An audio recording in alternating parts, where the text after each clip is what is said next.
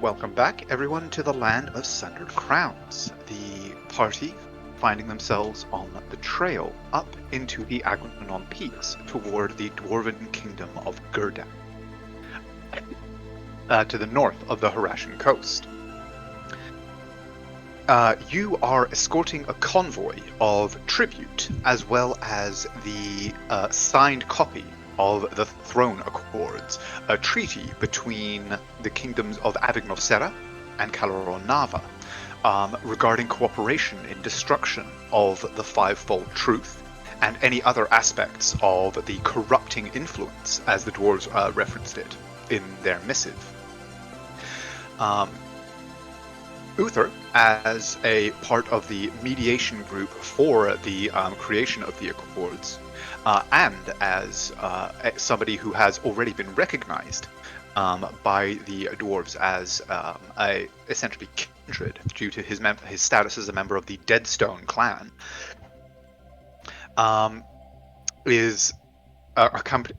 you guys basically with Uther have been placed as the essentially diplomats in this scenario to bring the Accords to the kingdom of Gurdak, where they have been promised consideration. And should the Accords be accepted, you have been promised ownership of the Fief of Adalor on the banks of the Solorana River. Coming up into the mountains, it was a difficult journey. The once well-trodden paths and trade routes that saw constant north and southbound traffic have been long disused, it being decades since there was any serious trade or even really diplomatic contact between the Northern Kingdom and the Southern Plains.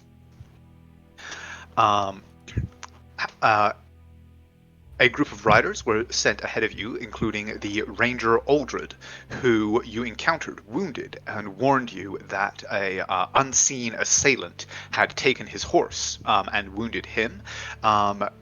You, scouting the position of where he had been ambushed, discovered a small band of stone giants. And you guys were able to turn the ambush back on them. And rather handily at least, defeat them and a number of bullets, creatures that were apparently under their thrall in some way. The last stone giant and the last of the bullets has been slain, and now your group stands as masters of the battlefield once more. The 4 wagons and the squad of guards that was sent to accompany you and handle those wagons on your behalf, several hundred feet back, watching now as you all catch your breath in the wake of this combat. As the sounds of battle, the echoes of the giants' cries, fade away in the crags above you. Let's start with you, Uther. What are you doing? Or if there's anything you want to do, or is there anything that anybody wants to do? Collect your javelins. Sorry. Collect your javelins. Got it. Go ahead and roll me 2d6.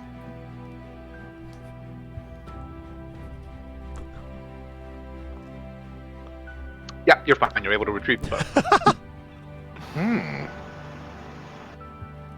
Wander will go ahead and start moving bodies out of the way of the passage so that the caravan can get through. Okay. Uther, how about yourself? Uther will then turn, walking pretty angrily, as he looks towards the stone giant. As he pulls out his blasting rod, lets out another 3-piece quick combo on him. As he then puts it away, killed my damn horse. As he'll snarl, let out a breath. Luckily, I know someone who can fix that. Later, I'm guessing. As he'll smile. Tomorrow. As he's pulling his javelin out of the dirt. Shooting 3 Eldritch Blasts at a dead body. Huh. Sounds familiar. How's everyone looking? as he'll glance around. Me a bit of a... I'm fine. As he'll then look over towards Lorium. It's just easier when you can't argue about it. What? Be healed. Hey! Pull a Tyler. Set up a wisdom No. save to negate healing. I mean, technically, you can try. Nah. Do it. Of course he allows to be healed. Make a point. And he would just turn and earpiece up to Gout and just go, if you're not too injured, keep up on the ridge. I'd prefer if we could not come across another set of them. Roger. Are they huge? Yes, they are probably about 18 to 20 feet tall.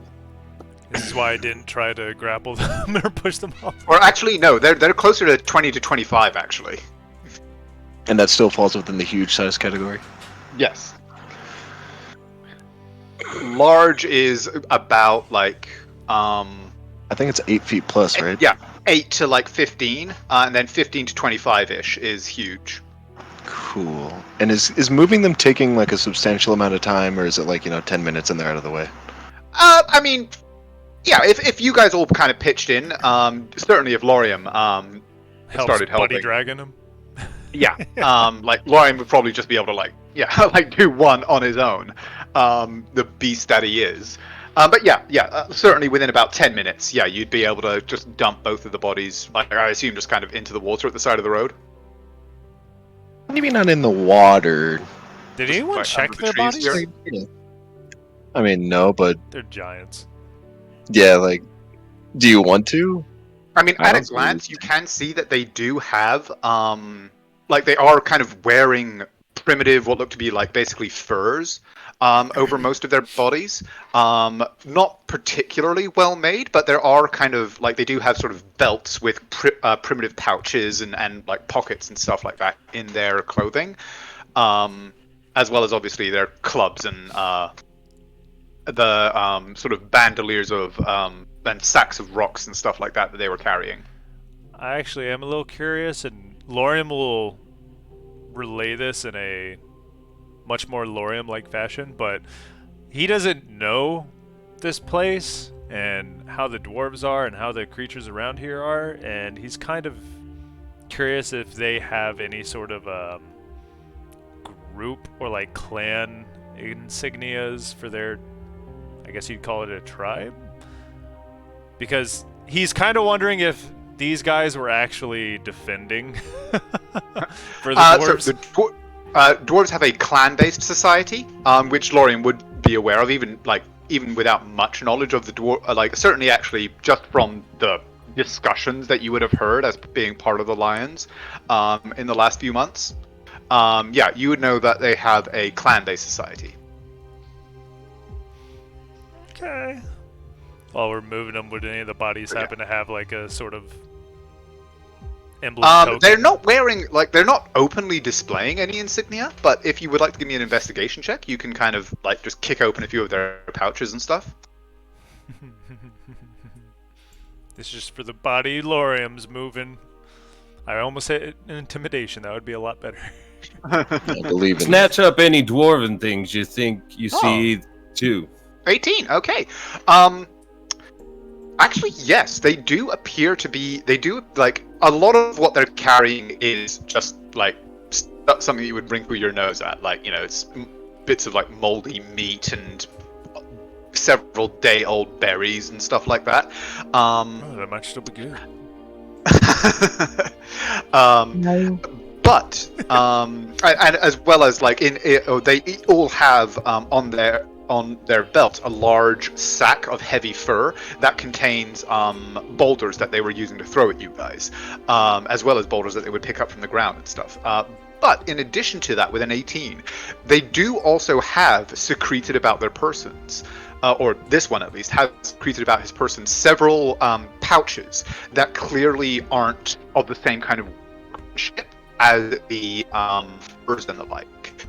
And one of them does bear a dwarvish runic script around the edge, and in one of the, you can actually very clearly see, like tucked into one of the pockets as well, several pieces of dwarf-sized armor.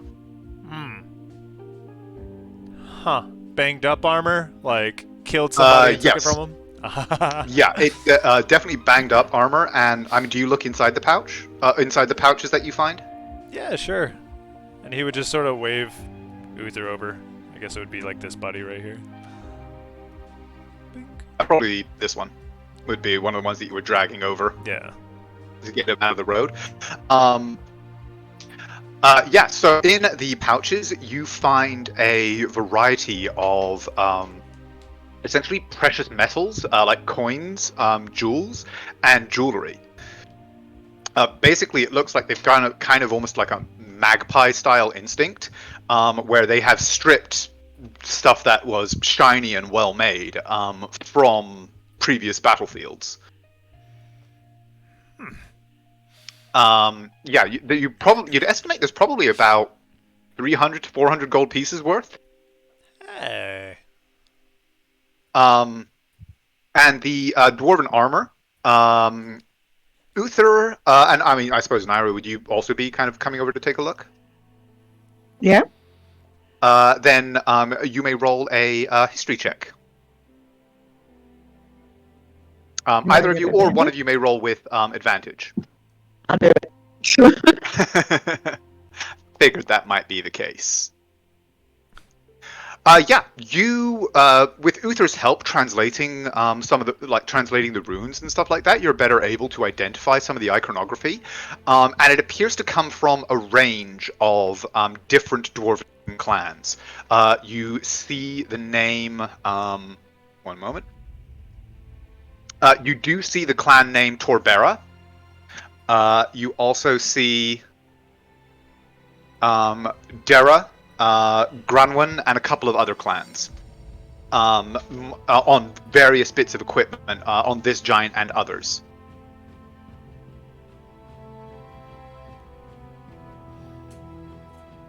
Oh, Dara? That was one of the ones we were looking for, right?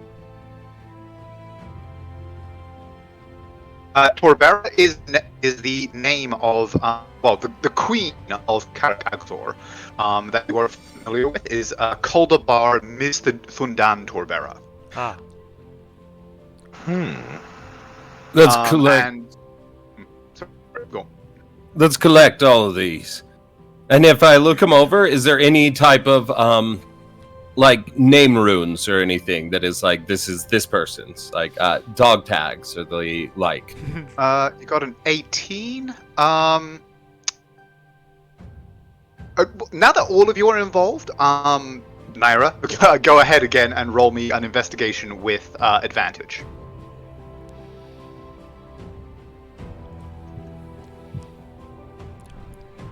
We need to find their home and take all of their belts and make them magical. That's weird. I saw dice. I think I rolled either a 16 or a 19, but I think it's it hasn't boundary come up. lagging because I didn't see any dice. Oh. Yeah. Because it took a moment for my token to actually move. Might be. Well, if you rolled a, you did have advantage. So there it is. 19. Yeah, okay. but that was the second roll. God damn it. Oh, what was your first roll? I rolled either a 16 or a 19 the first time. I was really So pissed. with a 16, that would be 25. 25. Okay, Mhm. 25 will do it. You do actually find a rather ornate helmet. That was secreted in one of the like within the furs of one of the giants. That does have a that does have name runes across it that identify the original wearer as a low-level officer within the dwarven army. as well as give the name, and they appear to be of the clan Dera. Oh my. And Dara. Interesting.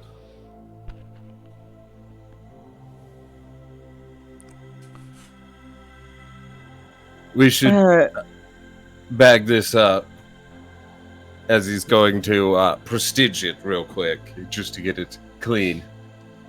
Yeah, and in the if I can, to midnight in the earrings. Can you have a quick look around, see if maybe you find any remains? Will do.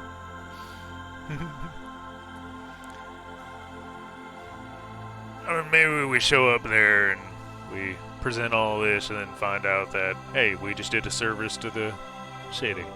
Who knows? Everybody appreciates their fallen comrades and knowing what's happened.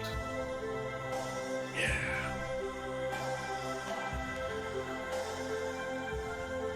It sure doesn't hurt. And being death is kind of what we deal with. It would be right on me on both levels if we could drop this up to him. Then he's going to throw it into his bag. You're able to, over the next few minutes, you give the giant, now that you know that this is something to kind of be looking out for, you give the giants a thorough searching. And as I said, you are able to find one item that is specifically has what you can identify as name runes associated with it.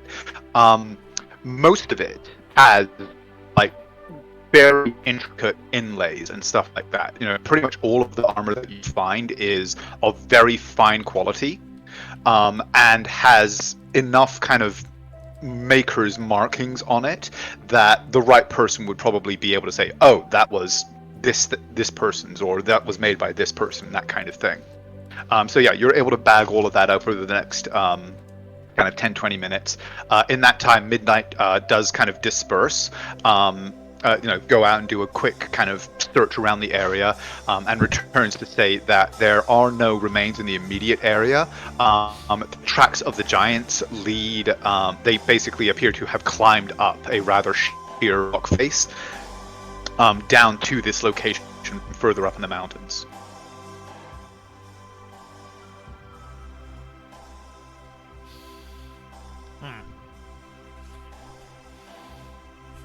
Well, we probably don't want to try going too far off the beaten path yet.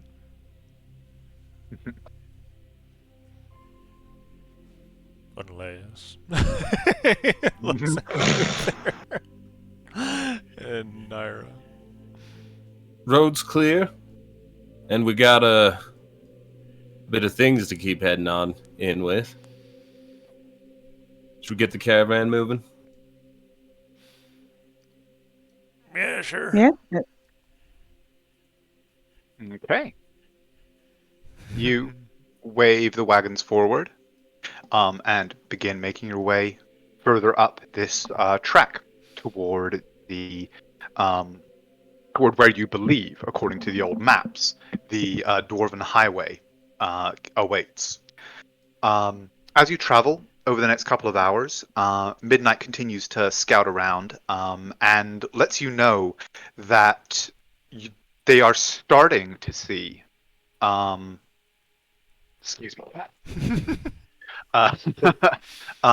some signs of other traffic on the tracks. And you'll note yourself that as you're traveling along, like, you are still definitely on a rough mountain trail, but you are now on a recognizable trail, more so than just this kind of the wilderness that you have been navigating your way through. Yeah, please do go ahead and roll me a cartographer's tools check. 21. Ooh. Okay, yeah. Using kind of his information about the trails that lie ahead and the traffic that he's seeing on the tracks, you're very quickly able to identify a number of old kind of landmarks and the like. And guide the party up and onward. I'm also sort of detailing my maps as so. Okay, and so with a 21, yeah, you are definitely able to mark out the route that you were taking very, very well. And you believe that it would be very easy for anybody who understood map reading to essentially follow the route that you guys are blazing. And you continue on up. As you ascend, the weather continues to get clearer and colder. The sun above you is bright, but the air has that kind of crisp feeling of altitude. And a wind that's blowing down from the mountains into your faces, carrying a bite of frost and snow as you continue to make your way up. After another hour or so, Wander, you are the first to see it. Far in the distance, high up on the mountain slope, a face, bearded and helmeted, wreathed in cloud and mountain mist. The beard flowing, braided and ringed with brass and metal. And you see this very incongruous thing in like almost floating above you. And it takes a moment for your eyes to sort of adjust to what you're seeing. Or your eye, I should say. Yeah, I. And realize that this face is still well over a mile off, above a valley that you can see as like a cleft in the landscape ahead of you, carved into the bedrock of the mountainside. I'll kind of nudge whoever I'm next to and point it out. Probably Lorium.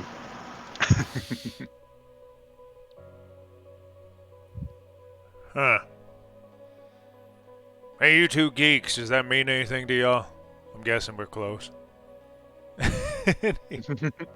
You're afraid of Naira. Answer. I assume Naira would look to Uther for this particular knowledge. Uther's just staring up at it, big. Well, that means they've definitely been around here for quite some time. That you can't just carve into the granite like that in just a couple hours. That takes centuries to get it done, and then to pour the. We're getting close. As he smiles. Or Uther built me a house.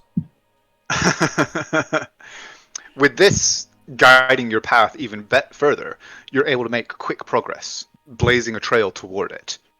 And quite suddenly, find yourself on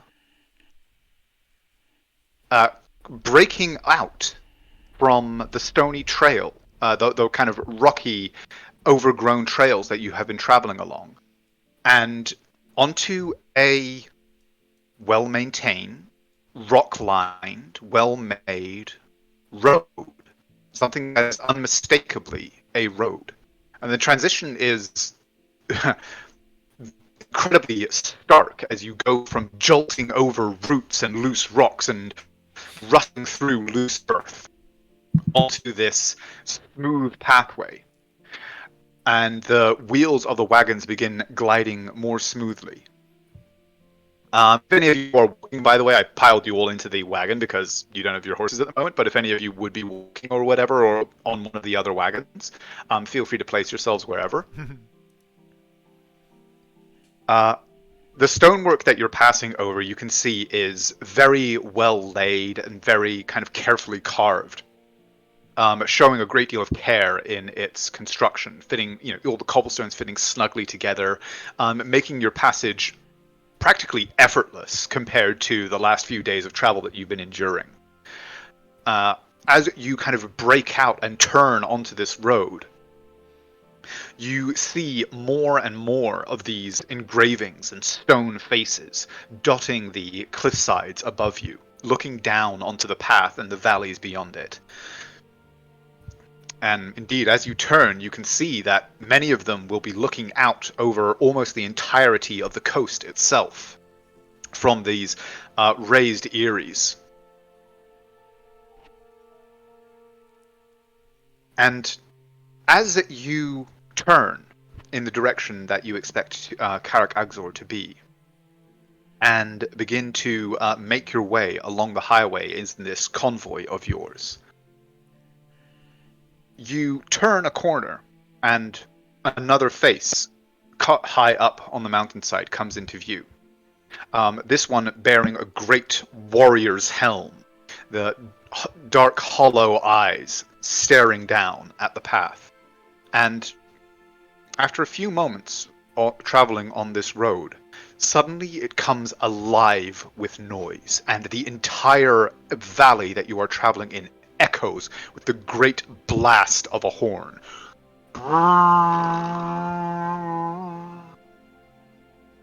Echoes back and forth from side to side, up and down the valley.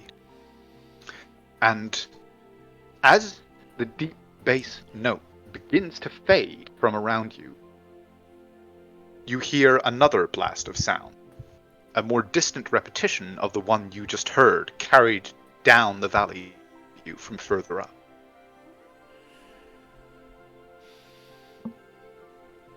Gonna keep an eye out for any movement. Go ahead and roll me a perception check. Aye, aye, Captain.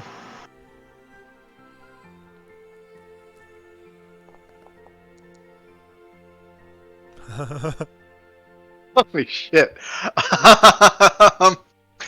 Yeah, I mean, 25. Fuck, why did I even make you roll? With a 25, you do actually see inside the eye sockets of the face that the initial note emitted from, dark shapes moving. Like, they're quite distant. They're at least like half a mile away, and up several hundred feet from the path. But you do see just suggestion of shapes moving around in the shadows behind the eyes. Things are moving up there. I mean, probably dwarves, right? Hopefully.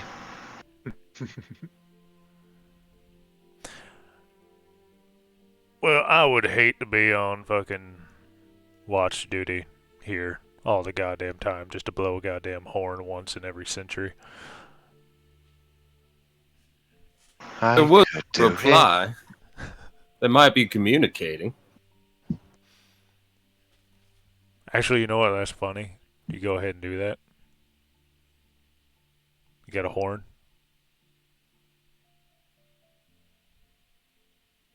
Exactly. Well, technically, yes, you guys do. You picked it up Yeah. ever so long ago. Ever so long. Yeah. We're but wee little babs. That super ornate horn. Mm-hmm. Well, does either want to blow the horn? Yeah, let's do it. And then I'm going to tap my ring to make it much louder and just play it on top. The horn already actually has an enchantment that amplifies it. Okay. Can we You remember that double when it? Aghzor made the entire town of Aldwell shit its pants. Or midnight. Then Uther will make his way out and go, all right, cover your ears. Let's give this one a shot. If I remember correctly, this is supposed to be one of the greetings, as he's going to then go out for a dwarven trumpet. And we've begun war. Go ahead and give me a perform check. Yeah, bit. Is that Guidoable? Yes, it is. Absolutely. He's been Guidoed. Get Guidoed. That one D4. Okay. 25. Okay, yeah. You recall, you have been reading your journal recently, remembering other times when you have had calls to interact with dwarves and the traditions and the like that you are familiar with, which seem to be common among old dwarven clans. And you are able to call upon this knowledge and modulate the tone and kind of cadence of the rhythm that you blow through the horn to something that essentially approximates a "Greetings, we come in peace." There's a long pause, and then from that same voice, there is an answering, "Bark, bark, bark," which essentially you recognize as "You may pass." Let's go. Uther speaks horn. Yeah. He would end with a "Thank you. You are beautiful," as the representation of the dwarves that they're in, and just then tell the crowd, "Yeah, we got the go-ahead." Well, that was easy. You're traveling for a while longer, continuing to wind your way up the pass. You leave this the watchful face behind, continuing on along this highway.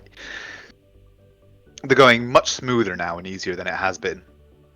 And after several minutes, after about another 10-15 minutes traveling up, you see you actually see a dwarf. He's in the seat of a carriage. I just wasn't able to find a suitable token for it. But yeah, he's in the seat. So you know what? I'm just gonna not. You give me a marker and I'll draw Use it. the power of imagination. Use the power of imagination. But he is in what looks to be a very well-made but pretty basic farmer's cart. But what is most notable about it, other than the fact that it is being driven by a dwarf, is the fact that it appears to be being pulled by like two massive curl-horned rams with heavy, kind of shaggy fur. They're just like, or just kind of stoically moving along with it. And you see this coming down the pass toward you, and the driver is just staring in fairly open astonishment at you as he's kind of...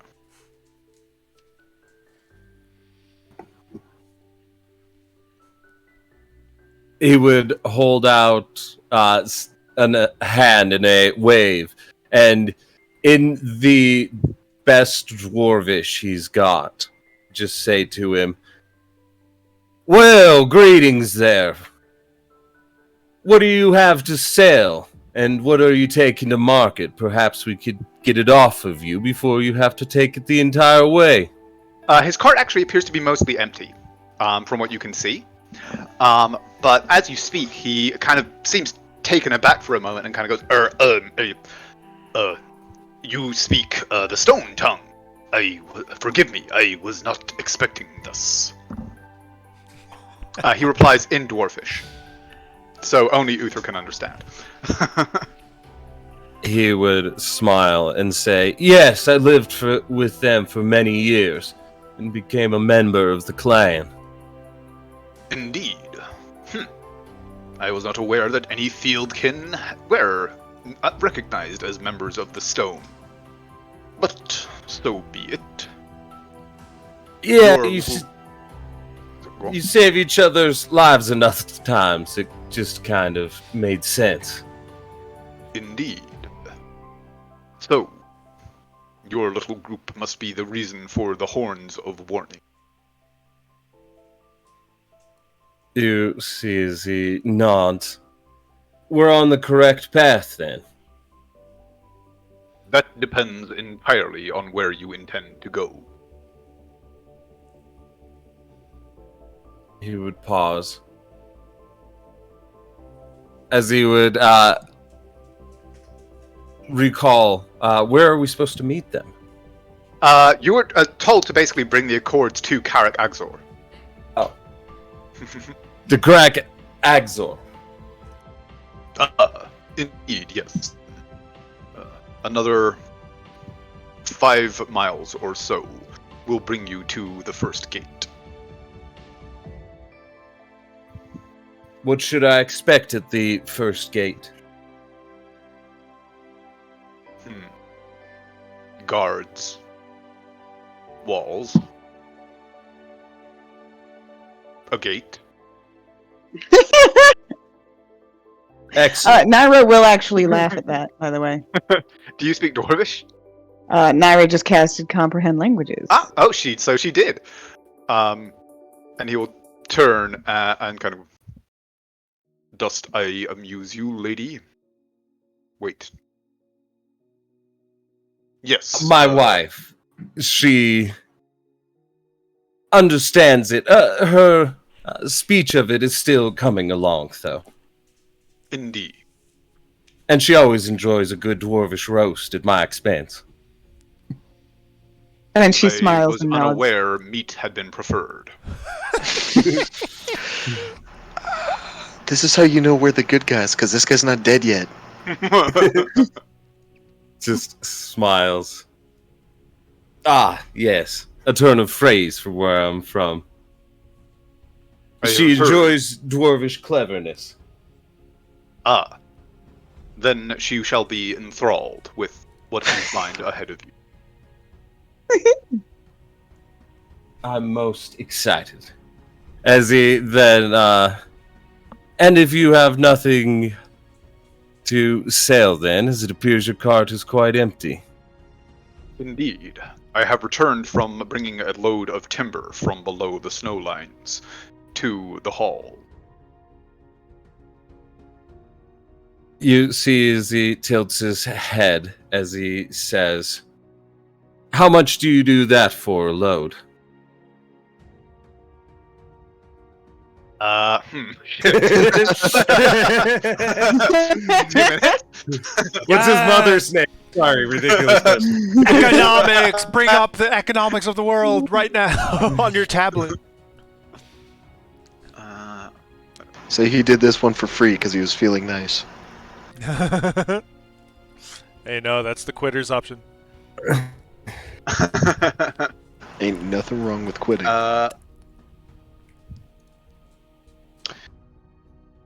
The cart is able to carry approximately 2 tons. For this, I am generally able to sell it based on prevailing market conditions for 2 to 250 gold pieces. You see as he raises his eyebrows and nods. Rather efficient. As he... Indeed. And we don't need to remove from your efficiency any longer. Thank you, sir, for your time. As he'll then just reach in, pull out a platinum piece, and flip Kim a platinum piece. He kind of looks a little bit taken aback, but he will absolutely... And he's obviously examining the coin quite curiously, essentially because, like, you imagine he's never seen a Harashan Coast coin before. Or certainly not for at least 75 years or so. It seems like he clearly recognizes it as platinum, but just seems to be very curiously examining, like, the detailing and writing of it. He's like, a low coin. Interesting. And it's at that point that, Wander, you again see this first, but each of you in turn.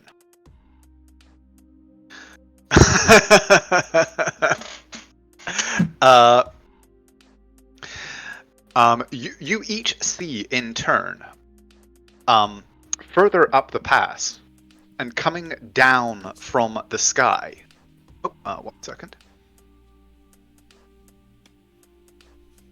Coming down from the sky. They're God. Nick's on their way. Hey! Yay! Coming down from the sky, a shape. You can tell instantly it's very clearly not a bird or any manner of creature like that. There seems to be, it's just a large dark smudge that looks like a kind of upside down teardrop with kind of broad strokes coming out from the side. Is it a hot air balloon? As it draws closer, you each begin to be able to see more and more detail.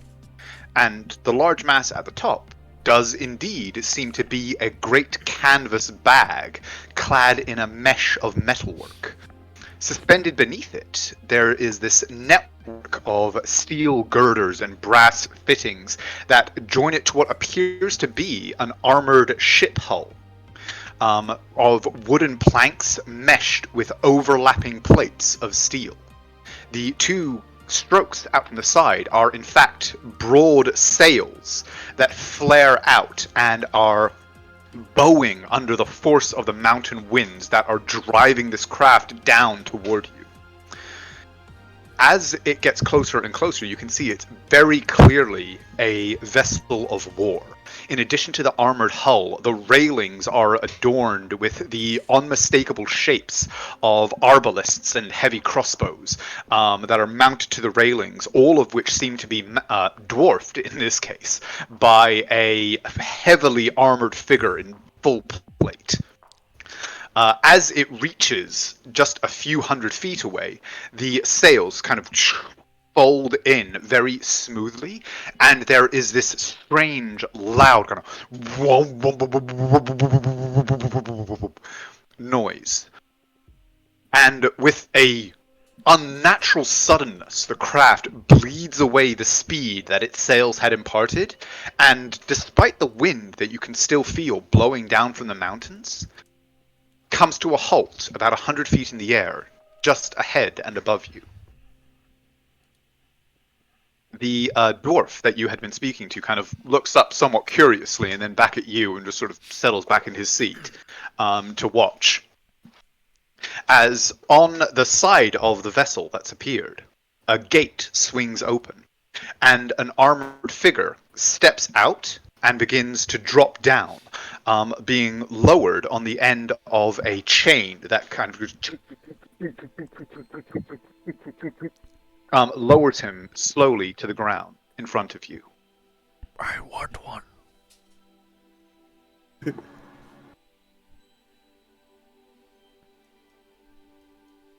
They've deployed their Iron Man. As he's lowered to the ground, he'll just turn towards the one he was speaking with and go, "If you'll excuse me, I believe I have to introduce myself." Indeed. As he then smiles, leads Naira over behind him as he'll give the figure the most charming dwarven bow he has, as he'll then straighten up and say,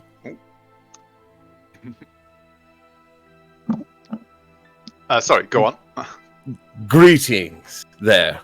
I am Lord Uther Lionsbane, of the Deadstone clan, of a continent far away.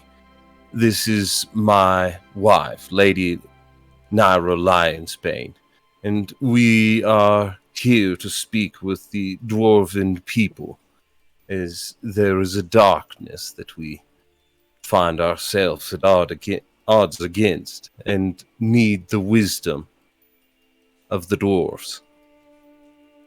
If there's any difference in the dwarven bow than I would be used to, let me know, because Naira is going to do her best to mimic what Uther did. You would actually be probably familiar from your study of this. Dwarves actually tend not to bow. They give a salute with their hands, which is the equivalent of a bow.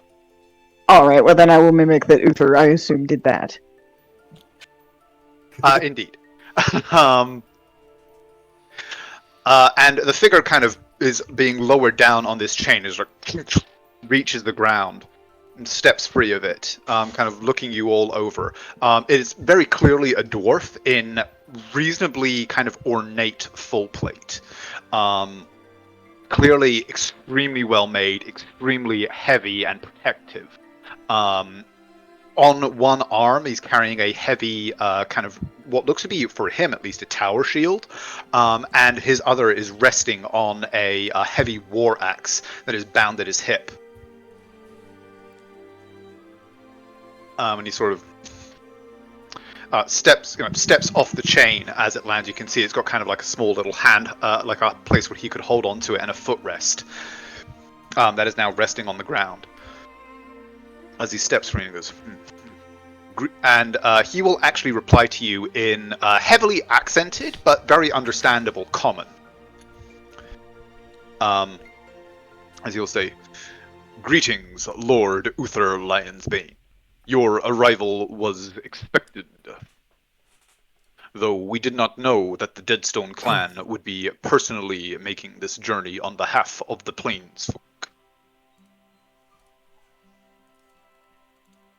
They do have an interest in seeing that my king's will be done. Indeed. And which king would that be? The king who resides in, what is it called? Vanya?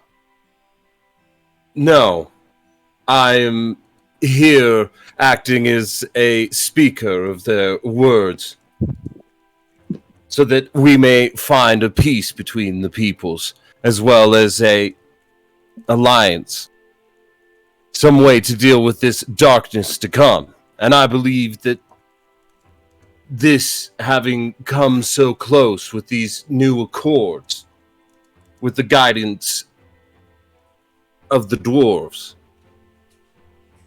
its victory, though difficult, I believe could be inevitable. Such things tend to be when dwarves are involved. Agreed. Very well then. And does the same apply for all in these wagons that you have brought with you? You see as he turns, they, I believe, have the same interests. My wagon, as he gestures behind him, is my knight, my cleric, my scout, and my wife, and I can stand for all their actions as those of the Deadstones. Those riding with us from Vanya are those whom I speak for and have great interest in seeing this, as well as the greatness of the dwarves, and have such an interest in creating a new alliance and having your people become perhaps arbiters between discussions between them. Indeed. Well, if you will vouch for them whilst in our territory, such may be accepted. I have been informed that you are to be granted passage. However, my duty demands that I inspect the wagons and their contents for any danger to the Karak. He will tilt his head to the side and nod and say, "You have my permissions. I do not intend to hide anything." As he I'm sorry. leans forward and then shifts back into Dwarvish as he says, "And as I cannot 100% vouch for those not within my service of my clan, I would be curious to see if anything else had been smuggled through. Please do investigate them. I would like to know of their purity." Indeed. Duty demands that I avail myself of it as well. And he begins to march forward, and as he does, he moves and claps his hand over a rune that's embedded into his bracer, and there's a quick kind of like flash of power and a small burst of magic from him. Anybody may roll an Arcana check if wish.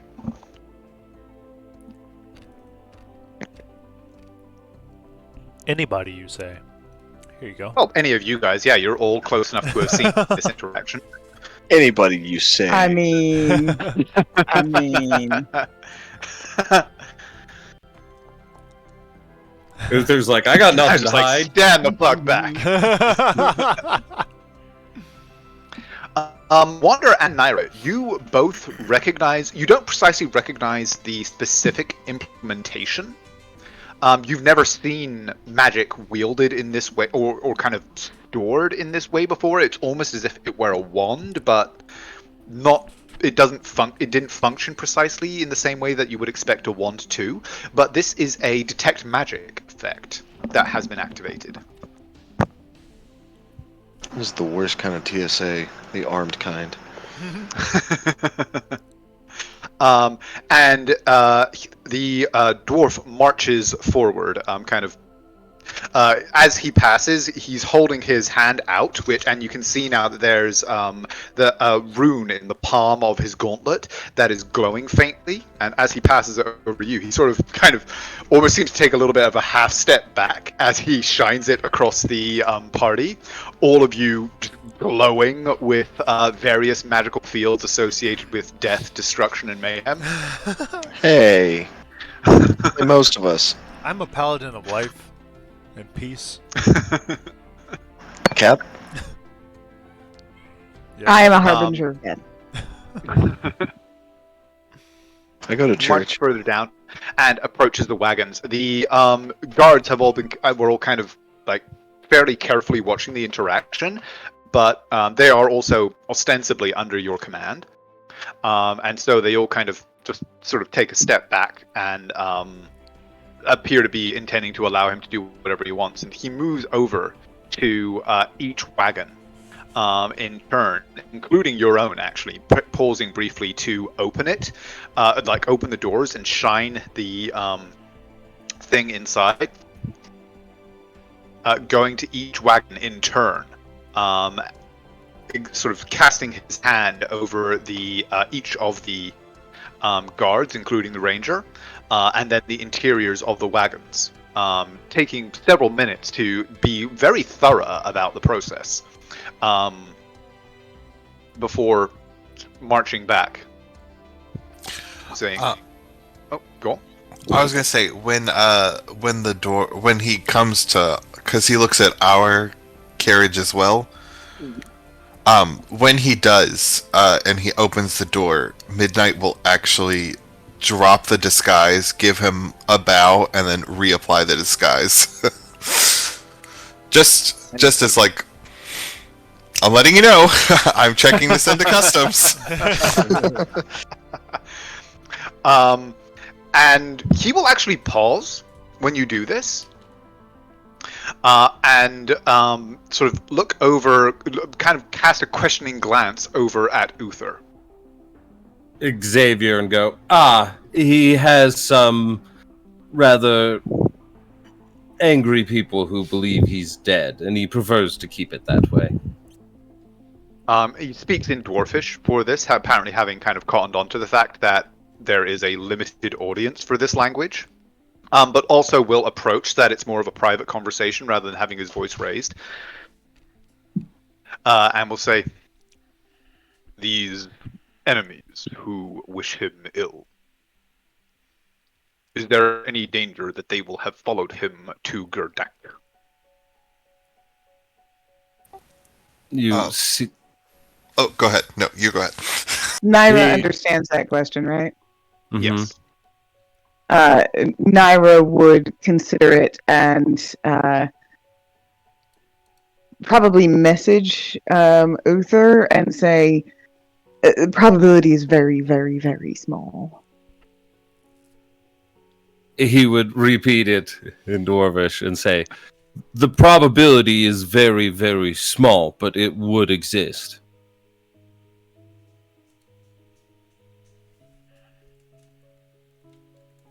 Though he does have items that counteract his ability to be scryed or the like upon. If thou give him thine countenance, then a passage shall be permitted. But be aware that should any wound or death follow in his wake, the Weregild shall be upon the Deadstone clan.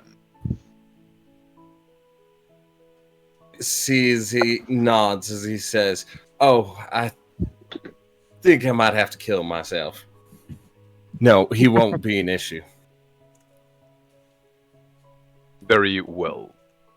And then, yeah, he proceeds to each wagon in turn, spending a few minutes at each one. Before, apparently satisfied, he returns once more. He finds a few edibles in our wagon and he takes them. No! Just can't be having that. We'll curse a little bit, like, damn it, fucking, we were supposed to hide those. Not our didn't we eat them- mushrooms. Why didn't we just eat them on the way up?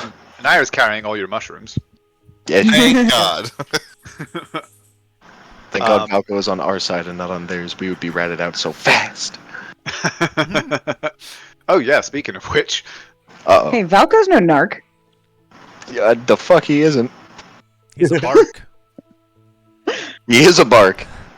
Woof. Loaf. And he doesn't actually seem particularly perturbed by Valko's presence. He obviously kind of gives him a once over, but he's just like, oh yeah, that's a thing. Yeah, that checks out. And then yeah, after spending a few minutes examining each wagon, he returns and kind of, welcome to Gerdak, Uther Lionsbane of the Dead Stone, and Lady Naira Lionsbane of the Dead Stone. You and your entourage are granted passage through Gerdak's territory. Karak Aghzor lays ahead. I shall carry word of your arrival. You see as he nods. Much appreciated, brother. As he then turns, but there's one final thing I would like you to have. I believe you could deal with it. We were ambushed by some stone giants along the road on the way up. We were able to react with hyper-violence and destroy them. Though, Indeed. searching through their things, as he turns around and opens his bag, we were able to find this as well as some of these emblems for their clan and their god. As he just holds them out to him. He kind of reaches out and will accept them from you one at a time and examining them. These giants. You slew them. He nods. I don't think we let any of them get away, did we? Not by my count. Then you have done a great service to the kingdom.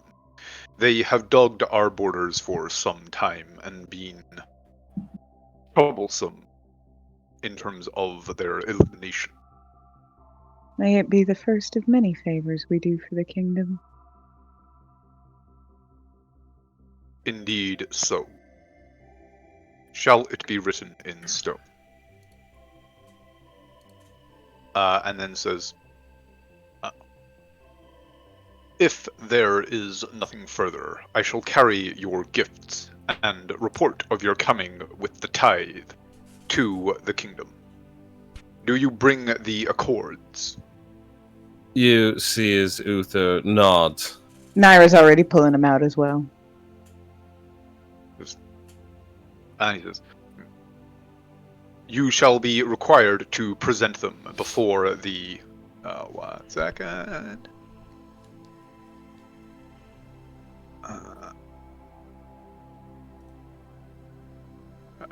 Thou shalt be required to present them to the Karaz Rockstal. But, for now, thou art their bearer.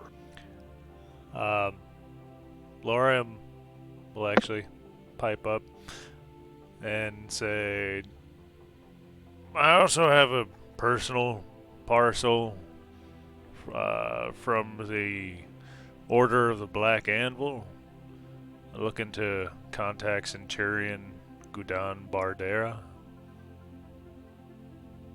You have a message for the Drocton? Yes, not necessarily a message, more so like I said, a parcel. It's probably actually going to be a letter from them, yeah.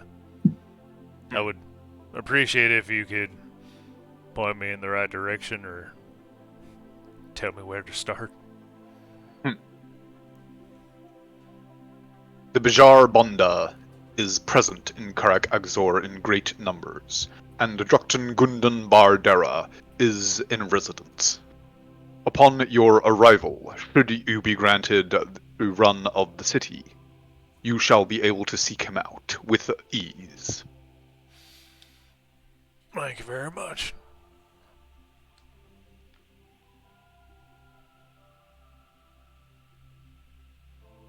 Is the best pint, he says in Dwarven. The best pint.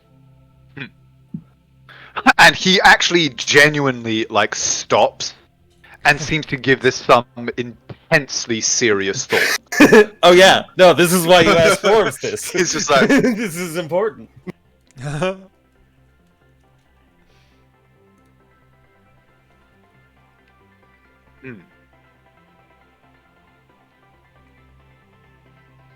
The best pint that ever passed my lips was provided by Druktan Gundan Bardera himself in celebration of a slaying that I performed some 64 years ago.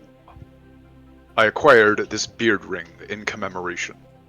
Should you do him sufficient service, I am certain he would be willing to allow you to sample it as well.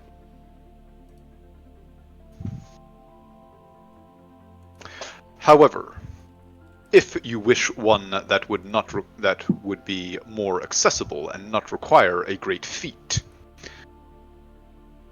the Ind Mindil, which you would recognize, Uther, as basically a dwarfish name that means the tall house, is available to all visitors to the city who do not have an affiliation with a clan hall of residence. They have sufficient ale and mead. Most sufficient. Appreciated, as he then gives him the salute. As he then turns. Are we free to begin moving our group through then? You may. You shall be expected at the gatehouse. And he returns to the chain, grips it, and places his foot in kind of the stirrup at the bottom, and waves his hand up, and then begins to get raised up again. As you hear that same kind of noise from the ship, and the sails fan out again, twisting and turning in the wind to kind of tack across it as the vessel turns in the air, and the and with the sergeant still being craned up into it, begins to tack back and forth up into the air, back up the pass. What he didn't see is Midnight putting oil of slipperiness on the chain a little bit up, so it should be reaching his hand just about now. Oh, he's actually staying at the bottom of the chain. The chain itself is being retracted up. I just meant it dripping down. Oh, right. So the winch just suddenly goes like.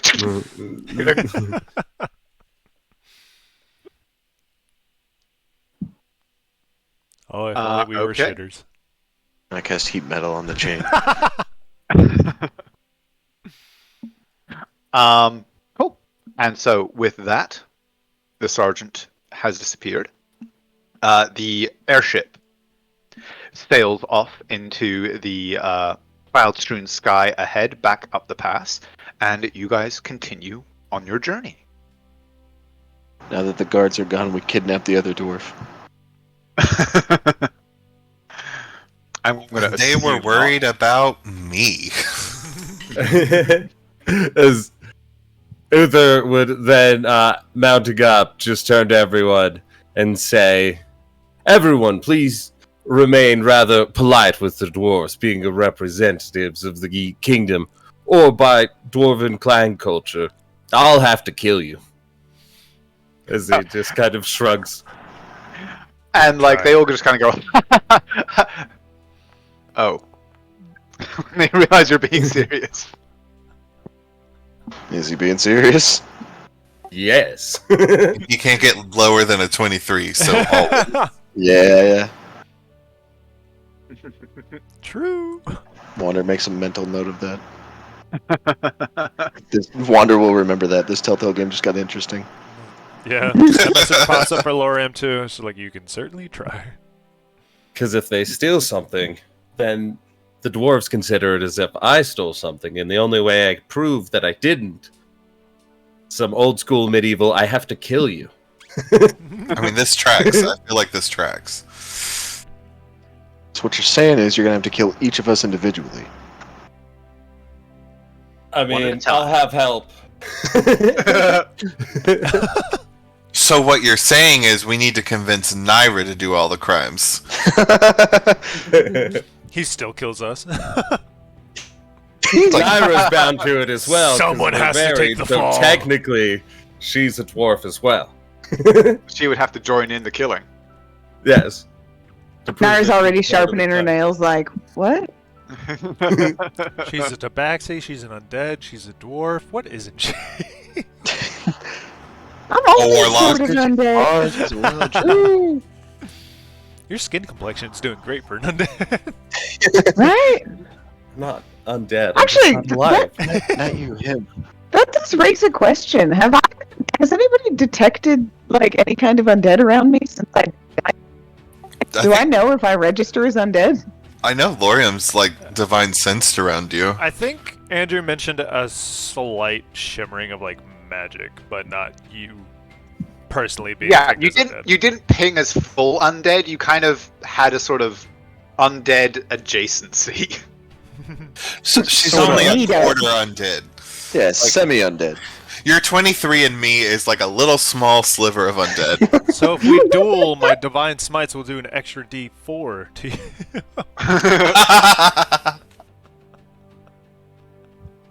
Right, so just don't let you hit. Gotcha.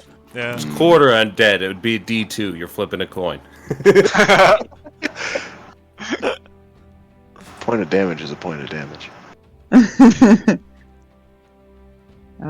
Anyway, Okay. You continue on your journey further up the pass. The going much, much easier now that you are on this well-made road. As you continue on, the road itself, as well-made as it is, shows very little traffic. The dwarf that you passed is actually almost the only dwarf that you see. Until about an hour later, several miles further up the pass, you come round one of the folds in the mountain that the highway travels through, and see ahead of you a small gatehouse built into the side of the mountain. Fairly kind of, as it's a fairly like well made. In fact, it's a very well made fortification, but fairly kind of humble. Only about 2 stories tall, maybe 50, 60 feet wide, with a gate in the front big enough for a carriage to pass through. And you can see 2 ballistas mounted on the walls and armored dwarves moving back and forth. And as you're approaching, you also see another dwarf, not wearing armor, but wearing what looks to be scholarly robes. Who has just emerged from inside, looking quite like hurried and harried. As they emerge, they kind of flinch away from the sun for a moment and spend a few moments like.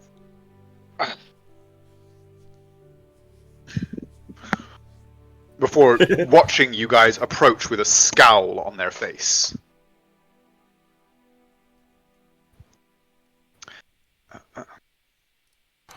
Wait, I'm sorry. Is their entire civilization underground? Midnight, the Gloomstalker is about to have so much fucking fun. He's perfectly fine with confined spaces now? I don't know. You'll have to find out. I don't know. I don't know, Andrew. They are, however, all wearing metal head to toe. Yeah. That's perfect. I realized that. I'm not gonna go touch anybody Pardon? unless they have the metal off. Double pardon? Double pardon. And as you're approaching, Naira, how long does comprehend languages last?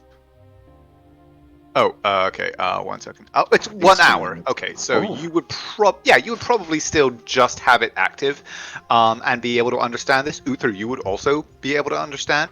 But both of you, please go ahead and roll me perception checks. If I speak Dwarven as well, would I be able to understand, or am I too far away? No, you would be able to. Yeah, you'd be able to roll as well. I forgot that you spoke Dwarvish. Me and Lorian were the non-talkers. We see how it is. But Wander and Lorian, you can both roll insight checks. Hell. Hell yeah. Let's do it, Lorian. Let's go. 11!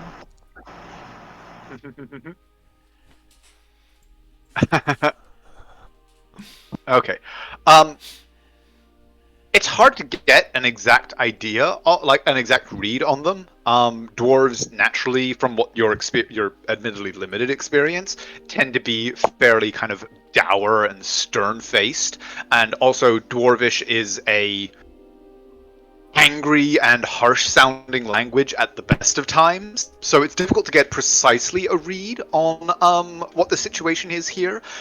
But Wanderer, you do at least get a little bit of an insight that the dwarf dressed in scholarly robes, and the dwarf, it is a different dwarven sergeant, by the way. It's not the same guy that came down out of the airship. That you can see, like the armor is slightly different configured. The runes on it that you can see and the inlays are different and things like that. Seems to be in some kind of argument with the dwarven sergeant. And I'm sorry, what did you ask me to do? Go ahead and roll a perception check.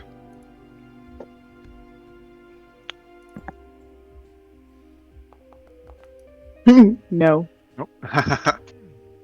But yeah, both Midnight and Uther, you both are able to catch a few snatches of conversation as you guys are approaching. And essentially, what you catch is the dwarf in scholar's robes. Stands and says, "The Aghzor Thor has not permitted their entrance." To which the sergeant replies, "The Karak has, and you shall stand aside. Matters of entrance to Karak Aghzor are under their officiance." And the dwarfen rose. "We know what they bring. They shall not be permitted, and you shall be remembered, clan. The Sudgaren do not forget. We are archivists, do you recall?" Why do the Sudgarans seek to block our entrance? Midnight translated that through the earpieces. Let's go. And he sort of like Russell, seems a little bit surprised at your intervention.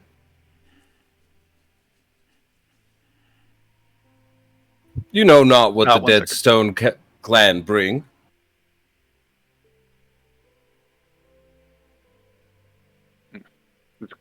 "Then tell me, Dead Stone, what do you bring that the Aghzor Thor may be that may be of interest to the Aghzor Thor?"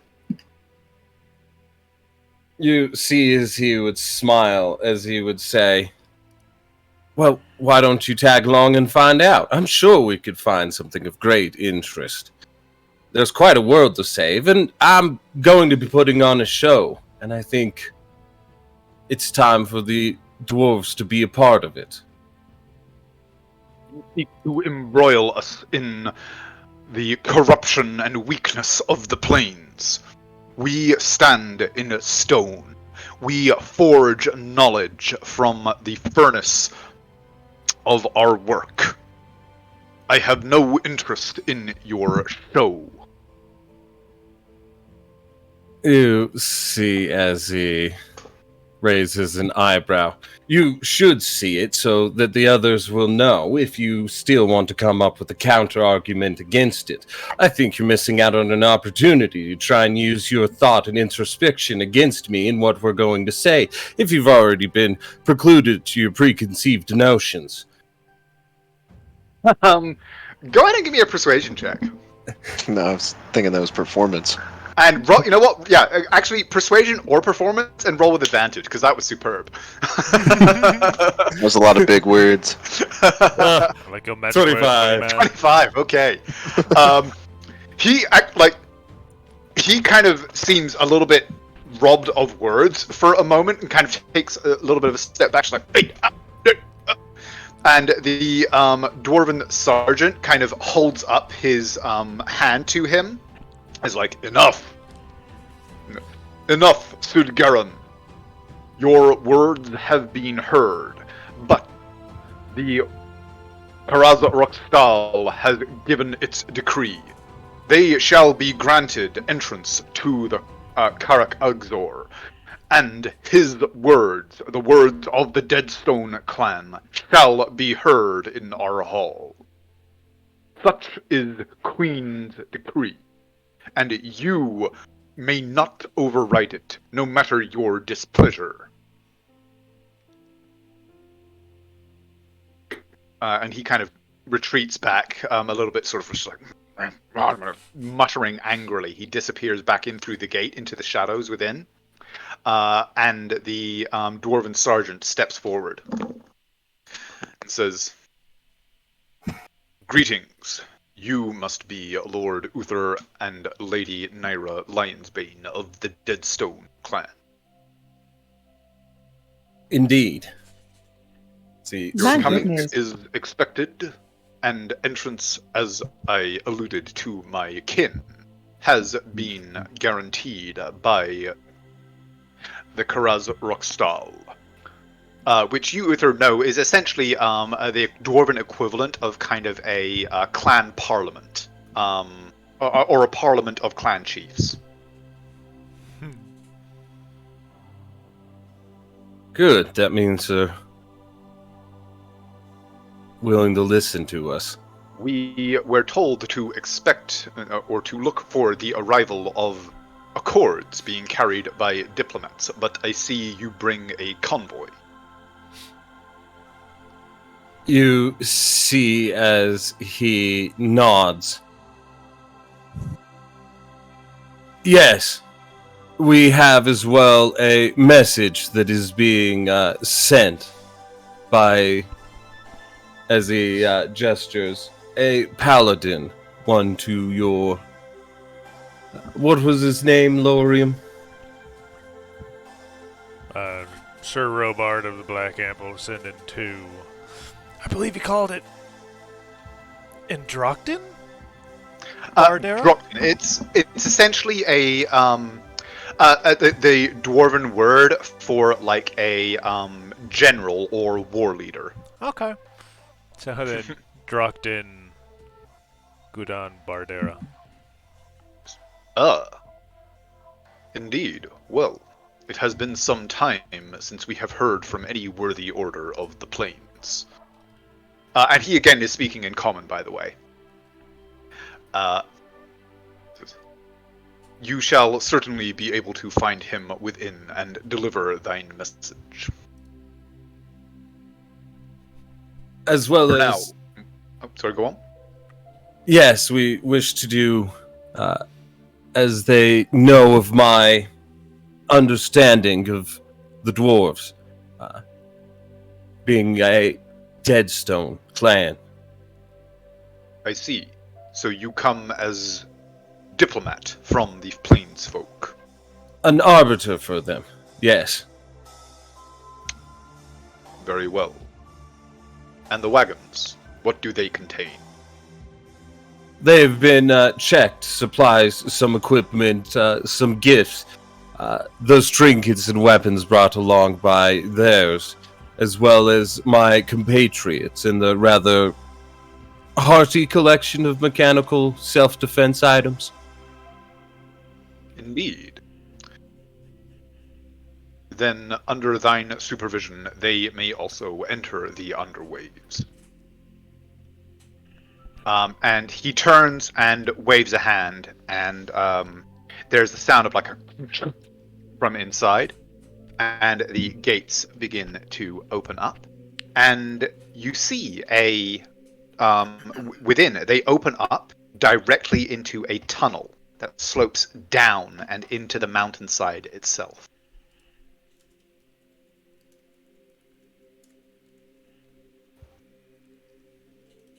As he gives the figure a bow. Oh yes, I've warned them should they do something to shame my clan. As he...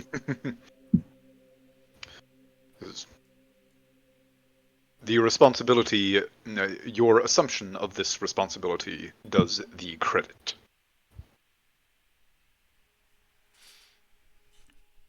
I hope to do much more than that. As he then just turns. Come, let's take him down in. As he does the salute.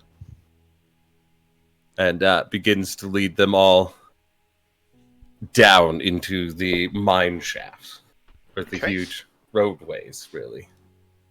The tunnel that you enter is very smooth. The vaulted ceiling above you and the floor that you travel through. This is not a natural cave. This is a tunnel that was carved from the stone of the mountain by some kind of method over who knows how long. That goes down and down deep into pitch darkness.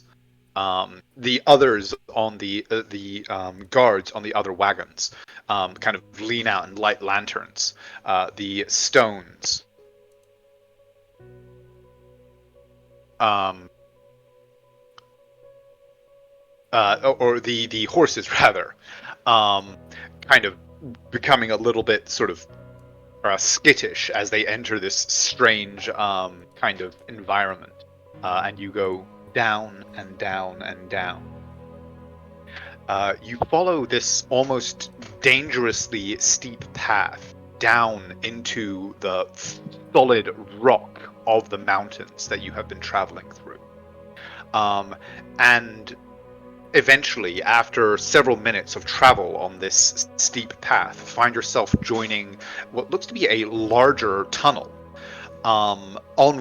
with another roadway traveling through it underground. It's hard to tell how far you've gone or how far you now travel on this larger path, with several other dwarves emerging from the darkness in front of you, staring at you in rather open curiosity and astonishment, before passing you and heading on with their business elsewhere as they, traveling. You guys pass each other on this deep road. And after a few minutes, here we go. Can I just say, Naira, on the way, make some idle chit chat, remarking about how, it's actually quite interesting. It seems like archaic Karak and the Dwarven dialect seem to share a common structure. Am I the only one? Oh, okay. Wait, what?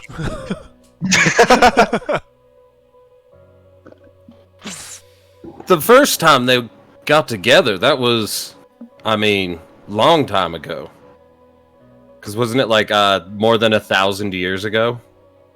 For when the first emperor and the dwarves became friends? If I'm remembering correctly. No, the empire was actually only founded about 600, almost 700 years ago.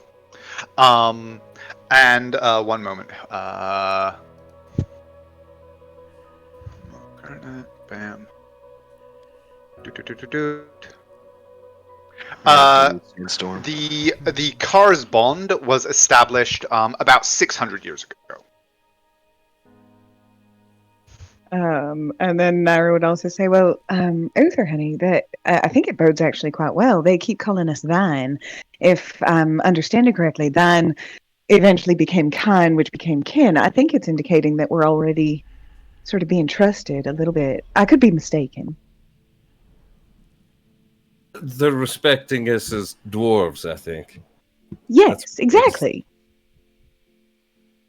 Which is better than some of them. I've had more be less believing of making such a claim. Well, you are quite remarkably tall for a dwarf, honey. He's not that tall. Yeah, I think that makes sense. That's probably it.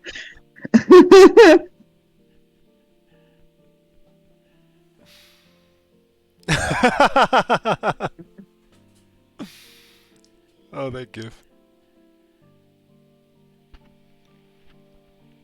So, you travel on further and further underground in this larger, deep road. As you travel, you do see several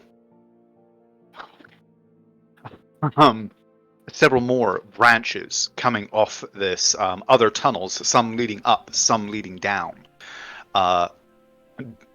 Several more dwarves, traffic kind of increasing as you continue on this journey. Runes etched into the walls periodically, guiding you forward and forward, indicating that you approach Karak Aghzor.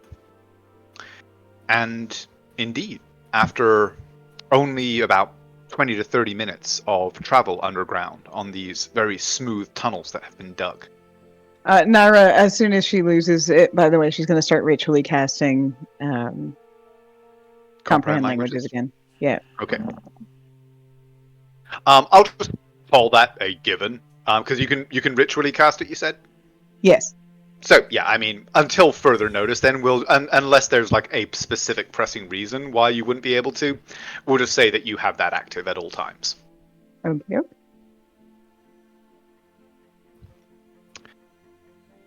And gradually, as you travel, the deep way grows and expands. That's so fucking cool. Still gray screen. I'm still gray screen. Oh, I do actually have you problem? a question. Since they are, they're dwarven people and they live underground. And have there been any, other than maybe like lava, which we wouldn't have seen yet? Are there any like sources of light? Because I believe they all rely on dark vision, probably. For the most part, yes. It is pitch black down here. You guys have, or the carts behind you have all, or the carriages have all lit lanterns. And you are like this oasis of light traveling down a pitch dark hallway. However, that does change as you approach what looks to be the entrance to a larger cavern.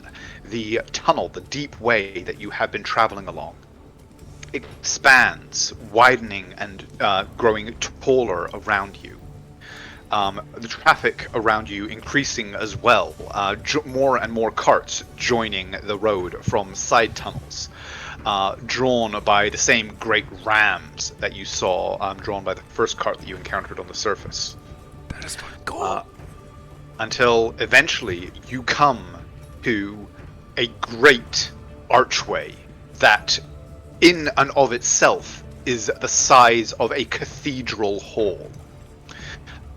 The walls and ceiling and floor, all of worked stone, heavily engraven with dwarven runes. Statues of armor-clad dwarves lining the walls, and looking down on you from the arched ceiling.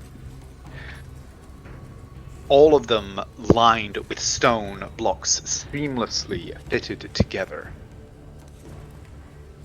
as they form the fortress gateway of Karak, Aghzor.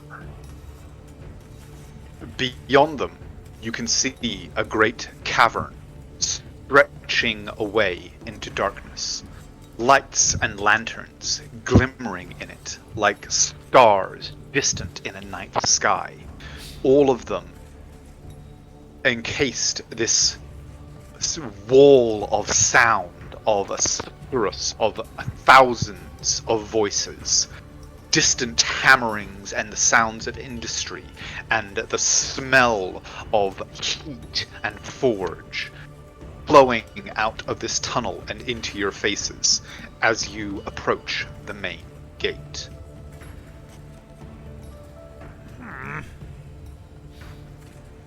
I'll give you a minute to look around. Is this farmland on the left side? You'll have to find out. But Can we for stay this here map- forever? For this map, by the way, these mountains are floor to ceiling. So this is an underground cavern, broken up into several different chambers, but even this first initial chamber, though you can see that there are several places where great columns of stone go floor to ceiling, the ceiling of this cavern is at least 200 feet above you. And stretches out for hundreds of feet in every direction beyond the gatehouse that you can see.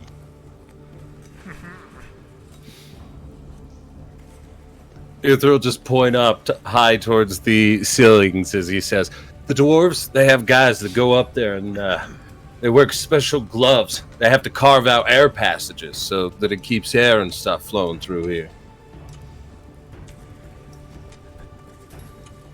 And as you approach, a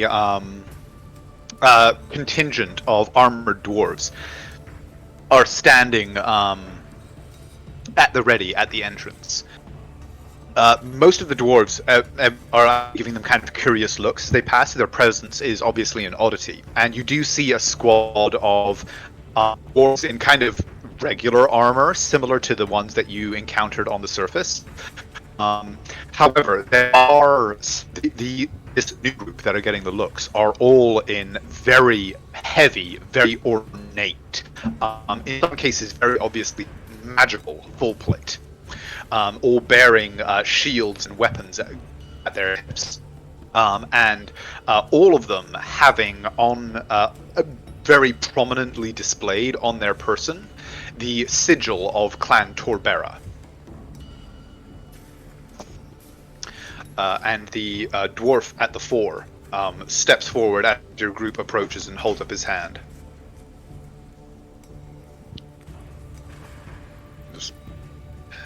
Thou art the party from the plains lands of Vanya and Avigno Stera. Is this correct? This is correct. You come bearing tribute and treaty from the plains. We do indeed. May I see your writs and the text of the accord? Nara has produced them. And hands them over with the salute. No. Thank you.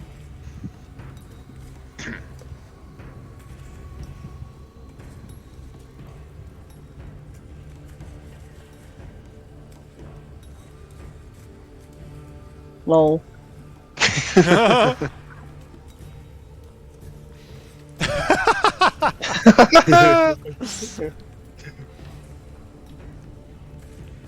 then she leans over to her. Would it help if I flipped him to the pages with the signatures on it? No. He wants to read them all. Oh, this is gonna take a while. That was cool. Mm-hmm. Still Okay. You just see his Aghzor seems like entirely like, yeah, this is a part of what we're signing up for. Just look at the focus. and it's And as far as Uther's concerned, it's also like, good, now it's real, because this guy saw it. We've delivered it successfully once. Over the earrings, you'll just hear, I wonder, like, could he just sit there and do that for, like, hours? He's I looking don't at you. think He's it's a looking at matter you. of Could. I think it's a matter of will. I think the problem is we got to make sure he doesn't reread it, because he might get lost in it. Dwarves, you just give them a mine shaft or something, they just go. It's incredible. Unbreakable focus.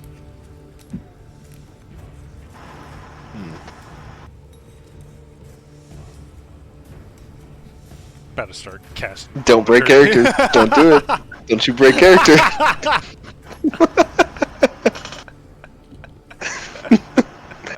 And yeah, he does actually appear to be intent on reading at least, like, I mean, it's a tome that you guys have brought, and he appears to be intent on just standing there and reading at least a portion of it. Should we start resting, or? And I mean, yeah, like, genuinely, if you guys are just gonna kind of sit there and let this happen, take a short rest. Yes. I mean, yeah, I got no problem with that happening. I don't know what else we Okay. would do. Right? Other than, like, potentially offend him. Well, we could just be like, well, while you're doing that, we're gonna go somewhere else. Naira's very much taking her cues right now from Uther, and if Uther's happy, then she's going to be bored, but you know. Wander's going to Why take a not? short rest staring directly at the door. Lorem actually just takes a grandpa power nap in the fucking driver's seat. So you don't fall asleep until like 50 minutes into the rest.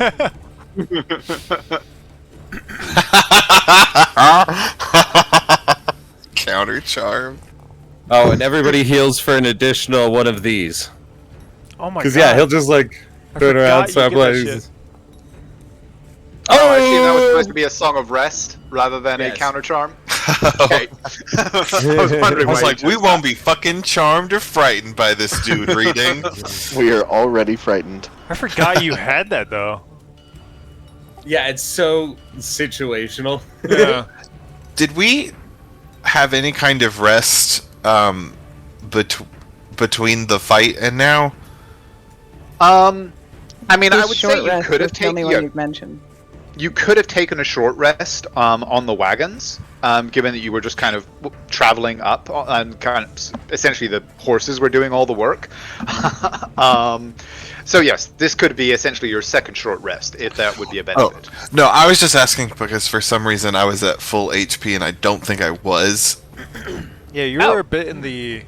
You were just Yeah. passing green into yellow. Yeah, you definitely took a hit or two. Yeah, so I'm gonna say that I expended like 3 hit dice on this short rest to get 3 or 4 probably, right? Because Well, I mean, you know, take your pick, fill your boots. well, I want to be like I don't know. I don't want to like cheat the system. It's really hard to cheat the system with hit dice though for Yeah. most classes. Well, here's what I'll do. 3 of those will be D10s, and 1 will be a D8 because I forgot I have different ones Yep. now. Multi-classing. And yeah, like he legitimately spends about an hour or more just sitting there or standing there reading through your document. He seems to be paying a particular focus to the portions of the document that concern your status, and that are essentially writs from the courts of Aghzor and Karak that name you as essentially the agent of the throne in this instance, and basically he seems to be very carefully examining the legalese surrounding your presence and your status and the carriages and staff and everything like that you have brought with you. Before finally, as you guys are all just like, you know. No, as he approaches, as he kind of goes, "Doom," Thank you for allowing me to examine your documents. Their contents have been noted. The wagons that you bring with you and the staff of them. The contents, I understand to be a tribute intended for the people of Gerdek. Queen Koldabar Mistadun Torbera is named as their recipient. Do you intend? Is their intent to be specifically to the clan or to the people as a whole?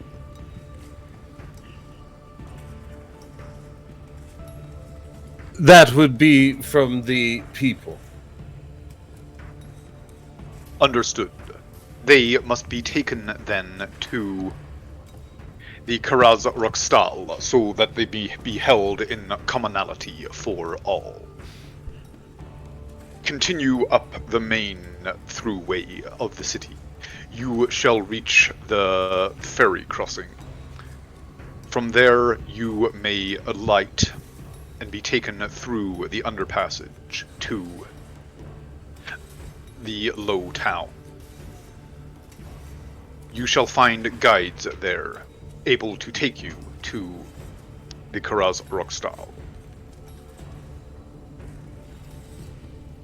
See, as he gives him a salute, as he says, "Thank you. We are most interested in experiencing the wondrous delights of the dwarves."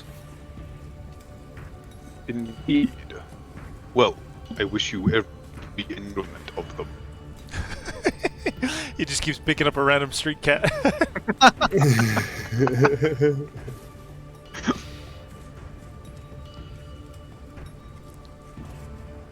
Oh no! Oh, no. And so, he returns your salute, shouts several commands in Dwarvish, and the squad of armored warriors that was accompanying him turn and begin to make their way up what you can see as like a great causeway that runs directly into the city from the main gate. All around it, the rest of the cavern kind of climbs up in tiers of cliffs, both up and down, on several different levels. The lights in some of the windows, clearly the glow of fires of industry in others. Casting this strange light in the darkness, and giving suggestions of the outlines of buildings far beyond the reach of your dark vision. You see off left, sloping up as you kind of enter into this town itself, the city, sloping up way on the left. Some portions of this cavern that actually appear to be illuminated by sunlight streaming in from high places in the ceiling, illuminating fields of hard to tell from this distance exactly what they are. Whilst over to the right, there is a kind of a prevailing wind that blows in from left to right, and over to the right you do also see, and you can kind of hear echoing from the darkness in that direction, a lot of the kind of glow of massive forges, as if like a wildfire were burning over the horizon and lighting up low clouds, just entire walls and ceilings, hundreds of feet of firelight being cast against stone, with great billows of smoke disappearing, blowing up and then disappearing into the crags of the cavern around it. Wander, you would start feeling a finger going, hey, hey, hey, on your chest, a thunk, thunk, thunk. I think you should go and check that out. All I'm saying is I know that's kind of your jam, like forging stuff. And they might have different ways than you thought about things could be forged and how. And they might be able to enlighten you. And since we don't know of exactly a place that might know of some of your being the ways you are, I think stone and magic would also, we should look around. You know what I'm saying? In time. Yes. Nice. They're so excited. They're just gonna throw Wander into a forge and make him into a tea set. Uther Paul, is you should go check that out. Yeah, you're right next to it. Uther has taken. This is Uther bringing his family to Disneyland the first time. They've never been. He's showing them all the great places. Like, oh no! We have to do this. We have to go get in line right now. And the first thing we did was stand in line and watch a dude read for an hour. Sounds a lot like Disneyland. And so, are you guys just going to kind of follow the main colonnade? Yeah, right. As far as I'm aware, yeah. Okay. You follow it along, and as you approach, you can see that you are being brought in toward this great fortification that actually does also span floor to ceiling of this cavern. The walls are of worked stone, festooned with like arrow slits between these engravings of what you imagine to be great dwarven warriors, runic script running around each of them.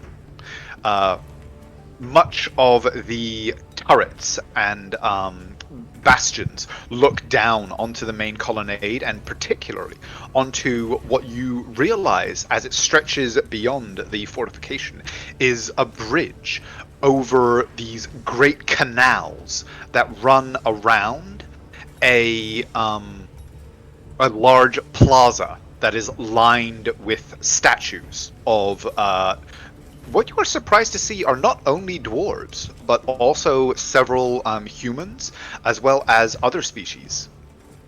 Ooh. Is there a tabaxi?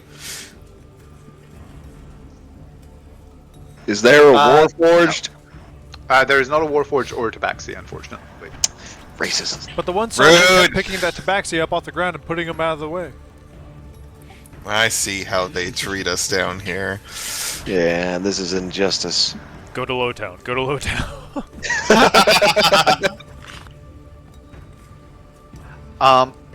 As you enter the plaza, you can see that the ground beneath your feet is actually a massive mosaic that spans several hundred feet. On the far side, as you enter, there is a fortress that is built into and out of the side of this initial cavern, stretching away to the left and right beyond this plaza that you find yourself in.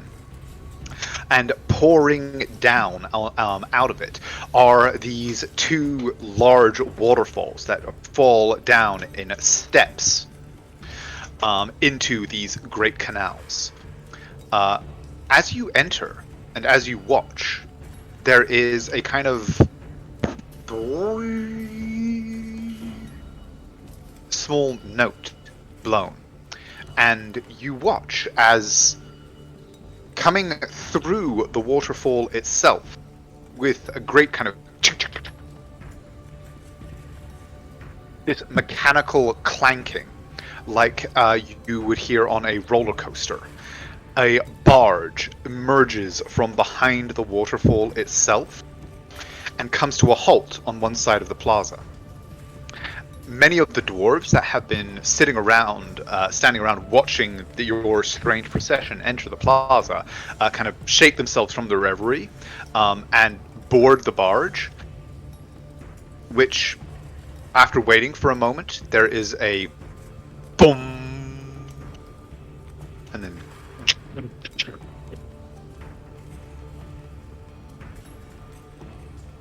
the barge goes back and re-enters under the waterfall. I mean that the dwarves have Hey, what? a metro. They have a gondola system. They're so advanced. We should just stay here forever. And as you guys are like having watched this unfold in front of you, a dwarf in what looks to be some kind of official robes approaches and says, you must seek entrance deeper into the Karak." Indeed. Your destination? I wish to speak with the Parliament. I'm here as ambassador. Then you seek to enter Lowtown. There, and he points to this side and says, "You may alight a barge there. There should be sufficient room for your wagons. It shall take thee where you need to be." And indeed, a few minutes later, another large barge. You can actually now see, as you're kind of looking around and familiarizing yourself with the place, underneath the water, there are actually massive chains that are kind of moving, coming to life and moving as the barges start to arrive. And you do see this great barge kind of chunk into place and settle in. The official that directed you to it sort of waves a hand and barks a few commands in Dwarvish, and some of the others that had been waiting sort of step back to allow you guys passage, and you're able to board. And the barge, which is fully enclosed once again, which is and more than roomy enough for your wagons and everything. It is like the size of kind of a large train. Enters into the waterfall, once again enclosing you in this tunnel of complete darkness as you float. It's kind of a strange sensation what happens next. You move through these dark tunnels, feeling yourself stop and rise and lower several times, surrounded by the chink and whoosh of water and machinery. All of it echoing and re-echoing in these small enclosed tunnels, before eventually you emerge and are taken to what looks to be there's a great bridge that crosses over the canals, but the barges stop beneath it and deposit you on small quays, with ramps and steps leading up and into the larger cavern above. Were there other passengers? Several others, yes. You guys were sort of allowed to board first, and then a few other dwarves kind of came in with you to sort of. Most of them, they seem to be kind of just very curiously kind of watching you, but didn't try and engage with you. Although, I mean, yeah, would you like to try and approach any of them? He's more so trying to size up the situation here, the living conditions, as in who lives where, who works where, like, is this, they called it Lowtown, is this like the higher echelon, or? Yeah, go ahead and give me an insight check. Sure. I was actually wanting to do the same. May I assist him? I will translate too. You may. You're assisting me? Yeah. Instead of doing it yourself? As Uther's just walking over and being like, "Greeting, cousin. Enjoy these," handing them like apples, and then from the surface. Hey, apples. Who doesn't love a fresh apple? And they actually are just like, oh, well, my thanks, my friend. It has been some time since I have tasted such a thing. Hopefully it won't be too long and we can get some trade going. Just give him a smile and a wink and then make his way back off to the group. But yeah, Lauren, from what you can see, this actually does definitely seem to be the kind of nicer part of town. Everything that you've seen is well made. Like everything that you've seen, there's no such thing as a shack here. Everything that you've seen is like stone-built buildings, which requires a level of like deliberation and craftsmanship. Many of them are built, as you like from what you can see, they are literally like they have mined this house into the rock of this mountain. In many cases. But this definitely does seem to be the nicer part of town. The buildings and everything that you can see here are more ornate. They're slightly larger. There is more space between the doors. The routes that you are able to take through the cavern here are slightly wider. So yeah, though they call this, low town, it does indeed appear to be the kind of equivalent of a noble quarter. For dwarves, the deeper you go, the more high quality it is. That makes sense. The reason I just assisted is because while I'm also helping him kind of look for those things, I would like to scan the crowd, and I know a lot of people are paying attention to us because we're new and we're foreign, but I want to see if there's anyone who's regarding us in the same way the mage at the gates did. Oh. Okay. Go ahead and give me either perception or sense motive. Sense motive, huh? Been insight? Oh yeah, insight rather. Thank you. Yeah. Damn. Wow. I just regressed all the way to 3.5. It's the dwarves, they bring it out to It's you. okay, you said it, and I was like, oh yeah, an insight check. Yep. Ha 32. Okay. For the most part, yes. All like from what you can see, it is simple curiosity. You are not like the on the main colonnade, and in the main plaza.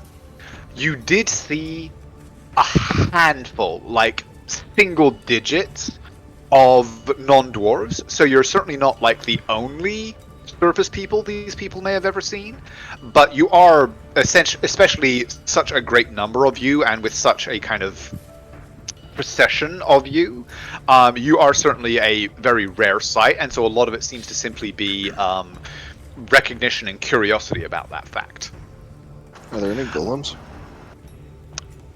Not that you have seen yet. Yeah. That was a pretty heavy yet. Yeah, they yet had all 3 letters in it. Wander's gonna meet his family. There can only be one. The yet had to be heavy. It had to withstand a slow read. But with a 32, yes, there is actually a individual that is fairly well dressed by dwarven standards, from what you can tell. You're admittedly not exactly up on Karak Aghzor fashions, but he seems to be fairly well kind of turned out, who does appear to be regarding you with an edge of hostility to his curiosity.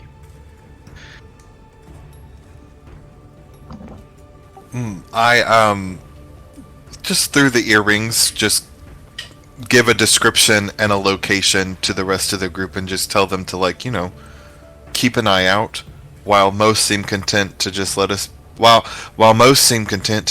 be. I think there may be a small faction like that mage we saw up on the surface.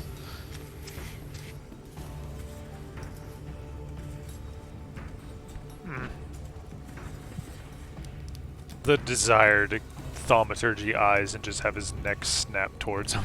It's a miss. I said eyes, I meant eye.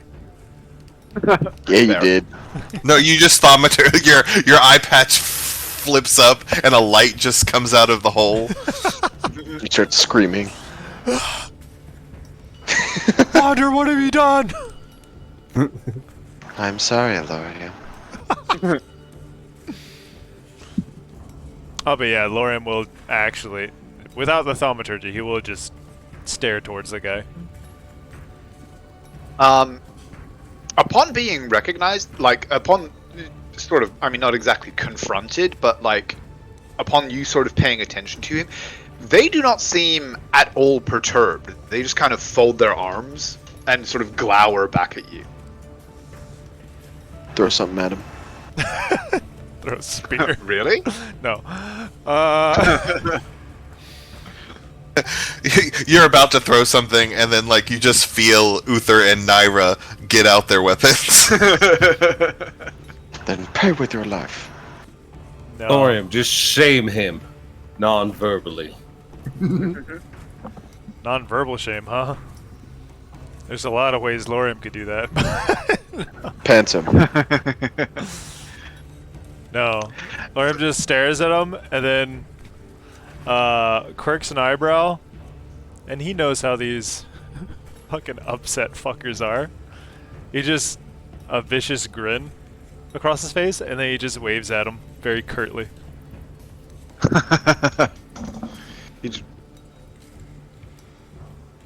arms crossed, frowning at you the whole time. Yeah, be mad.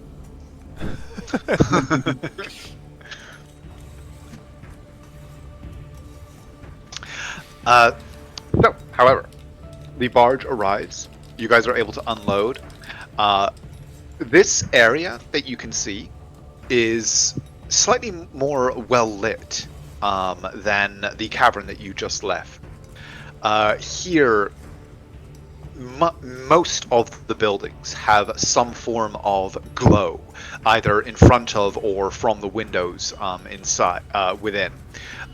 Much of it that from what you can see, does not appear to be actual torchlight, but seems to be kind of magical in nature. Ever-burning torches and the like, or ever-burning lanterns in many cases, alighting around, above and beside many of the doors, or glowing from within many of the windows. Well-dressed dwarves watching you as you pass. And sloping down away from you, the cavern continues.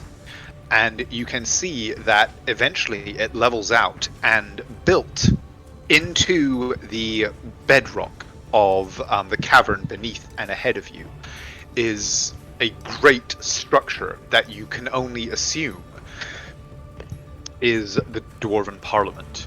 A massive, several-tiered building. Glowing with magical lanterns and light, that seems to be at first glance a cross between a great and mighty fortress and a temple, almost. This air of permanence and eloquence and ritual in the carvings that festoon the stonework of the building.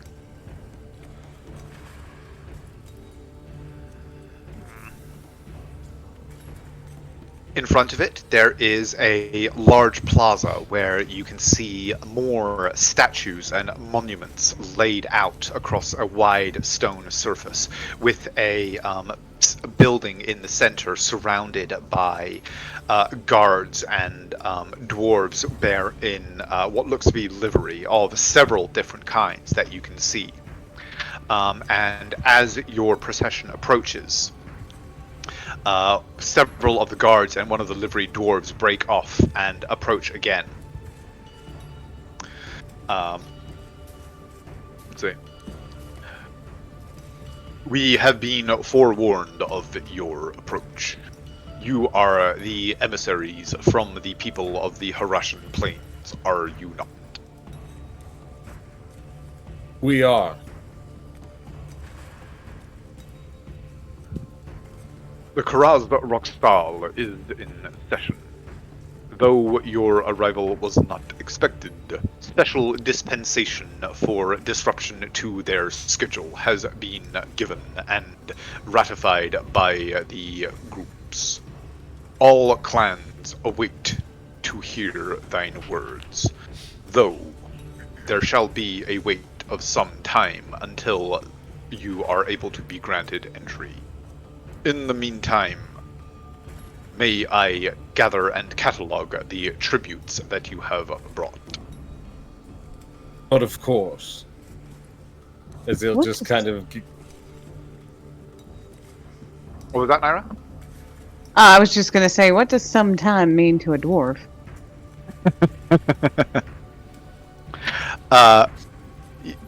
He says, no. An agreement has been reached that the session for today shall not be dispersed until thine initial words have been heard. Though, of course, the accords that I understand you bring shall have to be reviewed before a full session can be heard upon your words. You will be permitted a short address. Alright, we're gonna take another 4-month-long break.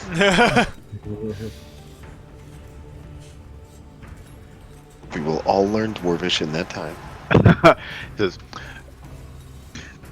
I understand that you of the Deadstone clan have brought companions that you consider bonded to you, but that many of the plainsfolk that accompany you do not are not under the same dispensation.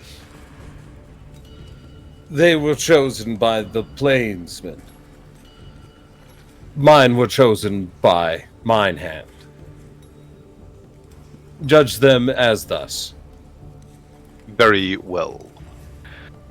If you have no wish for them to accompany you before the council, they shall be granted temporary lodgings within the tall house. Please make the accommodations for them. And he turns and begins to give some orders in Dwarfish. And several other functionaries and guards begin to move around.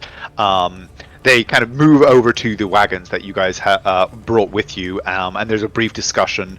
The Ranger Aldred and the sergeant that was in charge of the small group of guards that came with you both kind of look to you for sort of permission to abide by their commands, which I assume you give.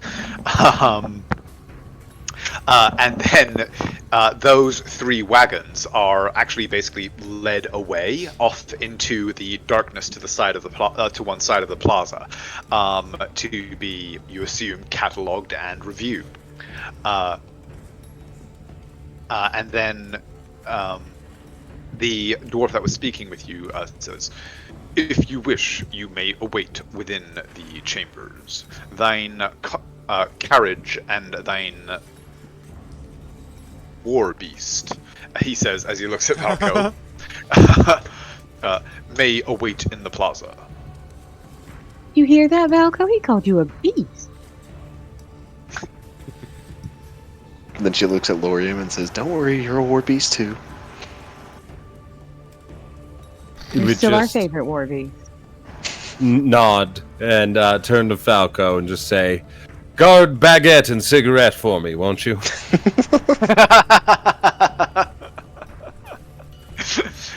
Okay, and you guys are led inside. The interior of the sorry, there's stuff. How dare you, stuff?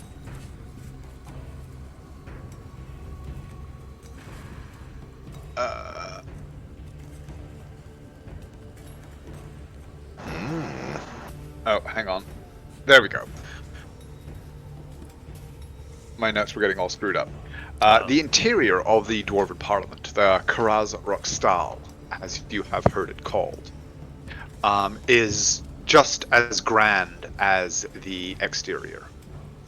The halls within seem to have been either carved from the living rock of the mountains or made from great ornately engraved and perfectly fitted stones that form, for what you can, I mean, by dwarven standards at least, very tall, airy halls. every passage that you walk down has walls that are engraved with dwarven runes and lined with statues of dwarven figures, some in robes while holding law books and the like, others in armor holding either weapons or, in many cases, from what you can see, actually magical implements, mages' focuses, staffs, and similar kind of items. It's very obvious as you travel through here that the arcane arts are highly venerated in this society, and many of the figures that are depicted in these carvings are arcanists of some kind. Nara's delighted.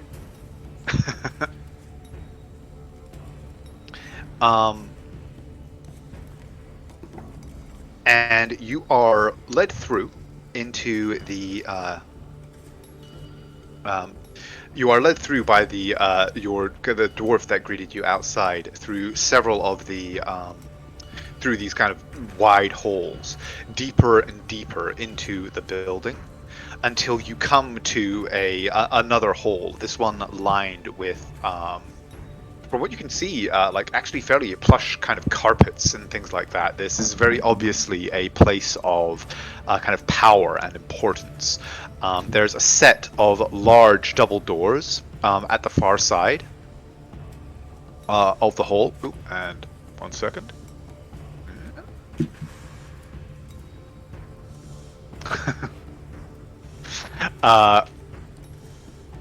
Outside of which stand a large kind of group of dwarves that seem to be milling around in individual small little kind of groups, as well as a squad of guards in, again, like this very solid dwarven armor, standing outside.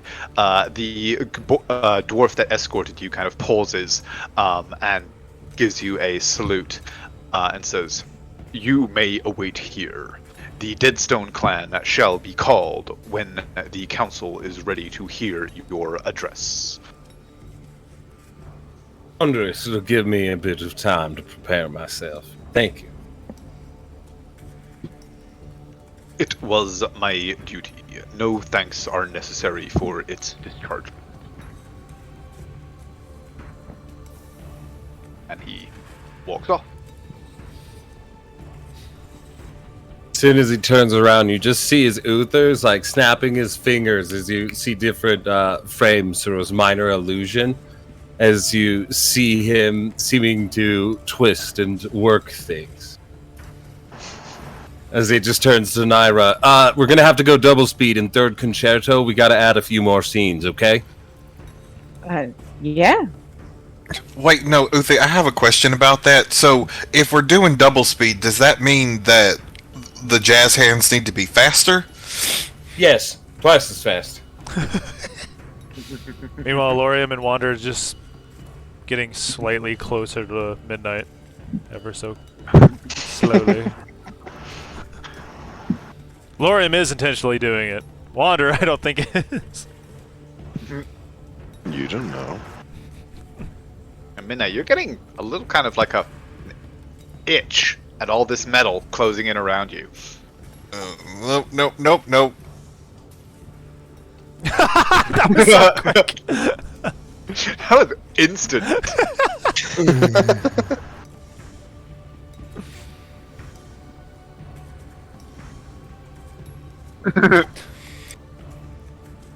Nara's like, what are y'all doing?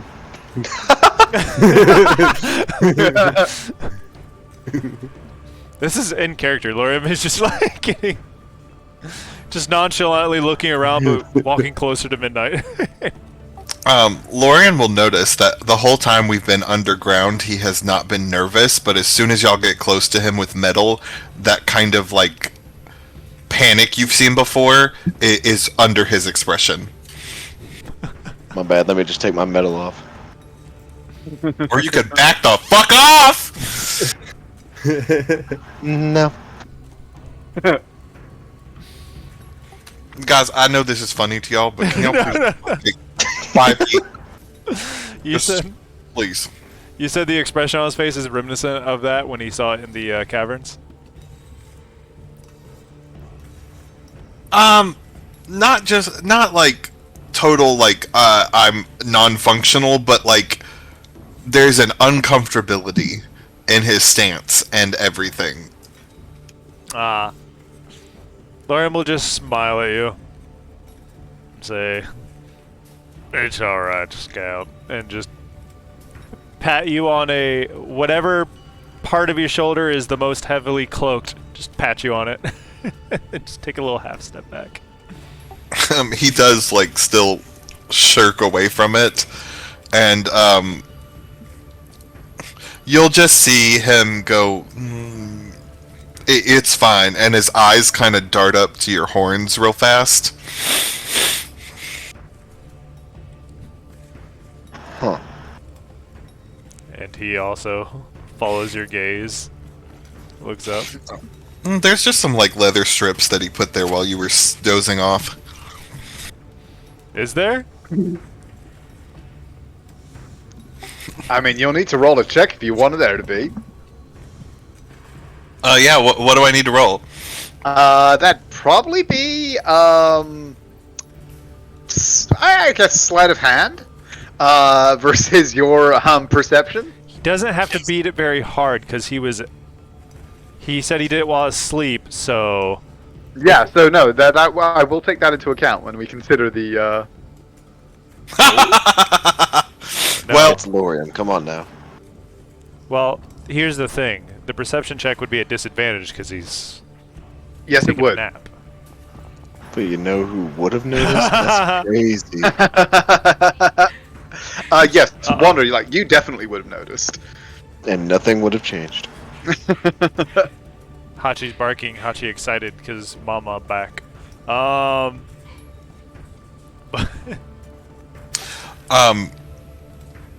And then Midnight will give you like a devilish trickster grin, and you'll see that panic that was there was not real. You bastard. Uther, grab him. You were a knight, you're gonna become a knight, put on the playmail. I'm gonna use my bonus action to pounce to the other side of Naira. Use my reaction Meanwhile, to like- wave attack. No, I'm kidding.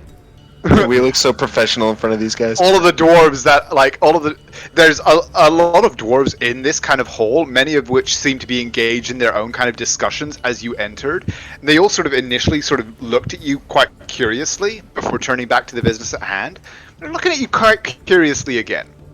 When he lands, jazz hands. And then he turns to Uther and is like, "Is that good, boss? Nope, I don't call you boss. Is that good?" This dwarf, who was who appeared to be reading something in his hand, just looks up. Is this some strange custom of the plains?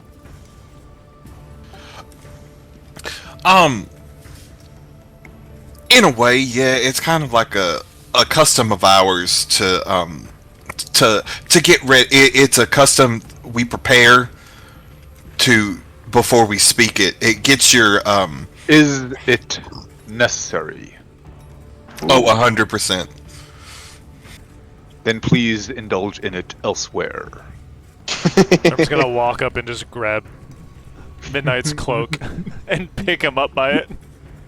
As he just just say, "I'm sorry for him bothering you, sir. We'll keep it down." He'll just pull him back over here and plunk him backward. Gurdon Darthmund Gardon Vardon. What do you say? I speak Dwarven. What do you say, devil? Said, "Thank you, my large friend." In Dwarven, I'll say, I apologize for disturbing your reading. And I would just like to remind everybody that all these pouncing and noises are coming from a half-elf. Yep, true. And the rare? I made the sound. You're right.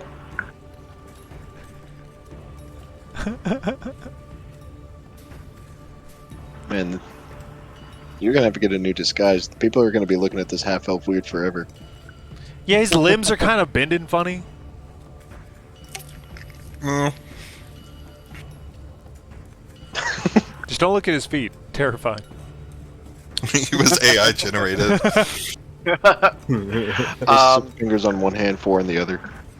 So, is there any preparation or any actual discussion that you wish to have with anybody in the hall, or anything like that you guys want to do? After they've called us in, I'll cast tongues on myself. Okay. But before you are kind of requested to appear. Yeah, just because it's a duration thing, I don't want to, Yeah, for sure. But before then, is there anything that anybody wants to do? But as we get called in, I'm gonna go. I believe in you. Do you believe in me? As you can see, he's like trying to straighten his clothing as he gets ready. Naira and Uther doing finger guns at each other. Yeah, except Naira can't inspire you anymore. She sort of goes, I do, but I don't have that gift anymore. Oh no. But indeed, several minutes later, or after about you guys have been waiting here for quite some time. In that time, the doors have opened and closed, and several parties of dwarves have entered and then exited. Each one spending about 10 or 15 minutes in the chamber beyond. Beyond the stone doors, you can hear voices clamoring back and forth several times as each group enters and exits. Several different ones, many different ones in some cases. Most of the dwarves that leave look fairly impassive. Some look as pleased as dwarves ever look in your experience. And you get the impression that obviously there is some form of business taking place beyond these doors. But eventually, after about another hour of you guys being in the hall with 2 or 3 groups entering and exiting in that time, the doors open and a liveried dwarf emerges, speaks to the armored one that is standing behind the pulpit here, who looks over at you and says, "The Deadstone clan may enter to address the council."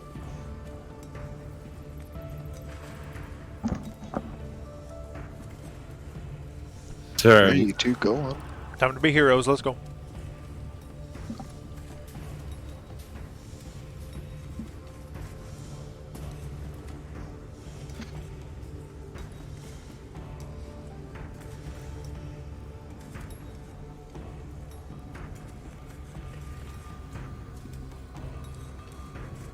You enter into a large, several-tiered chamber.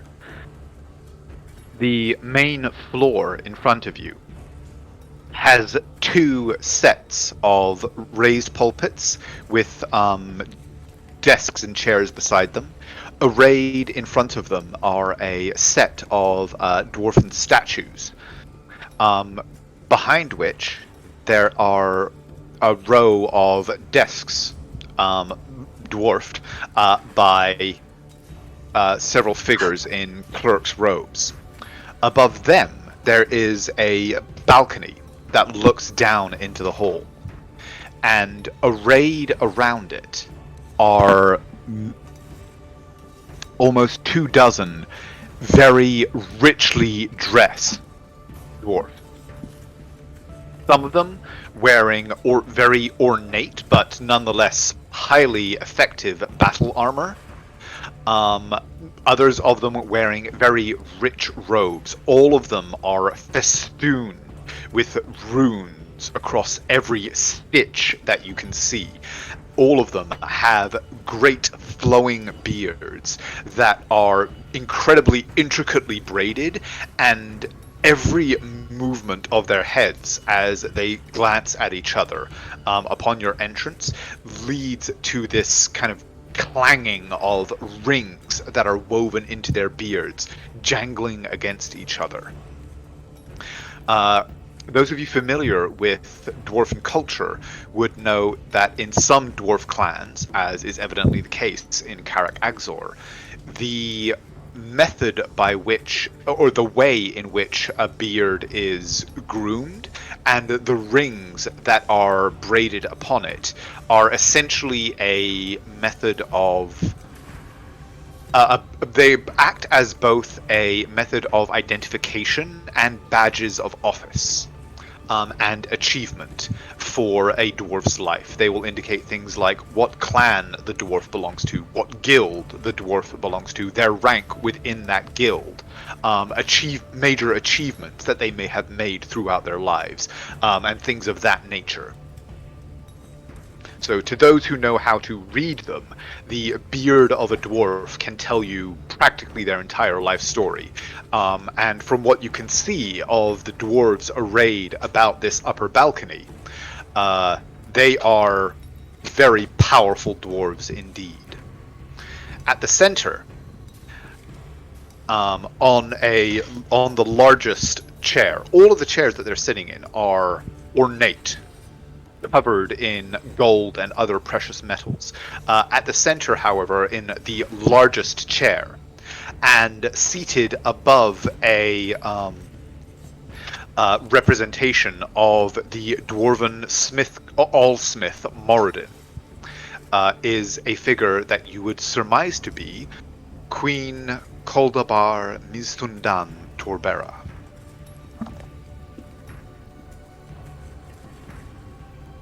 Her beard is so fucking cool. Midnight says out loud. No. That was Nick's southern accent, not Midnight's southern accent. Very distinguishable. Yep. Not the same at all. As Uther would step into the room to the top of the stairs, and instead of doing the salute, he'd be from here. He would do the salute bow of the Deadstone, as there's royalty within the room. As he would then straighten himself up, obviously looking towards her and her epic beard, and then wait to be addressed further, or that kind of raised eyebrow, like, the floor is yours kind of thing. As you enter, a herald steps forward and kind of slams their staff onto the stone of the floor, this ringing note echoing through the chamber. It says, and saying in Dwarfish, the Parliament of Karak Aghzor recognizes Uther Lionsbane of the Deadstone clan, emissary of the people of the plains. And then turning to you, he says, you may select your pulpit. Any you wish to speak with you may enter the floor. For the others, they may join the gallery. Who wants to be a part of the show? As he smiles. Naira just automatically assumed she was walking up with you and stepped next to you. Of course. As then he would turn towards the others and just gesture over to seat. All right. He was gesturing over to the middle seats or one of the, outcropping seats? Probably outcropping seats. The gallery, Oh. Yeah. as it was referred to. I just somehow You ended just up. go, you leave. I just somehow ended up in the dimension. You go to the void. Wait, there's two of you now. Hang on. Oh, Midnight Street. Okay. Well, can you move? Are you okay? yeah. Yeah. Okay. Because Foundry's doing something fucky, but if it's good for you, we're good. So he would just, lead the group over here. Yeah, Midnight will sit beside Lorium so that throughout what's happening, if they speak in Dwarvish, he'll translate. Okay. Unless specified otherwise, everything that's coming will be in Dwarfish. Yep, then you have your own personal translator, Lorium. And I'm not doing it through the earrings because I think that's like an open walkie-talkie to everybody. So It is, yes. yeah, he's just like leaning over and saying, "I love that Wander's just sitting on the front row." You're assisting your hearing impaired Absolutely. uncle. It's okay. Yeah. Okay, he called it. He called himself Uncle. It's canon now. No, I was Lauren just- said it. Lauren. Yes. Oh, it just happened. No. But The anyway, dwarf kind of turns toward you and is just like, Oh, that guy. He sort of actually will just kind of lean over. Go, I'll just look at him. what art thou? I am Wander.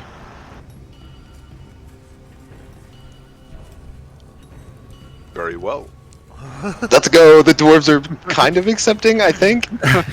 Except they knocked on you. Hey, and once he knew that I was Wander, he didn't knock again. So I expect the clank got a little bit of attention from the crowd. People turning around like, what? he cracked a knuckle. Meanwhile, on the main floor, you, Uther, and Naira approach the pulpit, having selected the one on the left. As you step forward, the figure in the center, who you have indeed... if Tyler's going to be right back, why don't we take a 5-minute break then now? Because we've been going for an hour and a half, or a couple of hours now anyway. 2.5 So yeah, hours. let's take a 5-minute break. Yeah, almost, yeah. In Perfect. fact, you're right. So yeah, let's take a 5-minute break because there's about to be a lot of talking again, so everybody can get a new drink. And we will resume in 5 minutes. Roger. Woot. Glorious. Back in a moment.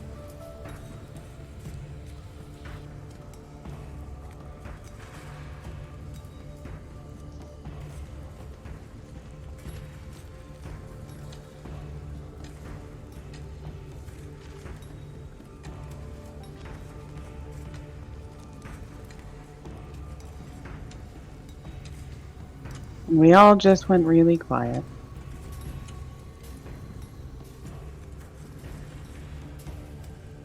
Or I am here by myself, talking to myself, which is always fun.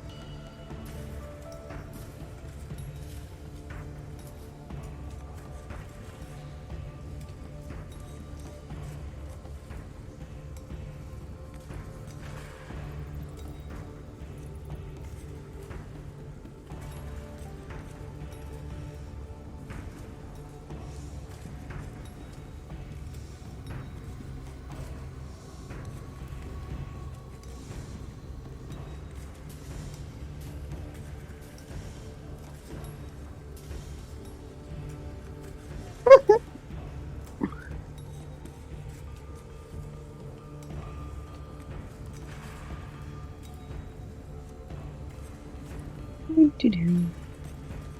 I think we could all agree that I'm ahead amongst these three.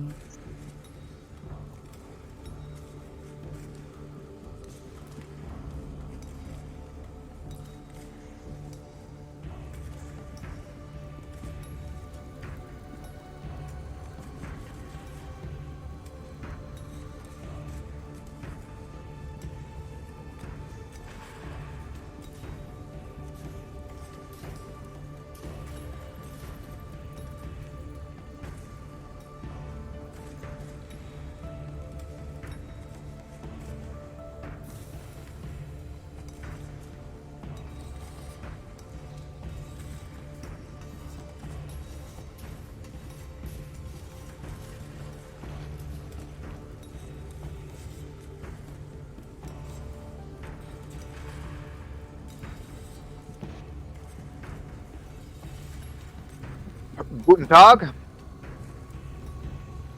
I am no longer all by myself. Oh, fair enough.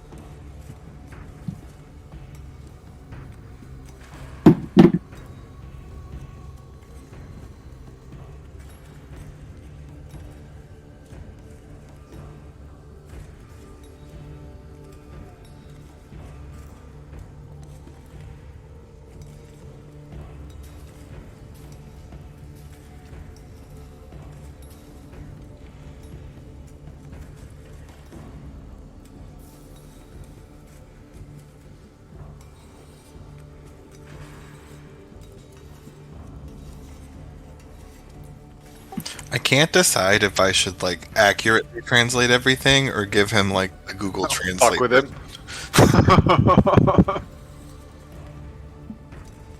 They just said, "Who's that giant horned fucker in the corner?" Wait, what? I just got back. I didn't just hear that. Nothing. The giant horn fucker with a half elf whispering sweet nothings into his ear the whole time. When we get out of here, you can crush me, Daddy. No, what? He says in Dwarvish, so all the people around can hear, but Lorium has no idea what's being said. He's just like, you know I can't speak that. Are you just fucking with me now? I will be later. Does he say that in Dwarvish?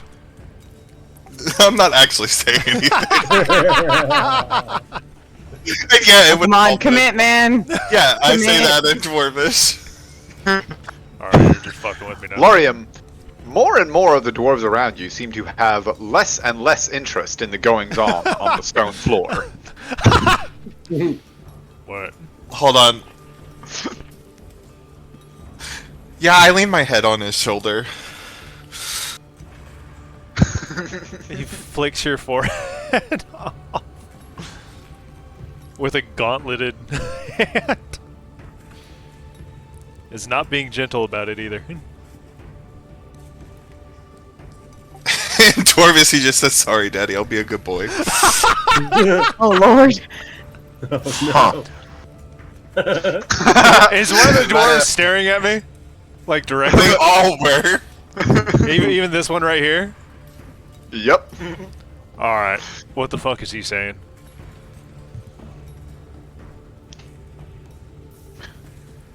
He'll ask that dwarf. Gandak dur do sundai. Damn it.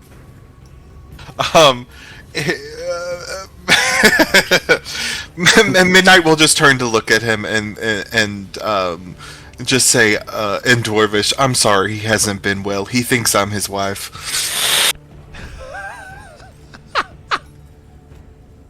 Are you not? I'm sorry, I have little experience of the people of the plains. They're so accepting. I love the dwarves so much. He just looks at him and says, well, sorry, I One am, day. but this is something that we do. In fact, we saw you from across the bar. And No. I'm kidding. I don't say that. I just apologize for Lorium's outburst. And then in common, I just pat his shoulder and say, "It's okay." I really Anyway. I have the urge to hate you. Do you want me to assume the position? Uther, moving swiftly on. Are you back? Yes. Okay. Naira, you good to go? Yep. Okay. As you enter, the queen on her throne raises up what you see is actually a great chunk of polished, smooth obsidian in her hand that she brings down onto the arm of her throne. And there is a great sound, like a blacksmith hammer striking an anvil. Pung! The chamber recognizes the Dead Stone clan. Their words shall be heard. Do any wish to speak in opposition? There is a moment of silence throughout the chamber. And then another dwarf stands from their chair.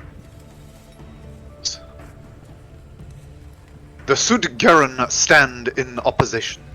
The Aghzor objects to the presence of the Dead Stone, objects to their inclusion in our battle against the corruption. They are of the plains, and history has shown us time and again. The archives are indeed overflowing with proof of the weakness of their words and their convictions. Baranor, you shall speak for me in this. And she looks down and addresses one of the figure at one of the desks. Everybody go ahead and give me an insight check, please. Even me? Even you? If you want, don't feel obliged. Like, Discomfort is universal. Terrible. I can't see the insight. The dice are covering it. Ooh. We all did good. yeah, actually, you all did pretty damn good. In fact, yeah, basically all of you, to varying degrees, pick up a note of displeasure on the dwarf that she addressed, on the face of the dwarf that she addressed. Wander, Midnight, you both actually also get a little more insight just from his kind of reaction to the words and the way that he sort of gathers himself and stands and moves onto the stone floor. He seems a little, almost kind of reluctant on a personal level, as though this is a duty that he does not relish. Midnight will relay that through the earrings. That's what they're called. But despite any displeasure that they may feel, they do gather their things, and you see both this dwarf and the dwarf that spoke from the balcony, from the throne, are dressed in what are very obviously scholarly robes. These being dwarvish, they are also layered with leather and chainmail, in addition to thick velvets and linens. But this dwarf and the dwarf that spoke are both also very obviously magic users. In addition to the dwarven runes that are festooned onto the edging of their clothing, there are also arcane runes and very obviously arcane sigils that adorn much of their clothing and equipment. And he also has a very obvious arcane focus attached to his hip, as well as what you recognize to be a component pouch on his opposite one.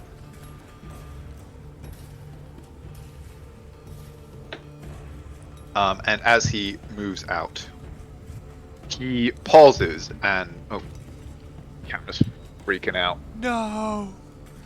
There we go. We're good. He moves to the center and kind of meets your eyes, Uther and Naira, and sort of gives a slight kind of nod before moving up and taking position in the pulpit opposite you. Taking like a very stiff and formal position. And as soon as he's in position, the queen raises her gavel and pong, brings it down again. Says, "This session is commenced.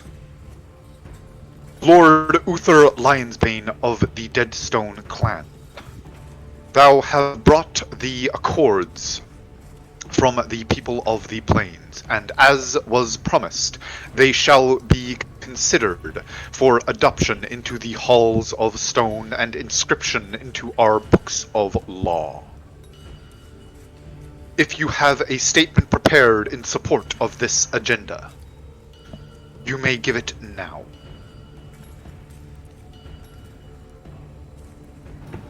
You see as Uther speaks low, but as though to no one in particular, as he says, "I picked the correct pulpit, as this was the pulpit with the beer." As he then grabs onto it, takes a gulp, settling it down. As he speaks into Dwarvish, he says, "It is a great honor, and I am humbled that you would accept us into your hold from far away from here. That will be noted by the Deadstone in our clan, as well as your opposition. I am respectful and wish to hear it, but as for these plain people and what has happened to them, I believe it is something they need. Some of your friends from long ago, I believe it could be a new start, as we've already laid blows against this darkness, this force of perhaps Tiamat. Perhaps you use the name Tiamat? I would use the name Tiamat. Okay. You say that name, and like no insight check necessary, that you can roll if you want to have like a little more, if you want to glean a little more. There is a very obvious like reaction of surprise, and kind of consternation and like discussion that emerges as this name is dropped. You see a lot of the dwarves kind of react and lean over and start to talk, and many of the scribes at the desks on this lower level like actually pause and look up before bending and returning to start writing out quickly. Wander with a 27, and especially since you are firsthand able to understand much of everything being with tongues that is being discussed.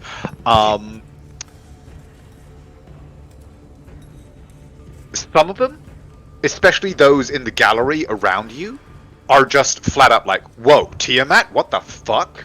Like, they're just shocked by the implication that Tiamat may be involved in some way in this like discussion and what has brought you here. But with a 27, what in particular you are able to glean is that certainly not everyone on the balcony is They are surprised to hear you guys use the name. They are not surprised by the name. In particular, the dwarf that spoke out in opposition, the Grand Archivist, and Baranor, who has taken up position in the pulpit next to Uther. Neither of them are, like, they both are just kind of like, oh, they know, is kind of the vibe that you get. Huh. As he would then turn, as he would look up. And I hope you'll allow me to elaborate on some details. As he's going to then turn back towards Naira, give her a wink as he pulls out his guitar and into the air above him. 5, 6, 7, 8! And then play it out. But this one, I'm making a tactical dice roll, and I'm not going to pull punches.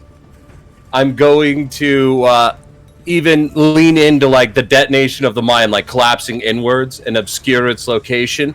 But I'm going to show the dwarves like a much less censored version.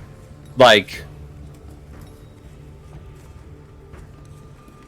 I want them to get like some of the details of what we found, like stabbing and seeing the things in their head, and it's like, it was drunk.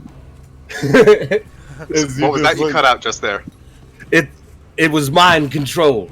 Is, you know, like all of it, and just to really show them, and then the details of why I think it was like the continual 5 pieces, and those showing up from Tiamat and the like, as well as the then stopping the war and the interceding,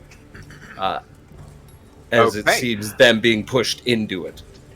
Okay, so with a 22 from your lovely wife supporting you, please go ahead and roll your own performance check with advantage.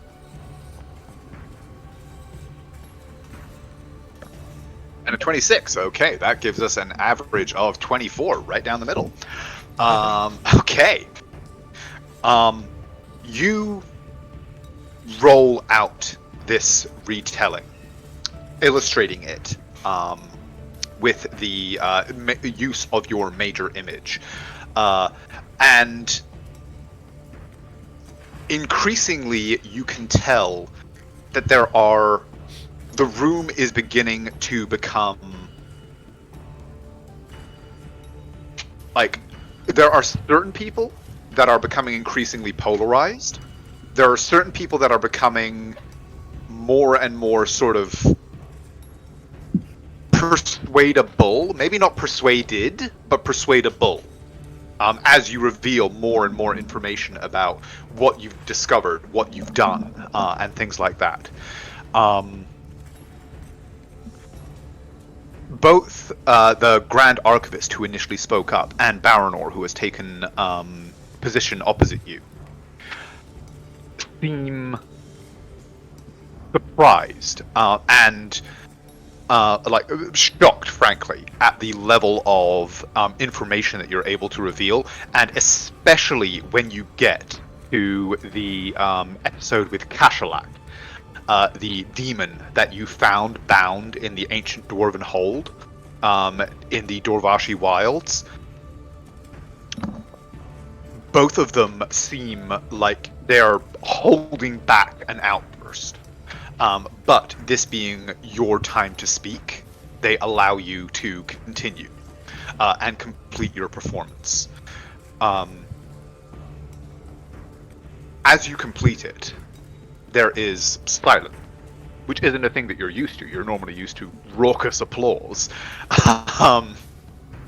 But the echoes of your performance die away, you having completed the retelling of the events.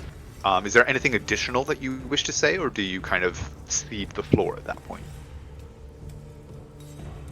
he would say, that is why I find myself here trying to help them, trying to stitch these tears that are being formed naturally.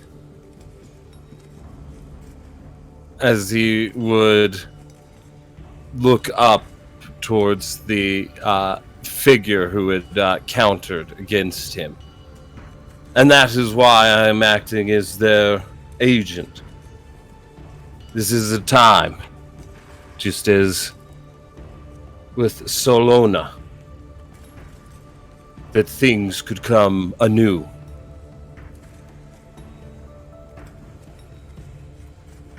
As he would then give a deep bow again. Thank you kindly for your times and considerations. I swear of what I have shown you to be true. As difficult as that is, you can be judged, though, how strong you are by how much truth you can take. I secede the floor.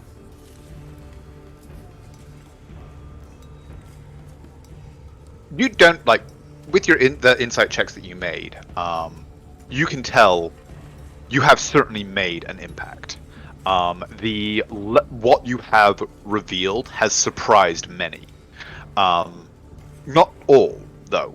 And Wander in particular, you can tell, as I said, that certainly not everyone was surprised by the mention of Tiamat.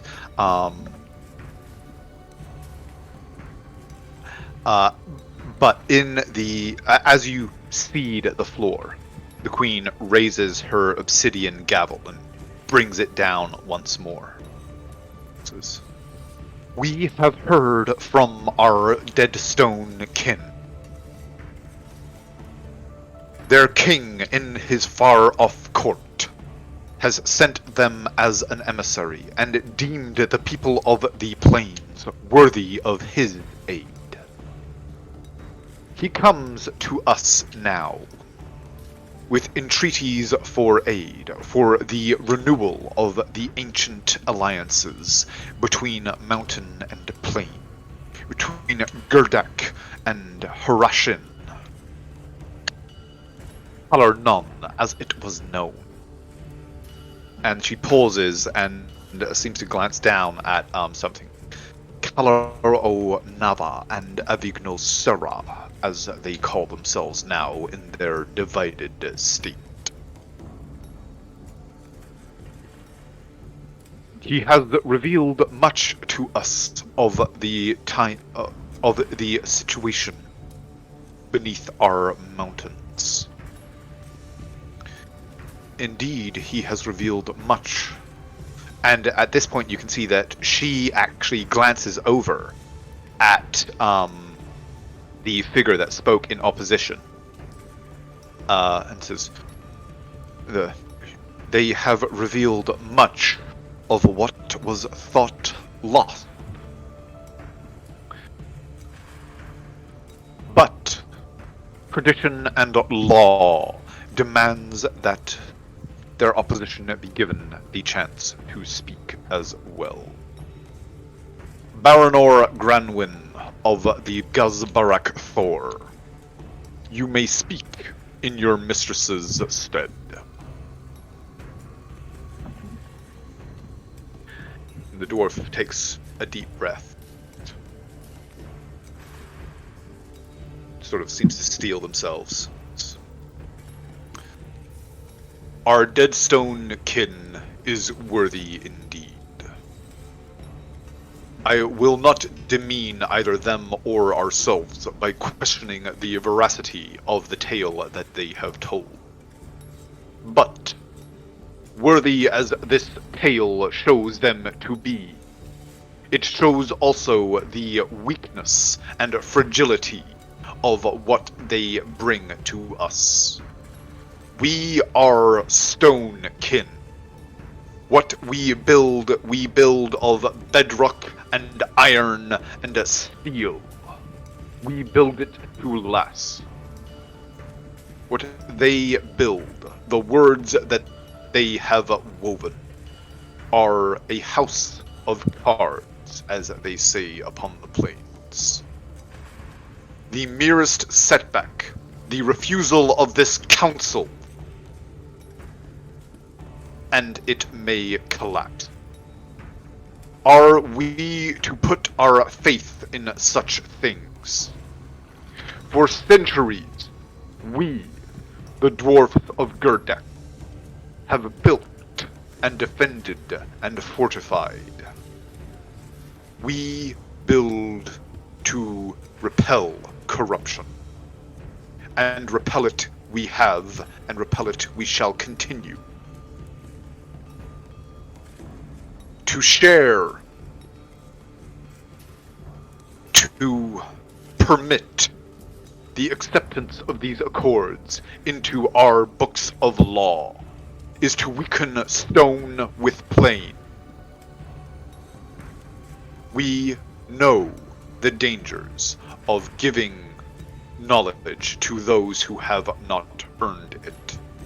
We know the dangers of the fragility and weakness of the alliances of the people of the plains. The Aghzor beseeches all to remember the times listed in our archives, the grudges that were writ, the failures that were forged from our last alliance. We lost Karak. We lost cars. We lost the deep ways that led to the great oceans and beyond. We shall not lose Gerdak.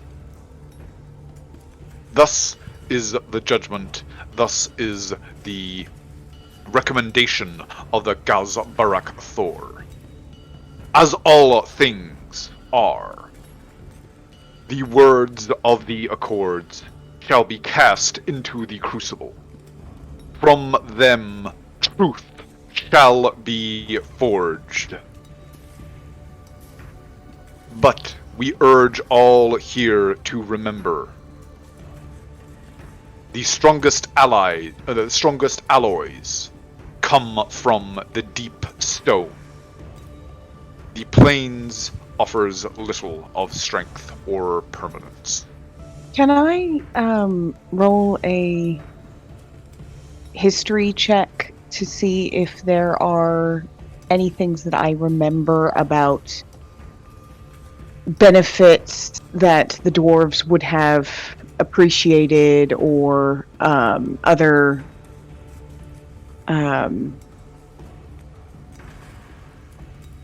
this good reasons to be allied with the plains? Mm-hmm.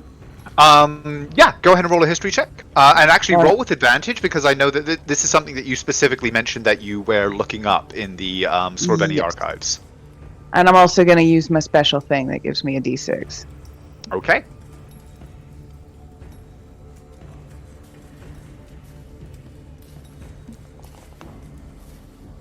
Oh, damn it. Still 21. A 21 is sufficient for you to recall one of the original treaties between the Empire and the Dwarves of Gerdak was the Treaty of Nebesta, when Queen Kolda's father, King Tharag,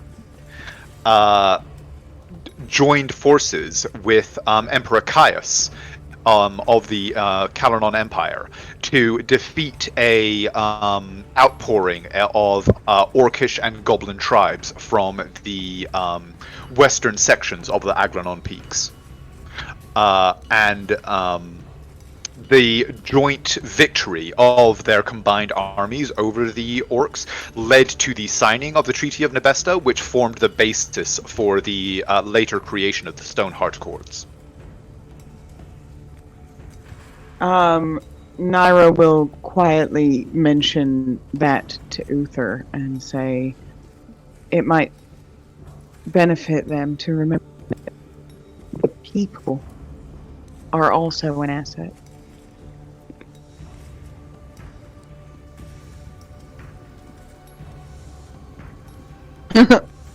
This is literally exactly what she says, word for word, by the way.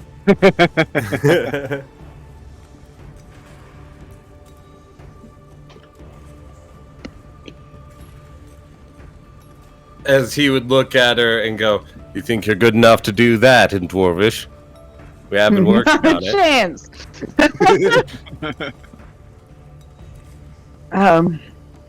I wouldn't want to embarrass you. But whilst you are going this, Baranor continues on in this same vein. Essentially, what he says is that the Accords must be very carefully examined for evidence of the weakness and fragility and avarice of the people, the short-sightedness, essentially, of the races of the plains. And that he knows that there are those in this chamber who would provide the hard-earned wisdom of Gurdak and Karak Aghzor to the people of the plains, and that this wisdom in the wrong hands has the potential to bring the corruption from the plains into the very bedrock of the mountains. But again, those of you who rolled an 18 or better on your insight, which is actually most of you, would be able to tell that this is something that essentially he is just kind of giving. He is giving this speech by rote.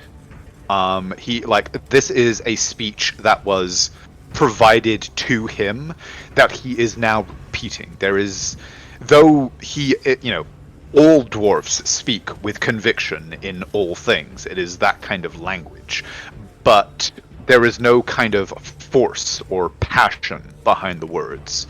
It is something that he is doing as a matter of duty rather than belief.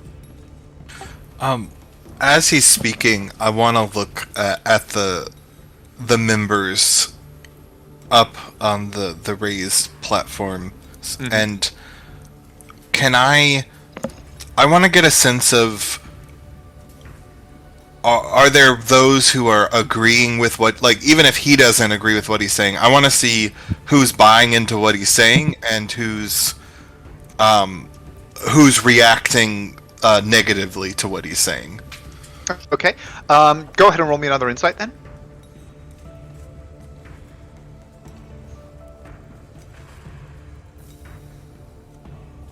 $18. It is hard to say.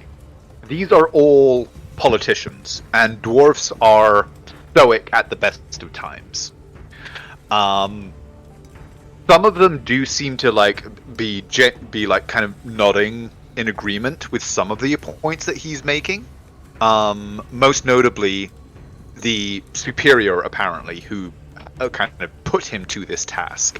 There are at least 3 or 4 others who seem to share that same attitude. Most of them, however, are, well, quite literally stone-faced.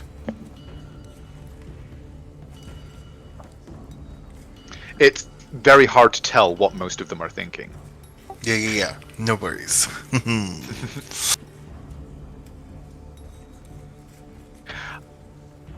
However, after a few minutes, he concludes his speech. And Queen Holda rings her gavel once more. In his speech, did he mention anything about Tiamat? No.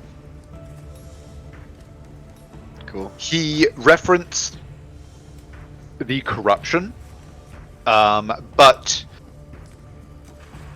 actually, go ahead and roll me an insight, because you don't actually speak Dwarven. You're kind of using tongues to sort of get an understanding of what's being said.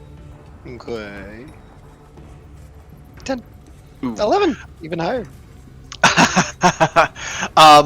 hard to say exactly, but he doesn't specifically mention Tiamat. He does reference like a kind of, like I said, a kind of corrupting influence, and the fact that the dwarves of Gerdak have evidently been in combat with this influence for centuries at least. Like he talks about it as if it is an ongoing thing from the time of the Empire or even preceding the Empire. But he doesn't make any direct references to Tiamat or any kind of named figure. Good to know. But Uther and Naira, you guys may also go ahead and roll me an insight. And since you... well, actually, Uther, you may roll with advantage.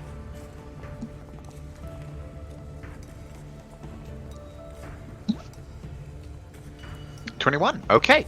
Naira, you are actually the only one who gets this. Basically the intonation, the specific form of word that he uses when he is giving this speech, the corruption is pronounced with a capital letter. As if, like, it is a specific... He's not just referring to corruption as, like, a verb. He is referring to a noun. They just call it corruption. It's like he who must not be named. I got it. Yeah, essentially. That's a very good equivalent.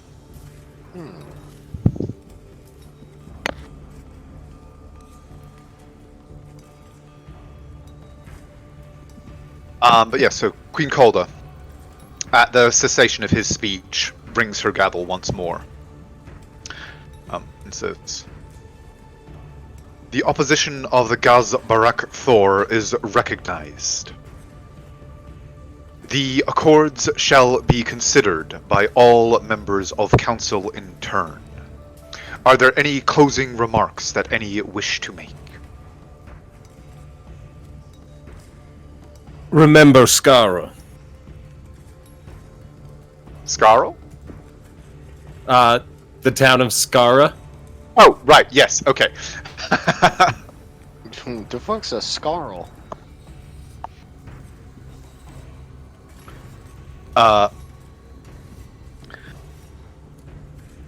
And you've got a 17 and a 21. Yeah. Pretty much all of you, when you say that, this figure, who is a very kind of old-looking, but old like an ancient oak tree, like an iron-hard, scarred, leathery dwarf with this great beard that is festooned with steel rings. You say that, he actually just kind of goes,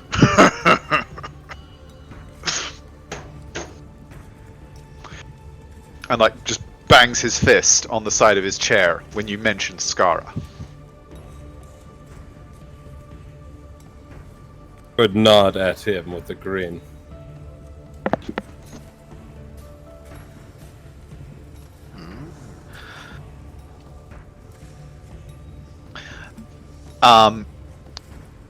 But after you say that,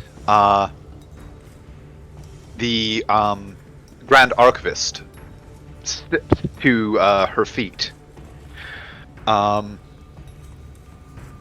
speaks out in her own, like, lets her own voice be heard. She says, "Remember Hadoral. Remember the piracy.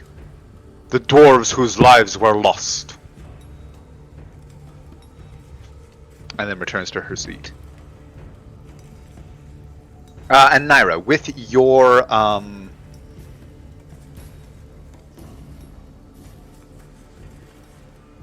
history check earlier, you would know about this.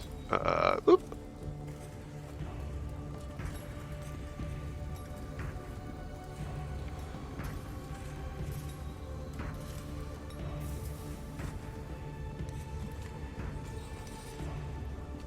Okay.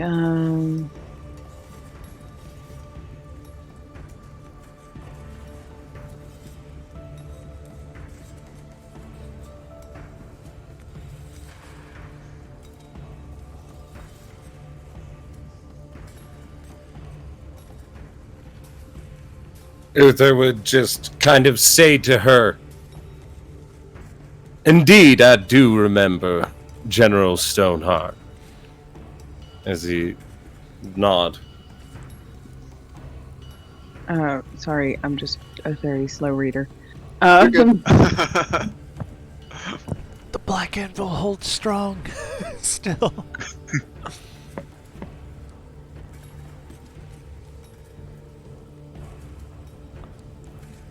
And Uther, that again gets another chuckle, and like he actually like bangs the side of like he's got like his hands are encased in these great metal gauntlets, and when he bangs it down, it's like a gavel sound again. He apparently very deliberately makes this noise, drawing eyes to him in response to your comment.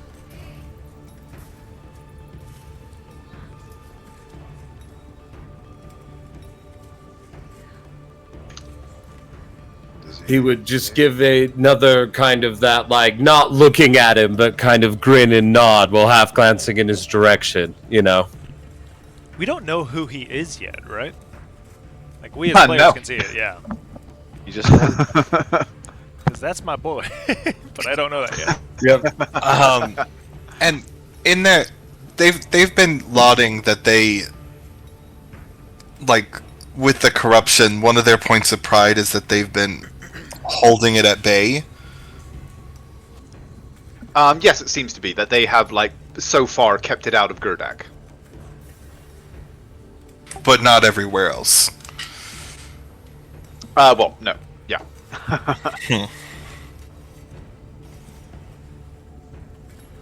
They haven't said what they're doing to do that, right?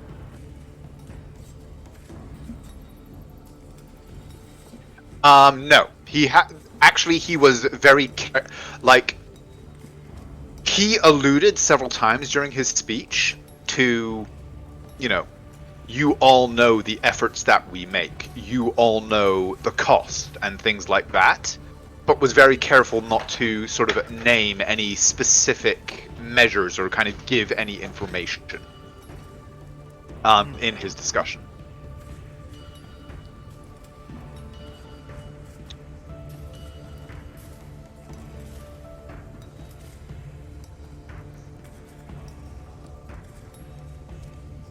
And Lorium wouldn't... Shit, Lorium wouldn't even understand when Uther said, remembering General Stoneheart. I've been translating to you the whole time. Well, then, in that case, would Lorium recall that history when Sir Robard was speaking to him about it?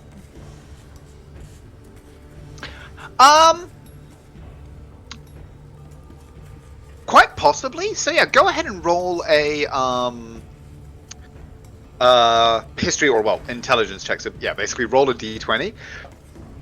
Not a particularly high DC because it would have been something that you just specifically discussed with Robard. But no, the name kind of like with the translation and everything, it's hard to sort of join the dots in the moment. A little bit of drool falls under his mouth.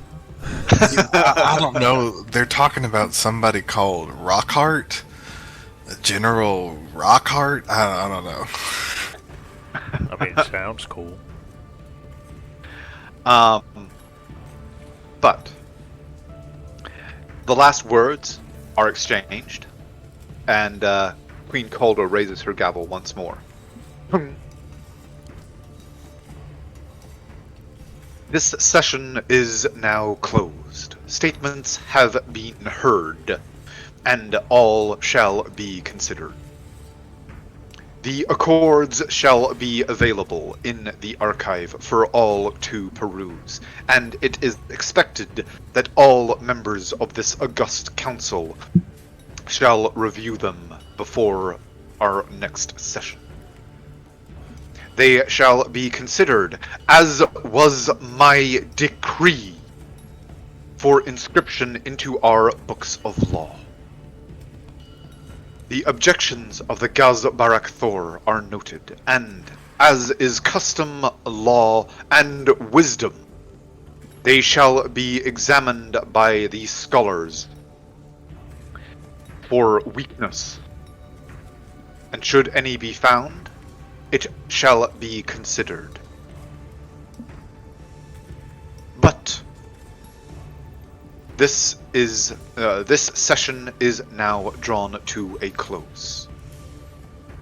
The of the Stoneheart clan are now guests recognized by the court of Karak Aghzor. Provided thou dost not transgress our laws, you shall be allowed to travel within our kingdom freely.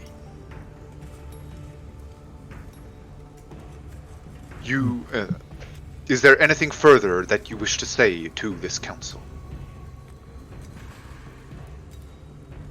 You see as he would give a bow, as he would say, we seek some knowledge about my compatriot, as he would gesture towards Upside Down Wander. Oh no, perfectly angled Wander. Perfectly My angled apologies. Wander, motherfucker, yeah. As he turns towards perfectly angled Wander. You see his Wander had his hand up to the earpiece, about to be like, "Hey, could you? Oh, you did it." And for the first time, actually, like people, the larger council seems to and the rest of the chamber seems to take note of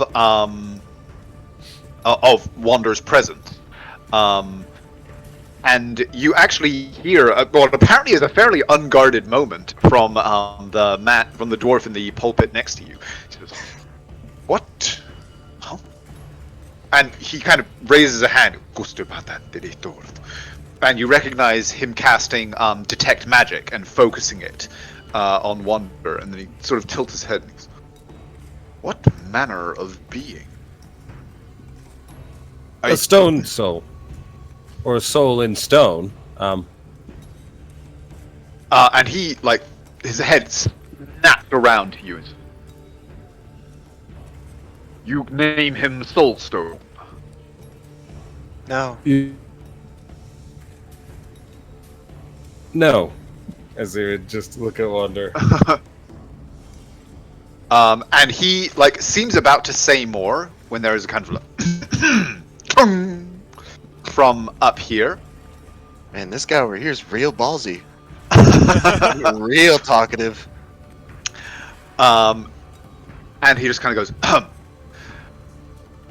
"If knowledge you seek, knowledge in these matters is the purview of the Aghzor. You may bring him to our gates, where Grand Archivist Dagnar," and he sort of gives a salute to her, "shall consider thine petition."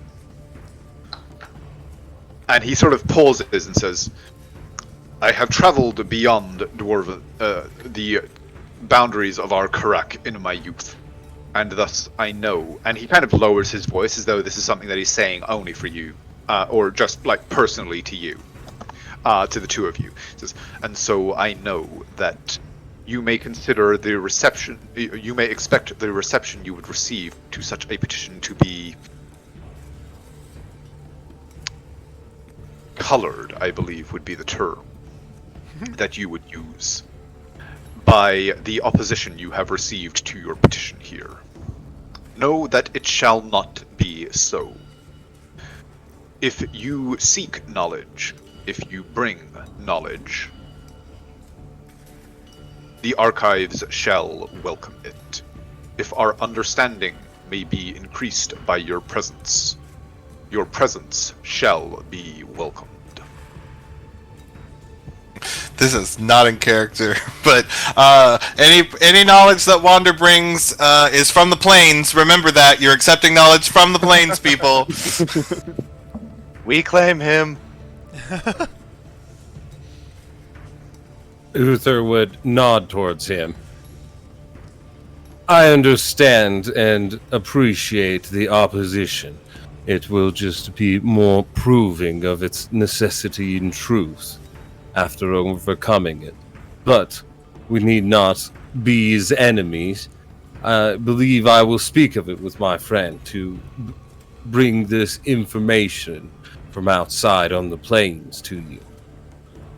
And he kind of nods, like he seems genuinely like astonished. Like this was the exact, like you get the impression this was the exact right thing you could have said to him, because he replies back and says, "The proof of metal is in the crucible."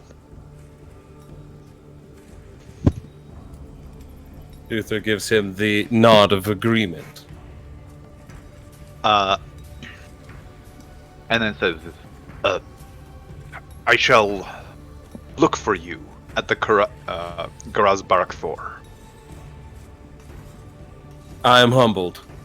As he just gives him a bow. Okay. And with that, the gavel rings once more, and the doors open, and you actually see another pair of dwarves enter, one of them carrying like a sheaf of papers in their hand.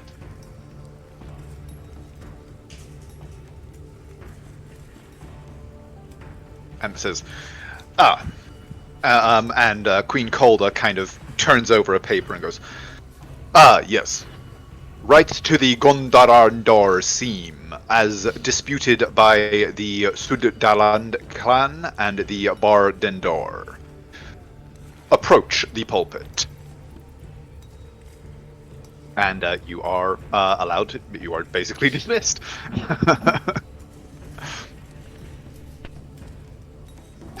As we get up to leave, Midnight just leans over towards that one dwarf and says, "See you around," and winks.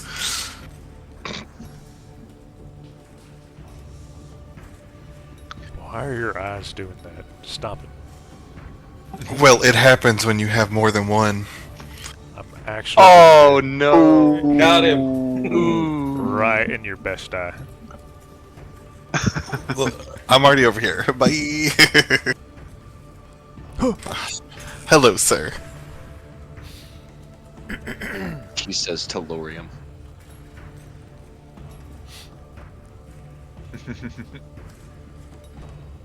And the doors are shut behind you as you hear the beginnings of a rather dry and legalistic dispute about a mining rights for a particular seam begin behind you.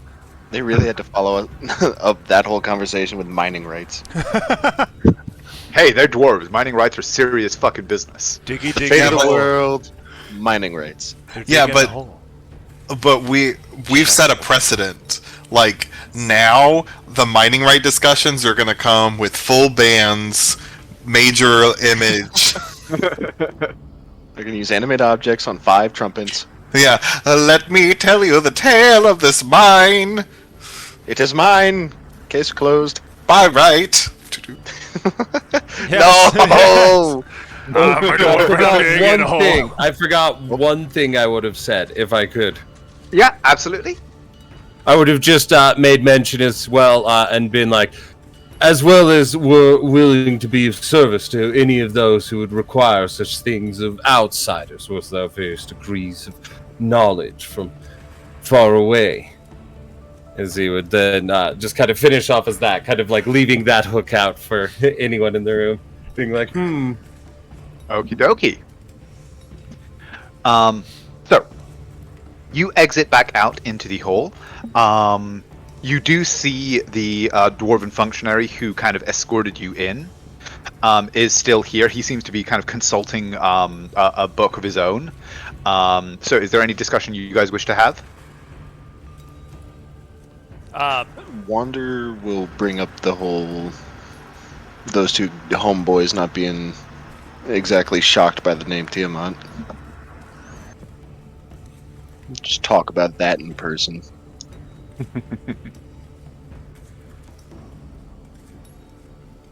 interesting, troubling.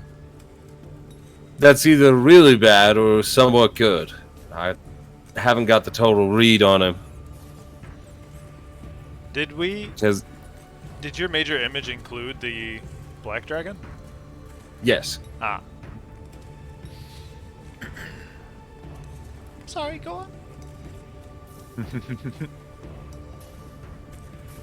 I just think it could be really bad because, you know, in league with him and all that. Or it could be kind of good because if they're already expecting it and seeing things line up like that, he might be more against joining because, you know, arguments and short-lived people. But I feel really solid. I put some work into that. A bunch of dwarven work into those contracts, too. You Nobody spoke was well. happy with them. The perfect contract. Nobody's happy.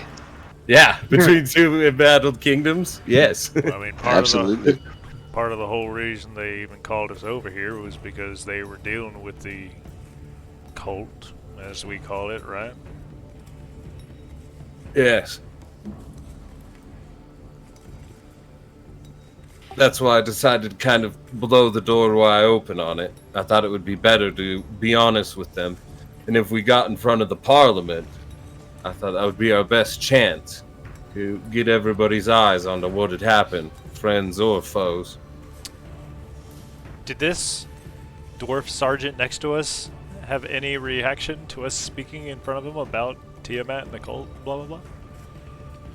Oh, I thought we were earpiecing. Florian was. Okay. I wasn't. Oh. Then sure.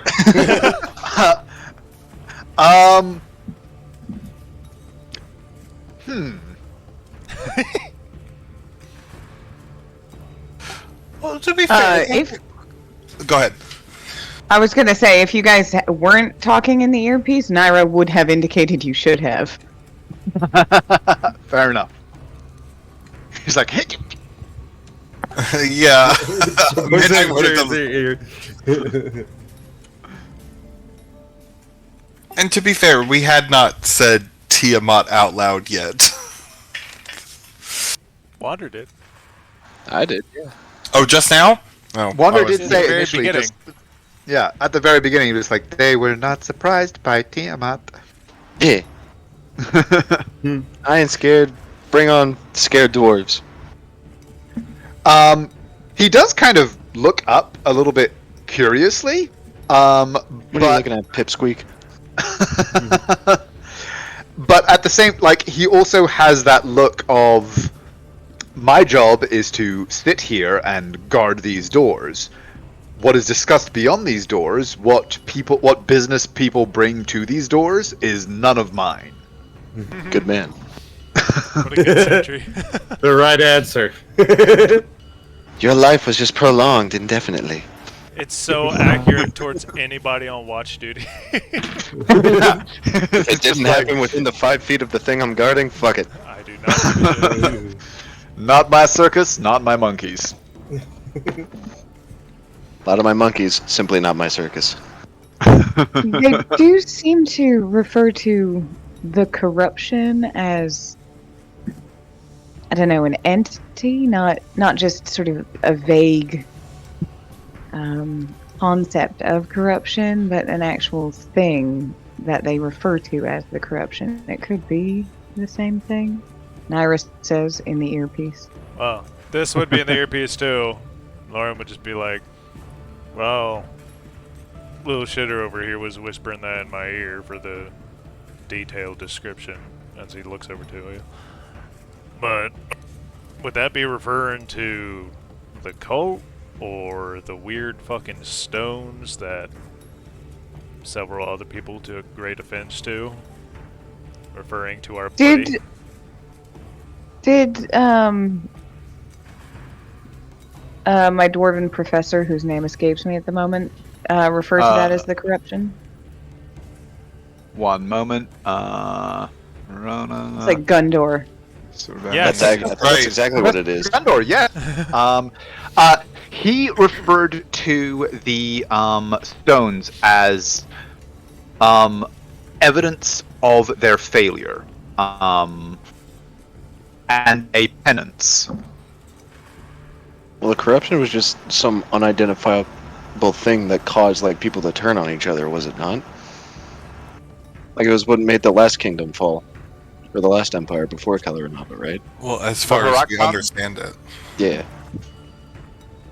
And we didn't identify a single thing that caused that. It was just big. Well, from the memories that you were able to glean from your time in the Kashalak Citadel, it was a disturbingly familiar story of there were accusations of cultish practices among members of the upper echelons of several of the prominent dragonborn kind of families and clans, which eventually devolved into civil war. So which it is was what essentially led just like paranoia then. to a degree, yes, but there was also like, from what you could see, there was like an open call for warfare from some angles. It's been so long. Page 11 of 25, so long.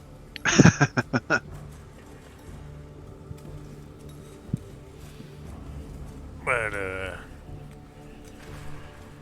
anybody else gonna say anything? Nope. Well, I just have a. They indicated that if these accords get accepted, they'd potentially be willing to share more information with the Plains folk. The acceptance of the accords would require it. So basically, the accords contain guarantees of the sharing of information regarding essentially the cult and related sort of entities and influences between the signatories of the accord. Currently, Vanya and Avignosera, or Caloronava and Avignosera. But should they be accepted by by Gerdak as well, then yes, they would basically be required by treaty and law to share their information. Well, something I'm interested in is, I mean, they didn't really get into specifics in there. In fact, I think they very specifically talked around it, but I'm interested in how they've kept this corruption at bay.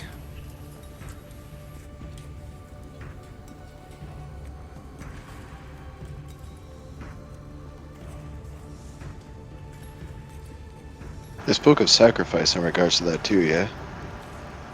They did, yes. I don't like that. Bye, Wander. No, it's not fair. I'm always looking at fucking Andrew's camera. Why? I was assuming when they referred to sacrifice, it was more like, cutting off a hand to stave an infection sort of deal. Well, you know what they say about assuming. It does work 100% of the time. That's it. That's the phrase. Yeah. I mean, they could also just be like, all right, every third baby is sacrificed.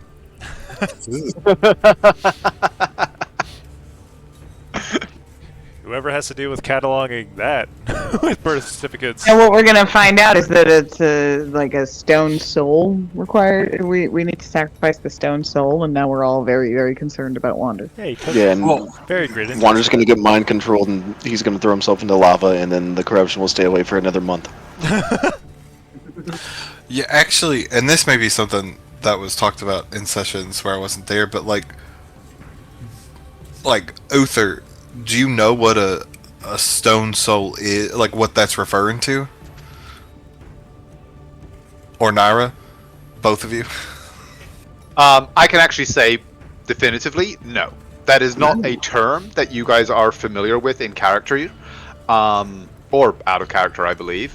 But the dwarfish word for dwarf essentially translates to stonekin, and they consider themselves to have the dwarfish people and culture consider themselves to have essentially almost like celestials are from the celestial planes. Dwarfs almost consider themselves to be elemental beings linked to outer, like the planes of elemental earth and law.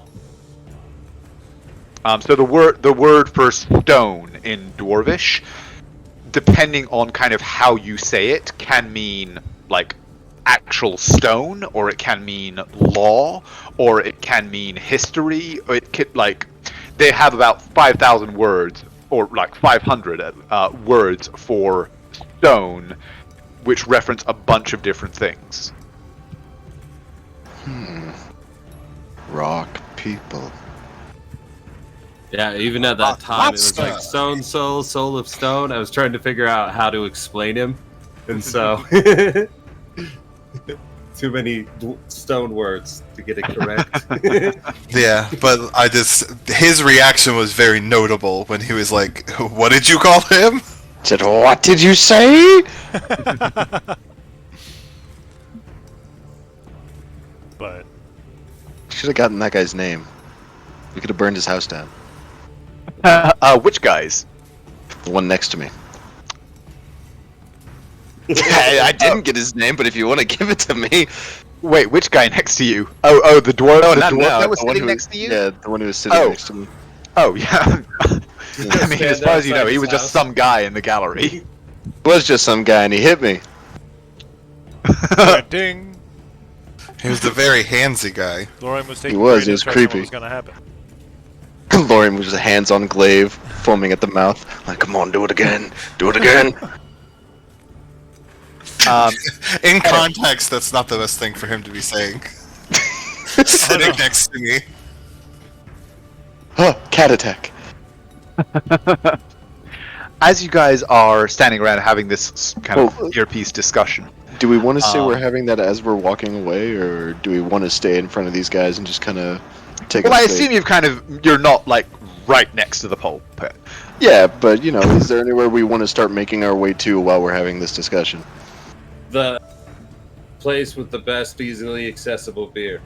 Well, Lorian would The question river. the guard real quick.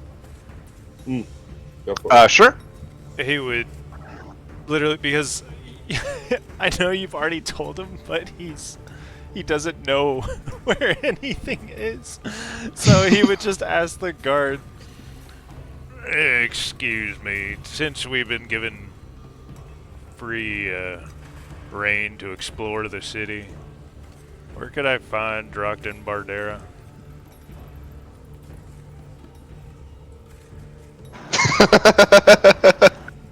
He was on the council. He Or what? is within, as according to my understanding. God damn it. Alrighty then, we go Where? back in. Where can we find him after? His usual residence is one moment. All these names. It is a new city. Gotta get into that room. His usual residence is within the Bajar Bonda, with the overseeing the formation of the Drenger. If thou art truly given free passage throughout Karak Aghzor, you shall be able to find it in the Peak Fortress. Can one of the names just be like 5Ks in a row? Literally just stone across stone. Yeah, can that be the name of one of the forges? You're giving me ideas from changing an his notes. ex-dwarf character. And none of us actually asked when their next meeting would be, did we? Nope. Well, at about this point, actually, the functionary that kind of escorted you in here, and he actually sat in the gallery, during the kind of discussion, and then exited and was kind of like quickly seemed to be scribing some things. Approaches you and says, "Well, your petition has been recognized, and as the Queen decreed, you are given free passage throughout Karak Aghzor. Usually, visitors are most comfortable staying at. Sorry, at Ind Mindal, the Tall House, I believe it is within the common tongue. I've heard a lot about this tall house place. We should go there. Bet it's not tall. No, it is built to accommodate the taller folk of the plains. It's just the house. However, is there any other information about our Karak that I may provide? Actually, I do have a question. Mainly just because I'm fascinated about these things from the surface. But if we're given free reign, like as you've stated that the Queen has given us, would we be permitted to visit the places such as the forges or even the fields? I'm fascinated by what y'all grow down here. You would be permitted to visit the public areas of such locations. However, entry within would be granted according to the clan and guild. The fields, by my understanding, are largely open to any who wish to travel their lengths. The forges, however, as I'm sure you understand, are more closely guarded by their guild. Thank But you. Oh, I go know ahead. that it is possible to see at least some of the higher smiths at work. Perfect. Well, we just have a few curious minds, and we wanted to make sure we did not accidentally make offense. A noble endeavor. Now, may I escort you to Inbindel, or is there any other business you wish to conclude?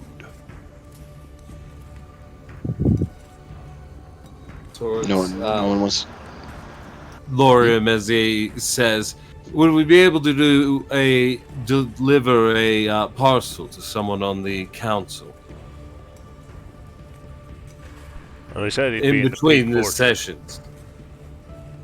In case you want to do it quickly right now, but if you want to meet him down, we can. I understand that the council are to be in session until rather late today. However, the council will not be meeting for, I believe, another 3 days or so at least. Thanks for just throwing that once one to today's us. session is concluded. If there is a specific member that you wish to speak with or address in that time, then I can see if it will be possible to arrange a meet. Or you may simply send them a message via courier, and they can respond of their own volition. Lauren would just look towards Uther and just say, yes, please, if we could end up doing that tomorrow or sometime during their downtime. I'd rather do it in person. If it not, and just yes, something for tomorrow, if it would be possible. Certainly. I understand from your discussion that potentially you would wish to speak to Dr. Gundan Bardera, correct? Yes. Then yes, I will certainly be able to guide you in your approach to the God damn, I shouldn't have made these names so weird. To the Bjar Bonda. We love the names. We No, love them. you made them extremely, unique to the place. It's awesome.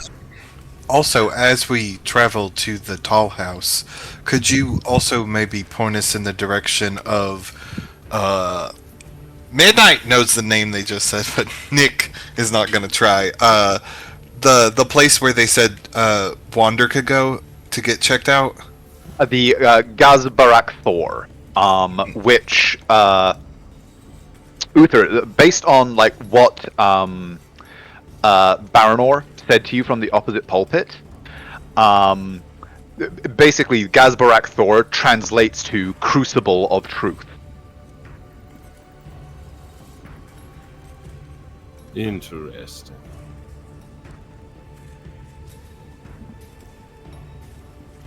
Need to just go to the Crucible of Truth. But the dwarf that you're speaking to says, yes, certainly. That is in the higher portion of town, not too far removed from the tall house itself.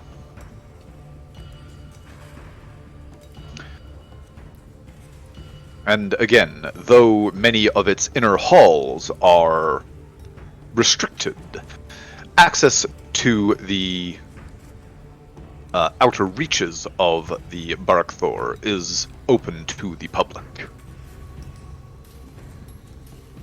I do not know if a specific invitation was given by Archivist Baranor, but That was the you name. will certainly be allowed to approach and submit a request for entry into or discussion with any member you wish to address.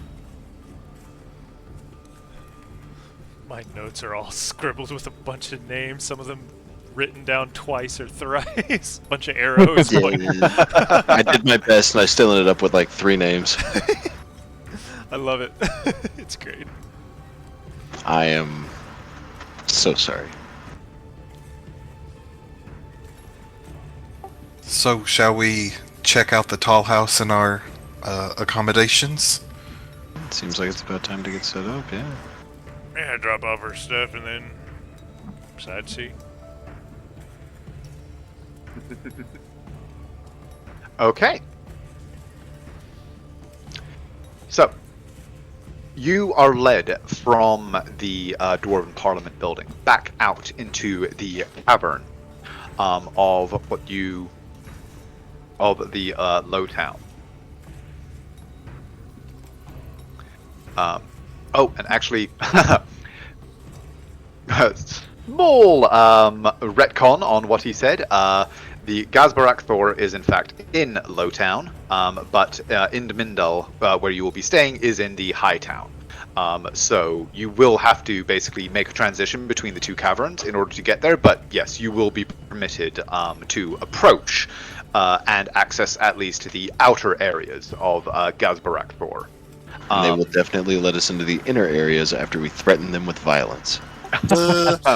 Based on as you are basically traveling back out into the main cavern of Lowtown, he does point to a distant spire that you can see is basically where a great pillar of stone, well over 100 feet wide, even at its thinnest point, festooned with balconies and outcroppings, all of which are lit by a very obviously arcane glow. It's something of a beacon at this far end of the cavern. Very obviously visible as you approach the barge dock and reboard, and again are kind of brought back down through this maze of dark canals through the tunnels and back up toward Hightown. Oh, as we're traveling with him, can he? Midnight would ask, how many sections of the city are there, and what are their fucking names? So there's 4 main sections. There is Hightown, which is kind of the main cavern where most of the sort of public areas of the city are. There is Lowtown, which is deeper within the bedrock of the mountain, which is where the Parliament building, Aghzor, and most of the kind of noble and well-off houses are. There is the Peak, which is essentially a great fortress built into the caldera of the mountain itself, where where a lot of the Dwarven army is stationed, as well as their airship fleet. And then there is, what is that one called? There is a section known as the Crystal Springs, which is here, which is where basically the courses of several funnels of snowmelt are gathered together and controlled in what he describes as like a great. He speaks of it with an obvious measure of great pride, as he talks about essentially a hugely complex system of mechanical locks that can contain and control this torrent of water that flows in from the mountains around, which is then used to power many of the mechanisms within the city, as well as cool and quench the great dwarven forges in Hightown. That's cool. But yeah, there's basically 4 major areas, although obviously within Lowtown, he also describes that within Lowtown there is, in addition to the toll house, there is a market, which is this area, which is kind of there are obviously like shops and the like throughout the town, but this is considered the major kind of public market where goods are traded. There are the forge halls where the smithing and craftsman guilds can have their actual kind of guild houses, as well as the forge works themselves. There are the fields that step up into several kind of eyries, some of which are actually on the surface itself, as well as under the surface of the mountain with various kind of skylights and things like that, allowing limited access from sunlight. As well as obviously, like, you know, many other kind of landmarks and things like that, monuments and such that are scattered throughout the city.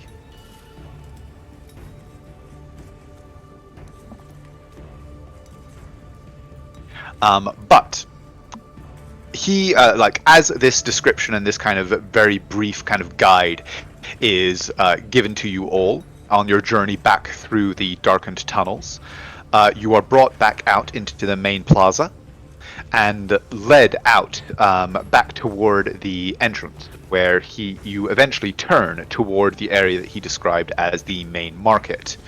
There is another, similar to the Aghzor, a pillar of stone that goes floor to ceiling. This one smaller and more modest in size, but also very obviously, very intricately interwoven with buildings carved from the stone pillar itself that climb up. And as you approach, you can see that this what looks, for all intents and purposes, to be a cavern, essentially, with the sign above it written in both Dwarven and Common, the Dwarvish runes being in the Mindal, and the Common being Tall House. And you can immediately see where the name comes from, given that the floors here, like each story of the building, is the size of a story that you would expect to see in a human home, rather than the somewhat squatter dwellings and ceilings that you see in most of the other buildings that you pass.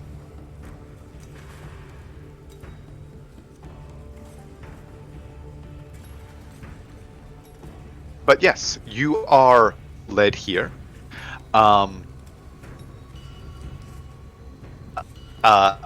as you approach, let's get you.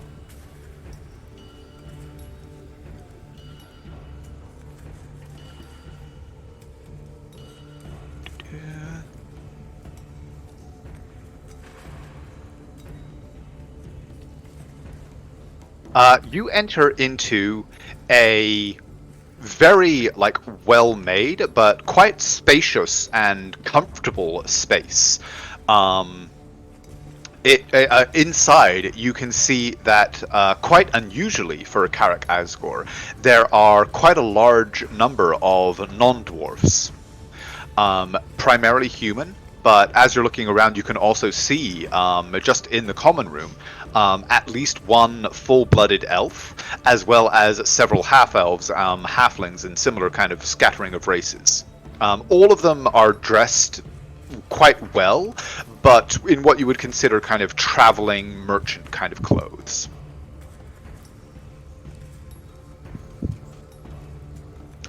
And as you enter, the one of the dwarves behind the bar kind of looks up and sort of goes, "Good day," speaking in common. "Good day. Will you be requiring a accommodation?"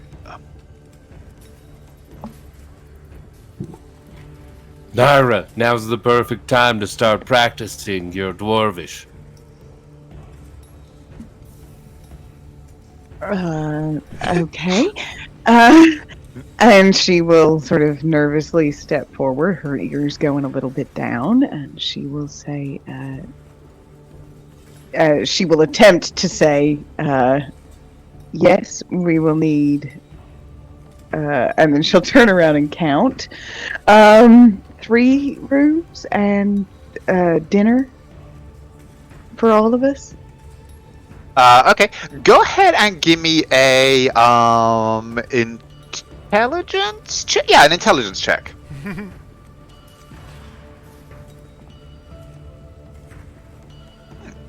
Okay, 15. He kind of listens to you and goes, and then kind of nods, and replies in Dwarfish and says, "A admirable effort. You are most comprehensible." Man, I hope one day someone. Naira doesn't know how to feel about that. That's totally a compliment for a dwarf. Come on. Absolutely. And yeah, from what you could tell, he meant that completely legitimately as a compliment. And he says, Yeah, but this yes. is Naira. She wasn't impeccable. This is a problem. That's an absolute failure. We will certainly be able to accommodate your party. You may seat yourselves. What libation will you require? Well, I know my dear husband here would definitely like some dwarven beer. That, I am certain, can be accommodated. He would just lean do forward. you happen to have any milk?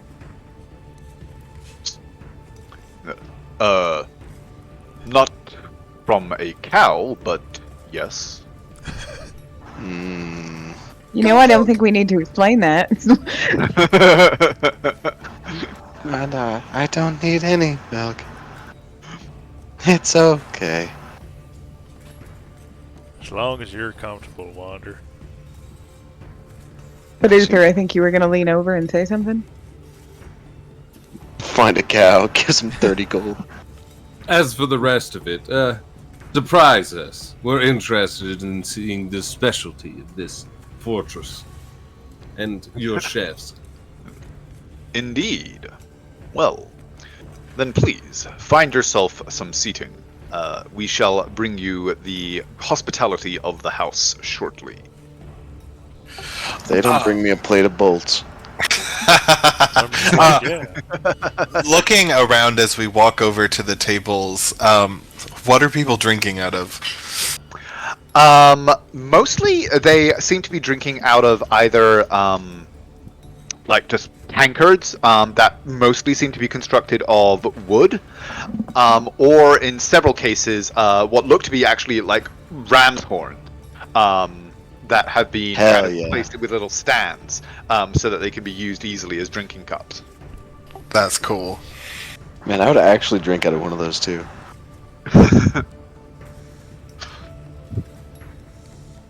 But as you all gather around and begin to sit down, are you not able to move, Naira? Oh, sorry. Oh, you're There we good. go.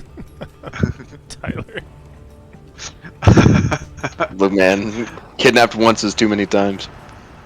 As you all gather around the table and sit and prepare to begin your conversation, Naira and Uther, you both feel a tingle.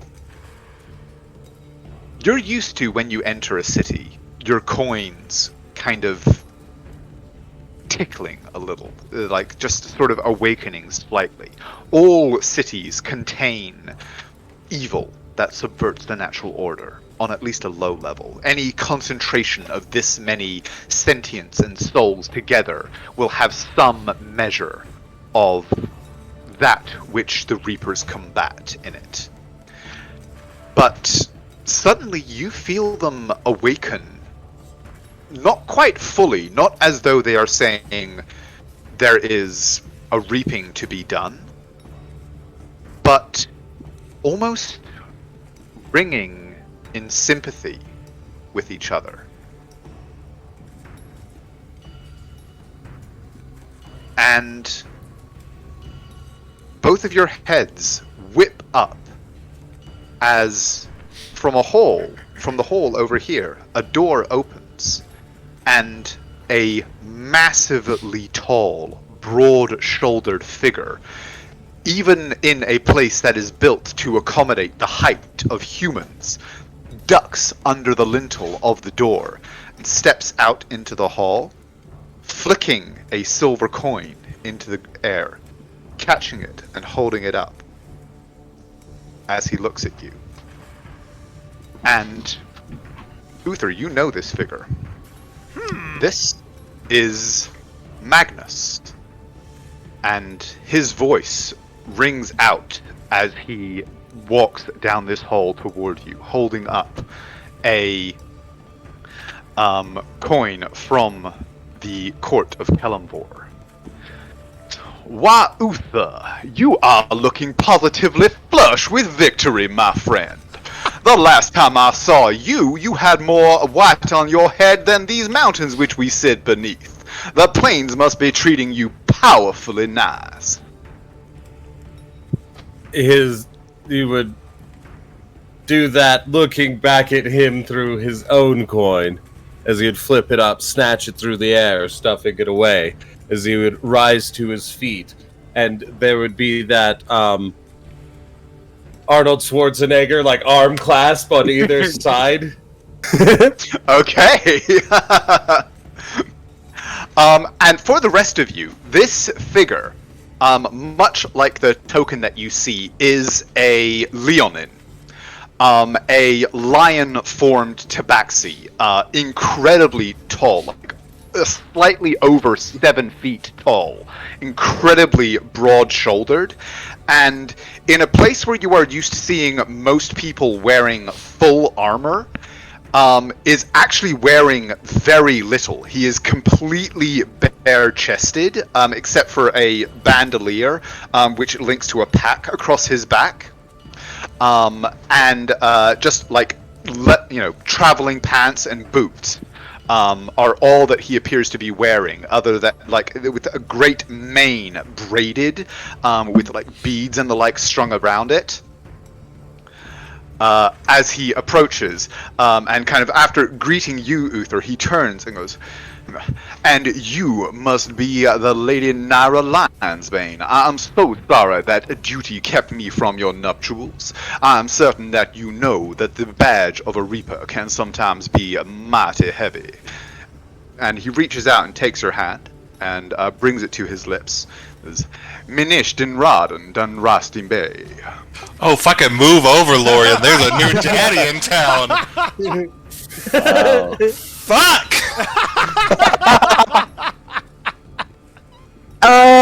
Landon, let's go! It's my favorite race. That was so fast.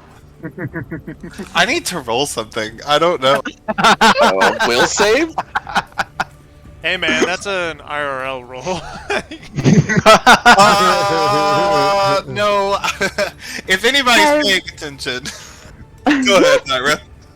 No, go ahead. No, I just realized it wouldn't work because you can't actually see my features, so it's all good. You start shaking. But Question. Mhm. Has my spell to comprehend languages worn off? Because I probably would have let it lapse if we were...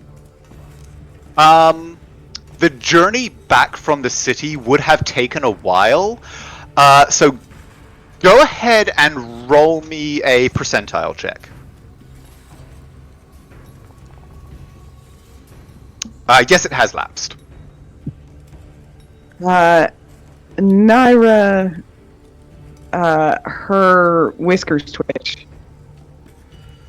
And she goes, "Oh, Aghzor, do introduce me to your friend, and I apologize. I'm not sure what you just said." Oh, I do apologize, my lady. I have been away for quite some time, and I am aware that my accent is most atrocious when speaking in our mother tongue. And her eyes flare a little bit, and her whiskers twitch a whole lot more. And she says, "No, the apology is mine. It's just that I don't speak. Was that Tabaxi?" Oh, why, yes. Oh, no, please, I do apologize if I have tread accidentally into something that might be a sensitive subject. Were you not given the benefit of an education in our common language? He just straight said, Now she's "Are you having- uneducated?" She's having some trouble breathing. She's looking at Midnight with quite wide eyes, and then looks back at him and says, "No, I grew up around, well, mostly humans and half-elves. I only know a few phrases, and they're probably not right." Indeed. Well, a fascinating tale that must indeed be. If there is any knowledge that I can impart over our shared heritage, you can be assured you have but to ask. Would this instruction involve insulting my intelligence at all? No, and I do again apologize, and am most chagrined, my lady. I meant no offense. Any offense given should be granted to those who denied you your heritage. No, sorry, it just sounds like it might be a little bit more fun than Dwarven. Uh-oh. Well, that does depend on what one intends to say with it, but in my experience, yes, it certainly can be. And I'm so sorry. Does my nose deceive my eyes? But you are one of my kin as well, are you not, my young friend? Yeah. Uh-huh. Well, it is most certainly a pleasure to make your acquaintance as well. Uther, my man, would you do me the kindness of introducing me to your companions? He would step over as Midnight. You would just feel an arm on your back begin pushing you forward. As he would just say, "This is my brother-in-law, Midnight. He's Scout for us. Mr. Scout," as he smiles. Midnight's gonna look around. Are we the only surface people here? No. No, there are several other, like, humans and half-elves and a scattering of, like, halflings and the stuff, in the room, but, Yeah, so no, this seems to be where most of like the surface people, essentially, in Karak Aghzor have kind of congregated. Cool. Then I do nothing. But he kind of lays this great kind of paw, and by great I mean like it's like the size of a dinner plate on your shoulder. He goes, "Well, I'm certain you have your own reasons for the appearance which you currently bear. I shall look forward to being introduced to you in a more comfortable circumstance." It's mutual, I'm sure. Lorium's just raising an eyebrow. "And what of you, my great horned warrior?" Lorium will just... This is Yeah, go ahead. Sir Lorium, the Dragon Breaker, Rose. "Indeed, well, quite a title, and I trust it has a tale to match." You met this Dragonborn lady a few cities ago. As Lorium would have been standing up while Uther was giving the introduction, and then just turned towards him. How much taller is he than Lorium? He's about 7'2". He's just a little bit taller. As he would, So odd. nonetheless. Yep. It's an odd sensation. You're like, huh. Yeah, it is very weird for you to have to actually look even slightly up at anyone. And Lorium would just raise up his hand for a shake and just say, "That's my name." "It is most assuredly my pleasure to meet you, and I do look forward to hearing the tale that goes with that title of yours. I want to give it a firm I know that squeeze. Uther does not bestow such things lightly, and to have earned the Dragon Breaker, well, that is an accolade that few can lay claim to." As Well, it was certainly He- a hell of a fight. Go ahead. as he would then just turn, as he would then reach over and gesture. And this is Wander. Judge Wander, I think, is most accurate. "Judge?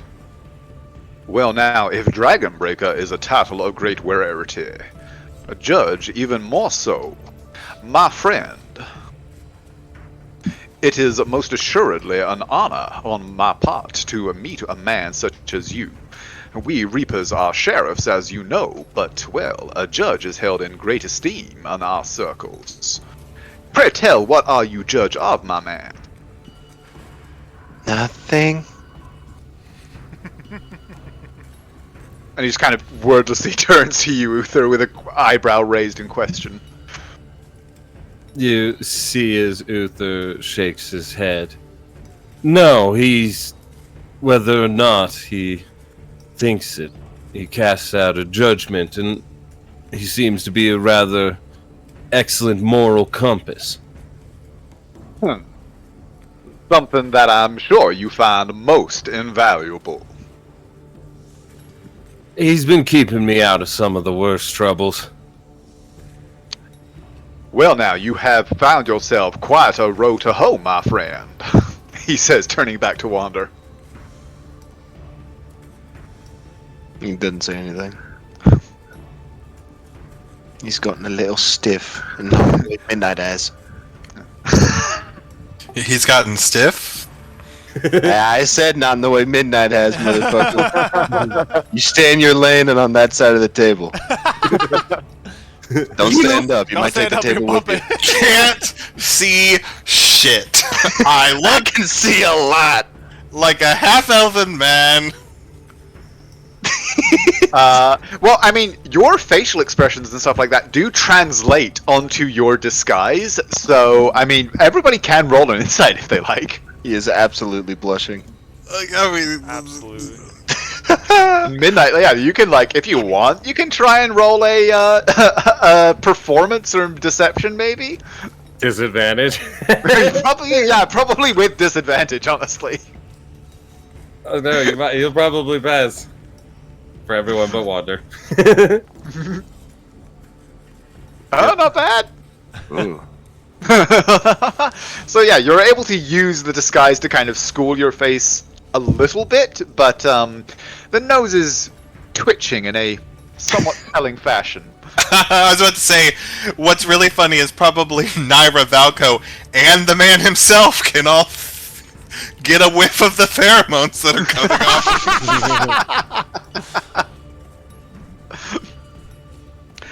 off. And he says, and this great beast here, and he reaches out and kind of lets Valco sniff at his paw. How's Valco reacting to him? Valco seems to kind of be trying to take his cues a little bit from the rest of you, since you all seem to be kind of friendly with this guy. He's just sort of like, doing that kind of, I mean, you're not a friend because I don't know you, so I'm a little bit suspicious, but they all seem to say you're cool, so we can be friends for now, but, don't make it complicated. Valco's so cool.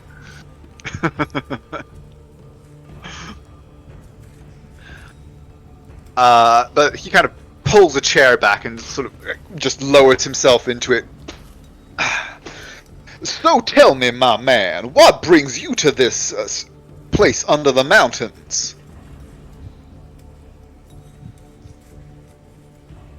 Kind of a long story, as he would make his way over and then sit down across the table, as he would smile and say, "How long have you been? When was your drop?"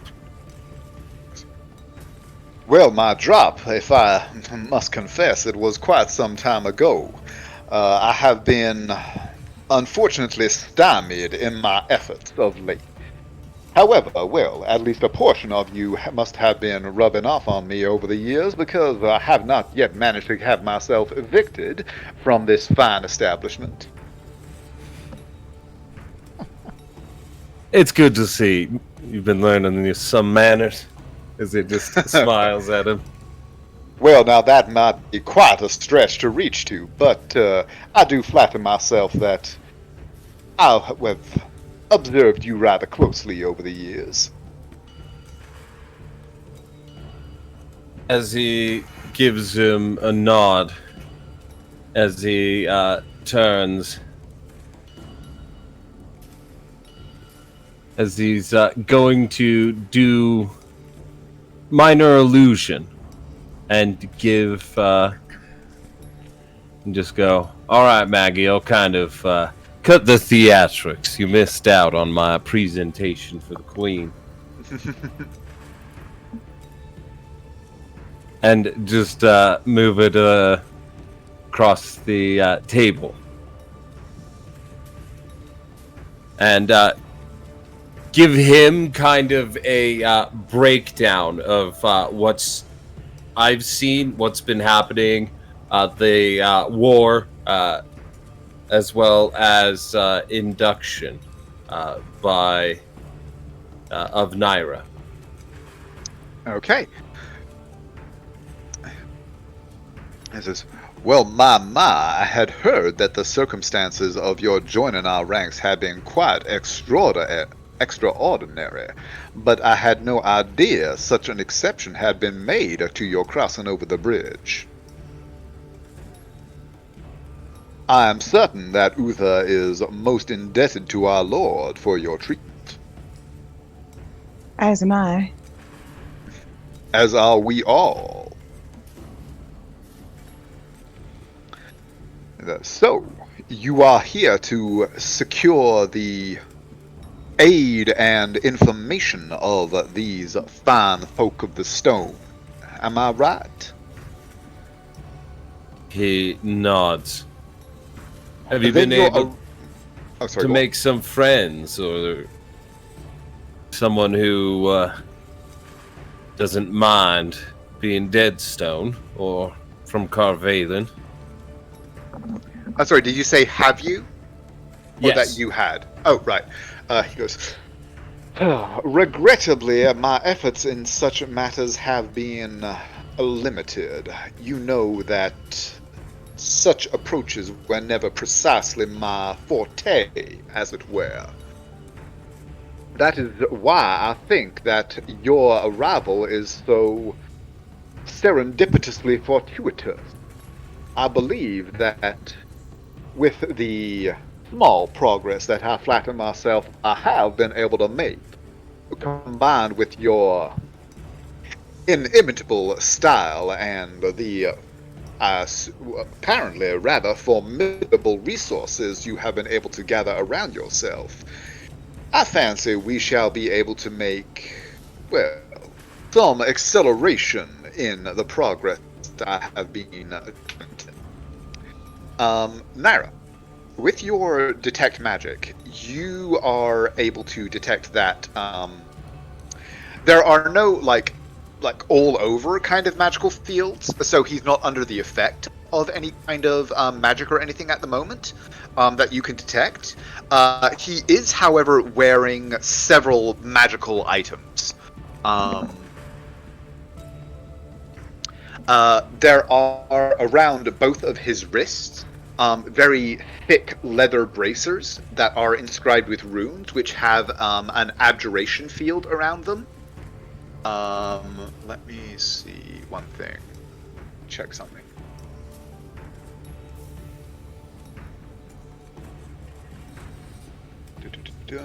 Yeah. There is a ring on one of his fingers that also has a abjuration field.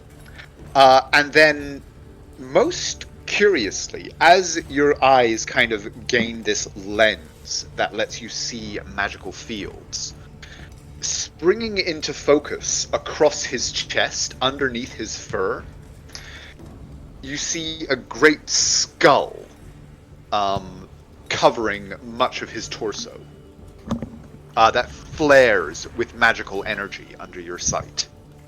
So just so we're clear, everybody else, what you see is me staring at him and my gaze falling to his bare chest? Is that what you said? Oh yeah, completely. Oh yeah, this is good luck. Uther's about to be pissed. Listen, y'all don't know Maggie like I do, okay? Hold on. Exactly how do you know Maggie? I have more questions now. Uther's lived a long time. War does things to you. You should be afraid. You should be very afraid. As he would nod and say, "Of course. What do you think we could do to help?" And he kind of... What more precisely are you, as Xavier's trying to accomplish? And he sort of like pauses for a moment as he hears your voice drop to a whisper in his mind, and he kind of gets this gives you this rakish grin. He goes, "I had almost forgotten that particular little trick of yours. Most useful for private conversations in public, but I fear we may be excluding your companions. May I assume that you have secured accommodation in this fine establishment?" But of course. Then perhaps we should, I should allow you to break your fast, sample some of the fine libations available at this particular establishment, and then we may retire for further discussions as a group. Does that seem amenable? You see, as he just leans back, dropping his hand down as he grabs onto the beer in front of him and just says, "Cheers." As he turns to Naira and goes, "And he was the one that said I should wear the catnip, the mint-flavored cologne you like." As I'll just kind of smile. Cold catnip. Naira's whiskers twitch quite a lot. And he just like gets this massive grin across his face. He goes, "A most appealing scent. I'm certain that you will agree." Okay, now I have to know. Right. I want to subtly sniff him. Give me a yes. stealth check. D&D. Can it be sleight of nose? I'd like to get a sniff of that man. Holy shit. Yeah, you're able to do it, and the overwhelming scent is best described as musk. Oh, I was hoping for catnip, but that too. Hold Pick on. up some of that from Uther. As that's happening. I pass out. Just Just My pass it young out. friend. Boom, like this massive hand Oh, on your my. shoulder again. Why, my young friend, you seem positively overcome. Is everything all right? I'll be practice. fine. I'll be fine. You know what? Most I certainly probably you need. will. I'm gonna go get some water. I'll be right back. You don't drink. And I was water. like, "What's wrong with Midnight?" I'm so sorry, Mr. Magnus. Was it? Just Magnus is quite acceptable, darling. Do you mind if I call you darling? I don't know. I think the answer here is yes. I mean, no. Oh wait, you don't mind. Get your Let water. You are, after all, such fine folk. I'm certain that we will become close companions. He is going to No. betray us, and I don't think anyone's going to fight him. Laura absolutely will. Naira is One of us is going to fight him. feeling a little bit confused. And she goes, "No, I not at all. I'm sorry. You said something in Tabaxi earlier. Could you? Would it be possible for you to repeat that phrase?" Oh, my lady. And he will lean forward. Minesh den Raden den Roden Ra. And then he pauses for a moment and says, "It means I am most honored to make your acquaintance, my wonderful lady." Oh. She's gonna get out her journal and write that down. He says, "If there are any other phrases or wisdom that I may offer to you, you have, of course, but to ask. Well, I cannot even call you a friend of Lorium's, given the circumstances of your nuptials, but Lorium's. I may assure you that..." Oh, say again? He said of You said Lorium's. Loria. Oh, whoops, Uther. You were like mousing over Lorium, so my eyes got drawn down.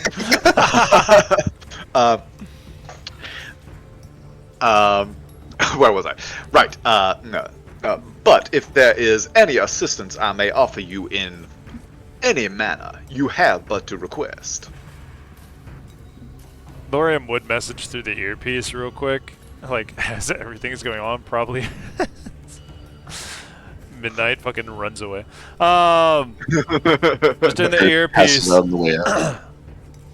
Hey guys, I think Shield wants to get on checking out his ordeal. We love meeting your friends, Devil, but I understand being in a place where your goal's kind of there and you're not really doing anything about it.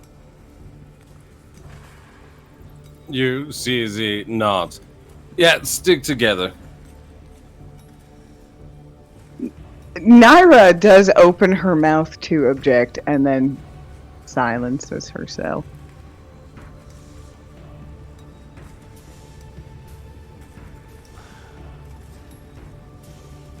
Alright, Shield, you want to go? And then actually she does get an idea. Perhaps he would like to join us. What do you think, Uther? Do you say this out loud? No, she says it in the earpiece. Okay. Lorium just looks behind him towards Naira and Uther, and just the eye flicks back between the two. Back to Magnus. Naira has whipped around and is looking at Uther with a sort of smile on her face. He's your friend, right? friends a little bit, might be. He's one of the old partners. He's really damn good in a battle. And Great, if he's even here, more that reason. means things are getting kind of bad. I thought we were getting ahead of the curve on everything, but I think we're now at it or a little bit behind it. I do apologize if my words are intruding on some private affair, but everybody appears to have gone suddenly silent. Does my invitation, is my invitation not amenable to all, or do you have some pressing matter that you must address? Oh, I'm so sorry. We were being rude. Not at all, And- darling, not at all. I, of all people, understand the need for discretion in certain matters, especially in. And he kind of just like glances around and goes, "Mixed company."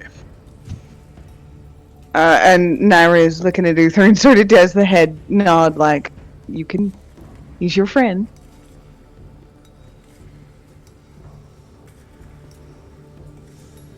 Catch up after. You'll meet us in the rooms and we can discuss how we can help you. I think we're just gonna jump out and do a bit of book reading. Indeed, book reading, you say? Well, I shall be fascinated to hear what you discover. If privacy is your wish, privacy you shall be granted, but I shall await you in your chambers. Uther would just nod and say, He actually looks over and like sweeps his eye over Naira and Midnight and kind of. Oh my He god. literally said he'll be waiting in your room. I don't know what this sounds like over an earring, but just buy Panic. Sounds like It says, Just like the sound of a kettle, a whistle kettle, like. Midnight, shut up. There's just like he just sways for a second. No, I'm good. I throw rose petals at midnight. Midnight goes to the room. It's like, see y'all when y'all get back. I may or may not be unconscious. Sing me the song of my people. But it's fine. We can go ahead. Y'all can catch up if you'd like to stay a little bit longer or set things up here. It is also getting quite late. You guys arrived in the city, like close, like kind of early afternoon-ish. But then with the traveling across the city to the Parliament, waiting, having your hearing, and coming back to here, it is now like early evening. We can't tell we're underground, man. That's fair. Well, there's some holes in the sky. We You dig know, more. maybe there's no more sun. Well, no, I mean there are holes. Like there's. Yeah, I know. But like, You go I mean, yeah, outside with your- you can't tell what's like. Yeah, you cannot see the sky. That is very true. I mean, you would be aware that it is vaguely like you've been awake for X amount of time, more or less. Yeah. But yeah. Wander's gonna start counting the seconds at the end of a rest. Oh god. Yeah. Good thing you have Warcaster. Middle of a fight, 2, 3, 4. How soon are we getting into a fight after a rest that I'm at 2? That's when we get ambushed, man. I restart. Anyway. It's getting late. The sun's getting pretty low. There do be a big guy right there.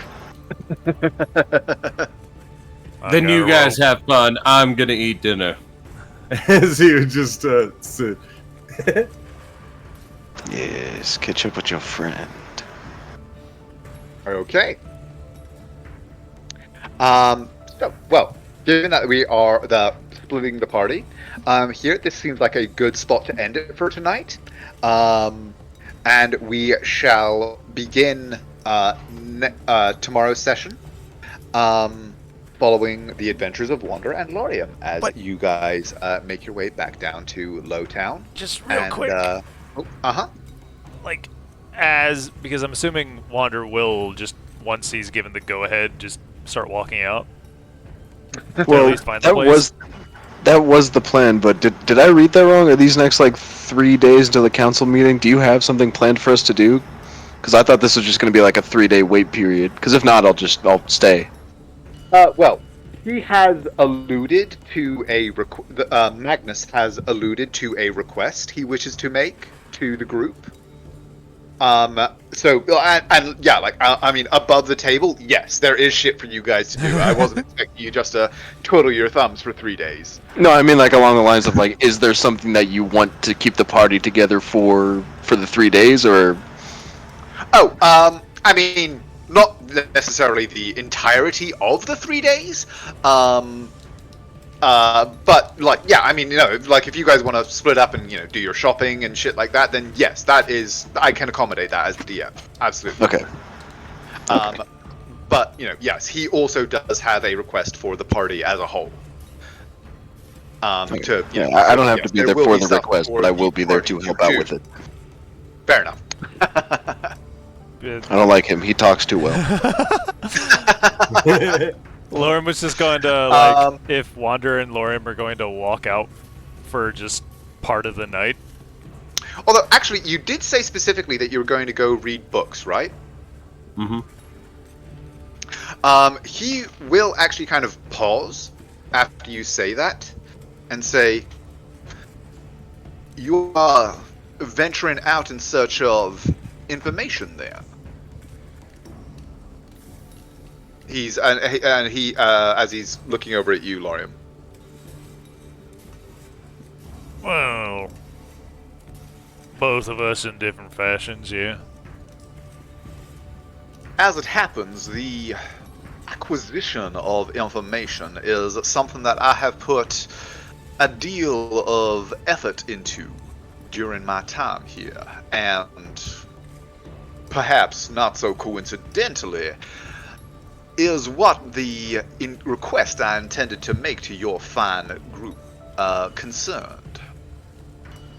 If knowledge is what you seek, I may be able to shorten your search, or, well, at least ensure that our efforts are combined. If you would do me the honor of hearing me out for just a brief moment. You would just look over to Wander. That interests you, Shield?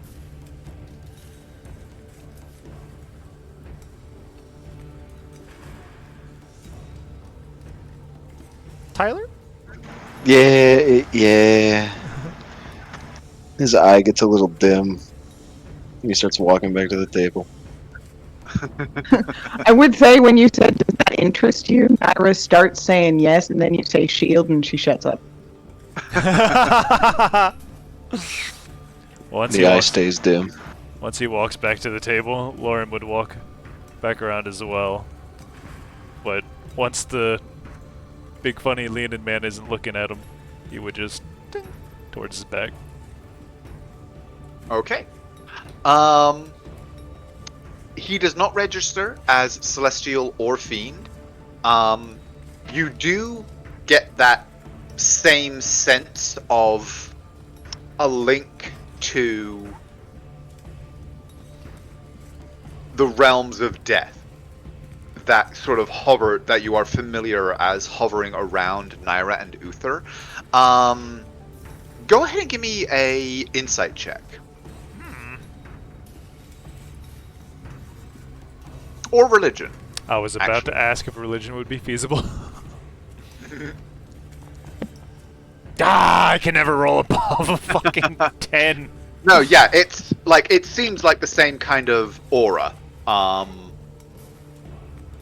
that you are used to receiving from Naira and Uther. Okay. I guess, yeah. Naira in particular. In that case, yeah, he would just stand behind or next to Wander wherever he stands at the table. Unless he's standing right there. and then Hey, he's staying there. okay, so he would like walk back around the guy, and then see you stand there, and he just walk back towards you. And then yeah. Okay. Well, we shall begin tomorrow's session then with the continuation of your discussion with our fine friend Magnus, and we shall see what else awaits you then in the dwarven city of Karak Aghzor. Yay! Cole, you're not gonna be here tomorrow? Nope. Okay. Probably a good thing that we didn't go off alone then. It would have been funny. Fine point. Well, So, question: Mhm. since you're not going to be here tomorrow, Cole, would you prefer to miss the continuation of this story, or would you prefer to miss my game? Because I can, now that my mother is not here, I could run my own instead and give Andrew a day off. honestly, it's excuse me. Whatever the group is more comfortable with. Are you more comfortable with Lorian being gone or Lucius being gone for a session? Because we're gonna be like, you know, at a lake and such. If I get pings or messages about anything, I could basically just be on autopilot from one of you guys, and I could just be like, hey, yeah, I would just do this. This sort of deal, you know?